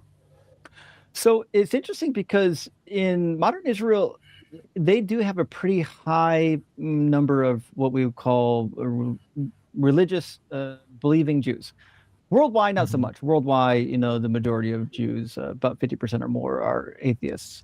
Nevertheless, the thing of it is, there is such a thing as self-fulfilling prophecy. And I think the Jewish people is probably one of those self-fulfilling prophecies. But if you look at what was actually promised to them, well, it didn't match the timeline. And the timeline, like if you go to Ezekiel chapter 12, all the promises of Ezekiel, the new Jerusalem, the new heaven, new earth, new temple, all that stuff, all the people coming back to their land, the Messiah showing up, all that was supposed to happen like within the generation of the post-Babylonian exile. It says that explicitly twice at the end of chapter 12 that these prophecies are not for far off. These are not for distant days. These are for your generation, O rebellious house.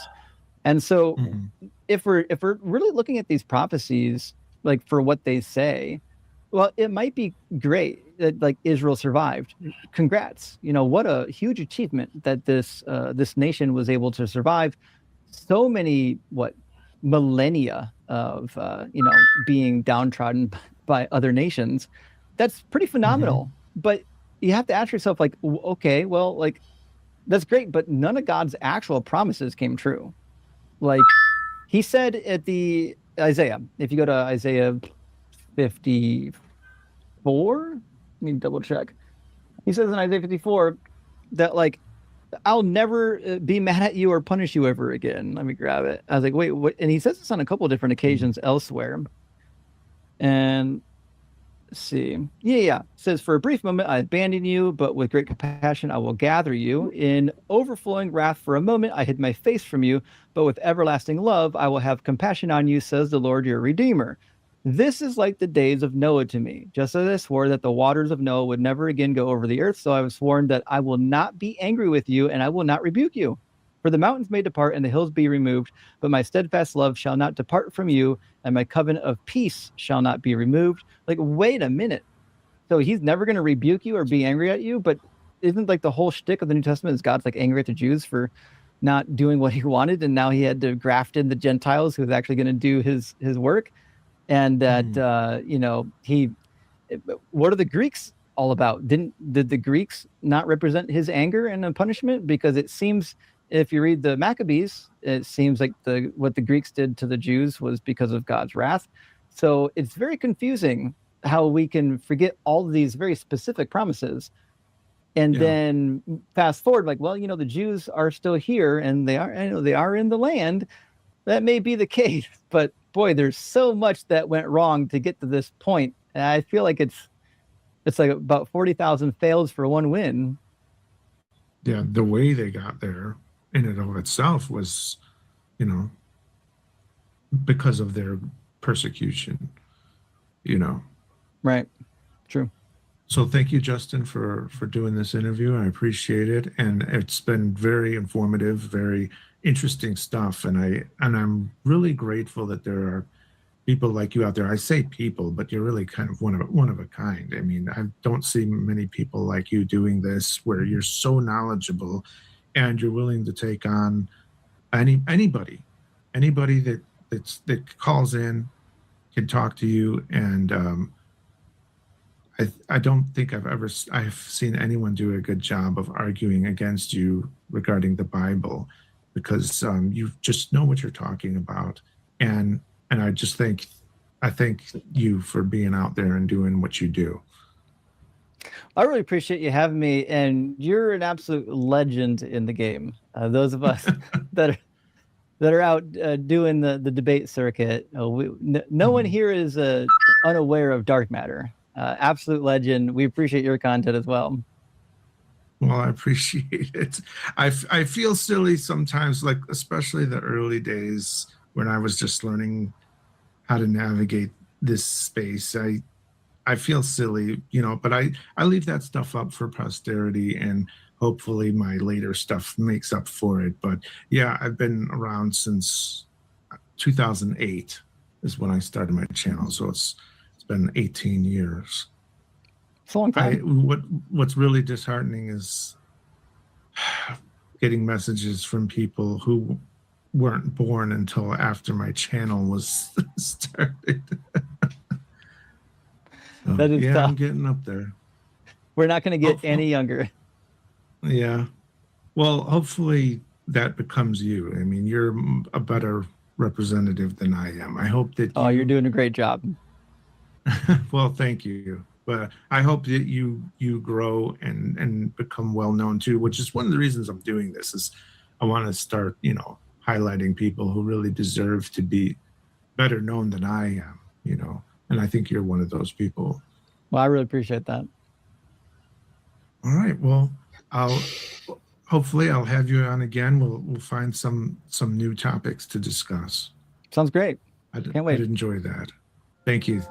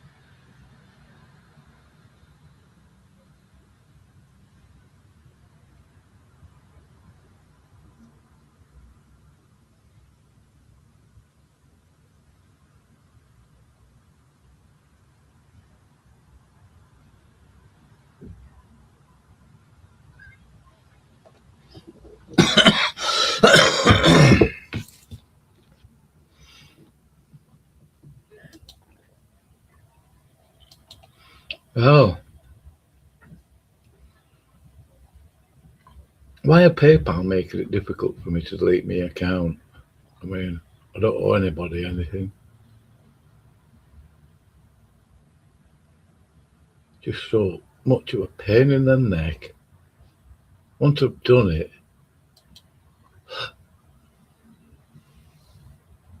I'll never use PayPal ever again. Recently, I listened to a sermon that bothered me quite a lot. Oh. Not because it was delivered from one of those woke lesbian feminist charlatans donning a rainbow stole coming out of Pride Month, right? June. I hate seeing those sermons way too much. But no, while this sermon was preached on the last Sunday in June, it wasn't a Pride sermon. It had July 4th in view.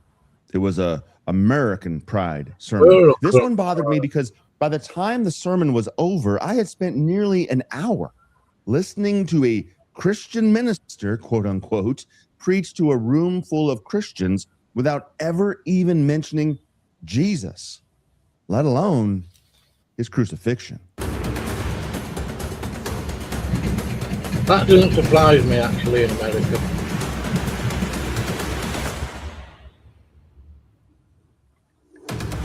The sermon wasn't about Christ at all.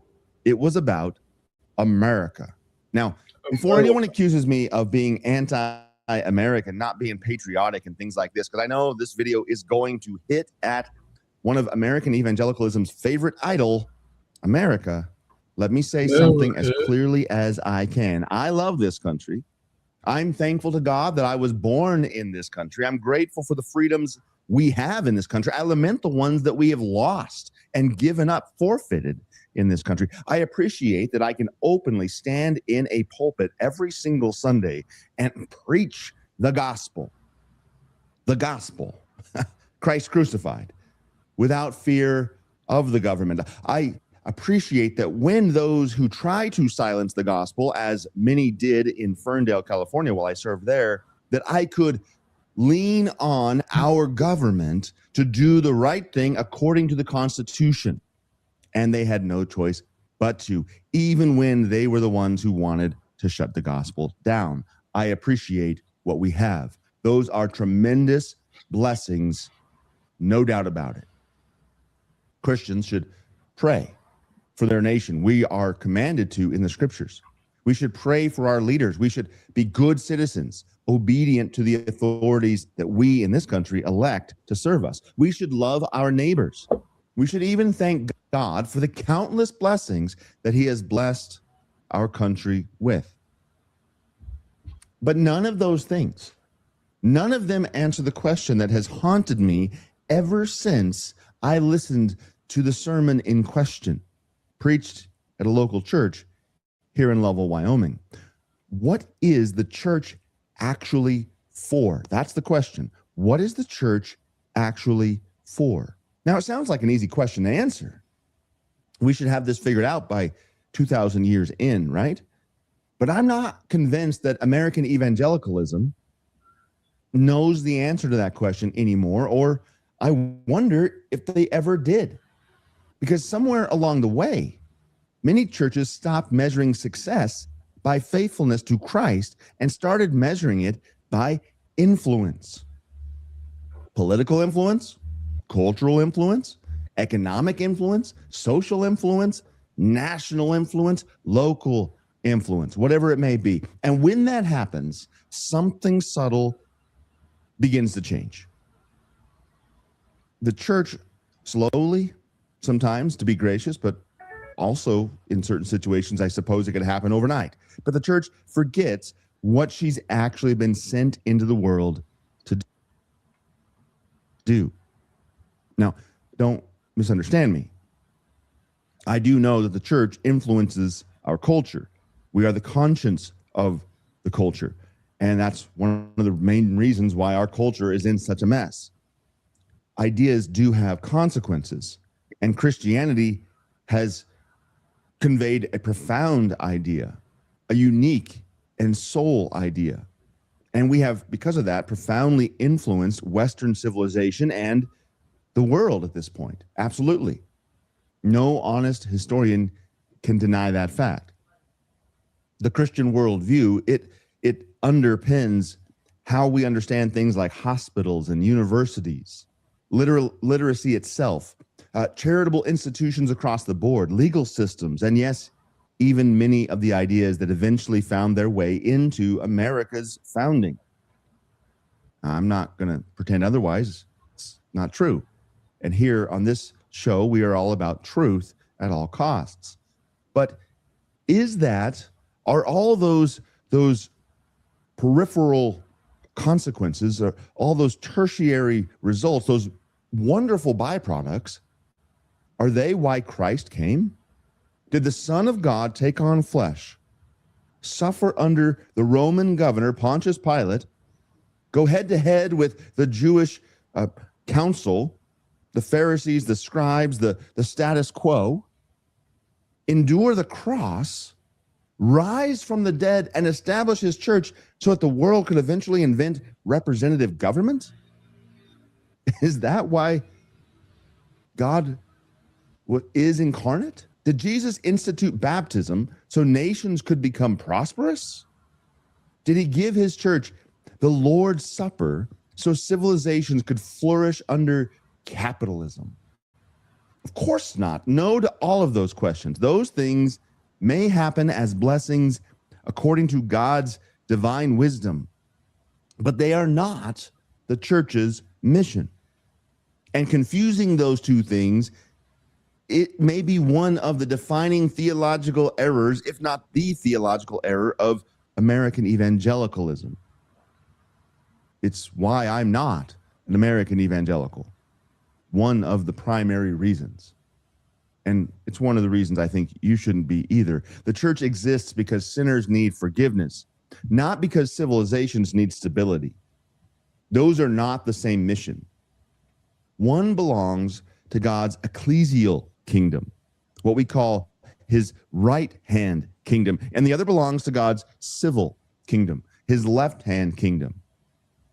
And for nearly 2,000 years, Christians understood this distinction remarkably well.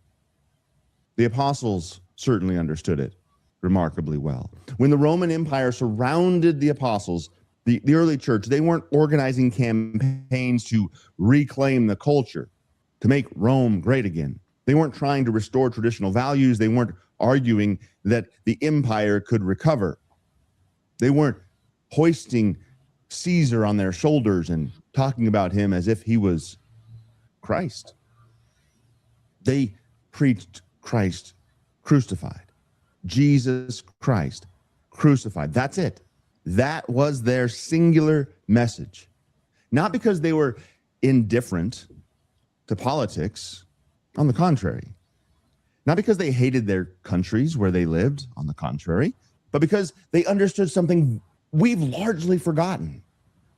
No government can forgive your sins. No constitution can reconcile you as a sinner back to God.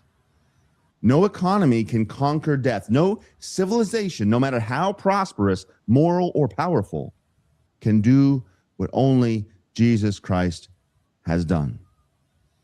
And yet somewhere along the line, especially here in America, in the Protestant realm, many churches slowly exchanged the central message of Christianity for something else, for patriotism, for something along those lines, not necessarily intentionally at first or even now, I suppose, although in some cases I do think it is intentional. I think it is strategic and it is part of the plan to reach people according to what the pastor wants for his goals and vision of his little empire. That it doesn't, this flavor of American evangelicalism, that it doesn't stand up outrightly and deny Jesus is what makes it so incredibly dangerous. False teaching rarely begins with outright denial. It's a slow boiling pot, if you will, the one with the frog in it. It usually begins with misplaced emphasis. Jesus isn't rejected. He simply becomes less important. The cross isn't denied. It simply becomes one topic among many, usually the first topic that we move away from pretty quickly. Eventually, the sermon becomes about family values or politics or economics or you name it, national identity, defending Christian civilization. And because Jesus, or more generically, God, still gets mentioned occasionally, and he's still maybe on the sign out front, few people notice that he's no longer at the center of everything that we're supposed to do. That's exactly what I heard in the sermon that prompted this episode today. Jesus never appears. But this isn't about one preacher in one particular church in some small town in Wyoming. No, frankly, if it weren't his sermon, it could have been someone else's. I could have watched any random American evangelical 4th of July week sermon and got something very similar. I've heard versions of it my entire adult life, different churches, different denominations, different personalities, same underlying bad, non-Christian theology. That's because this isn't primarily the story of one pastor. It's the story of a broad movement, if you want to think of it in those terms, what we call American evangelicalism today, which covers a wide swath of Protestant, usually low church, Baptist-y, non-denominational churches. It has slowly confused the blessings that often flow from Christianity with Christianity itself. And those are not the same thing. A civilization may benefit from Christianity, but Christianity does not exist to create successful civilizations. It exists to save sinners. That distinction is not incidental. Once you lose the gospel of Jesus Christ, well, man, the church then begins asking all the wrong questions.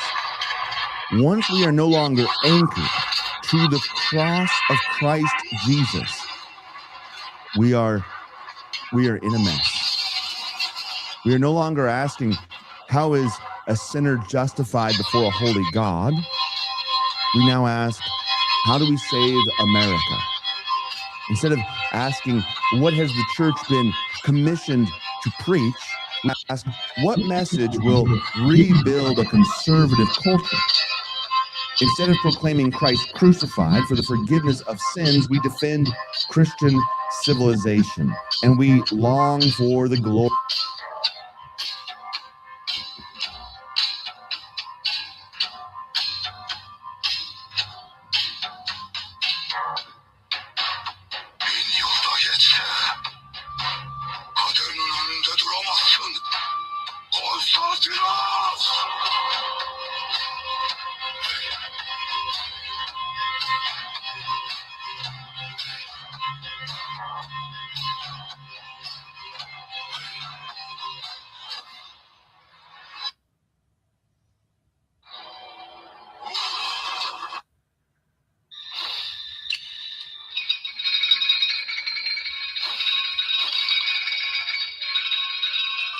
Today I'm unboxing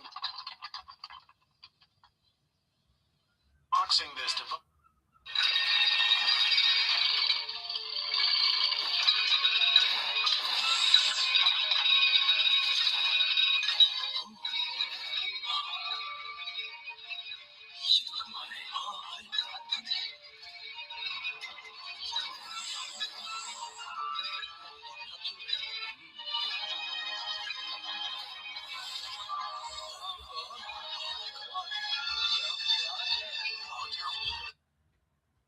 No. I'll watch that later. Glory days. Not the glory days of the first century with Jesus and the apostles, but the glory days of what, 1952? Huh. Some post-war fantasy we have in this country? Now, those sound similar, I suppose, creating a Christian culture and preaching Christianity. I suppose that may sound similar to some. It doesn't sound similar to me at all, but I've been away from American evangelicalism, God be praised, for quite a while now. But they are worlds apart. If this is new to you, they are worlds apart. One creates faith, the other creates nostalgia. One forgives sins, the other wins elections.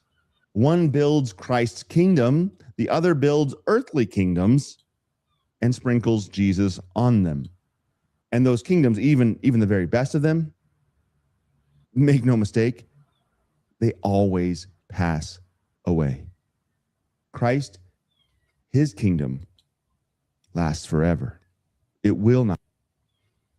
Anyway, East Max, if you're still watching, don't come to my channel again.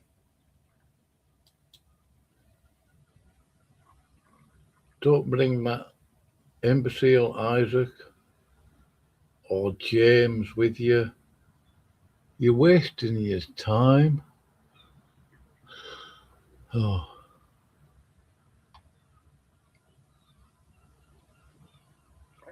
Yeah, I'm going to end it here anyway. The link to that video there is in. I don't give a stuff about the American so-called church.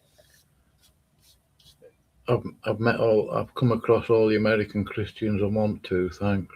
Bye.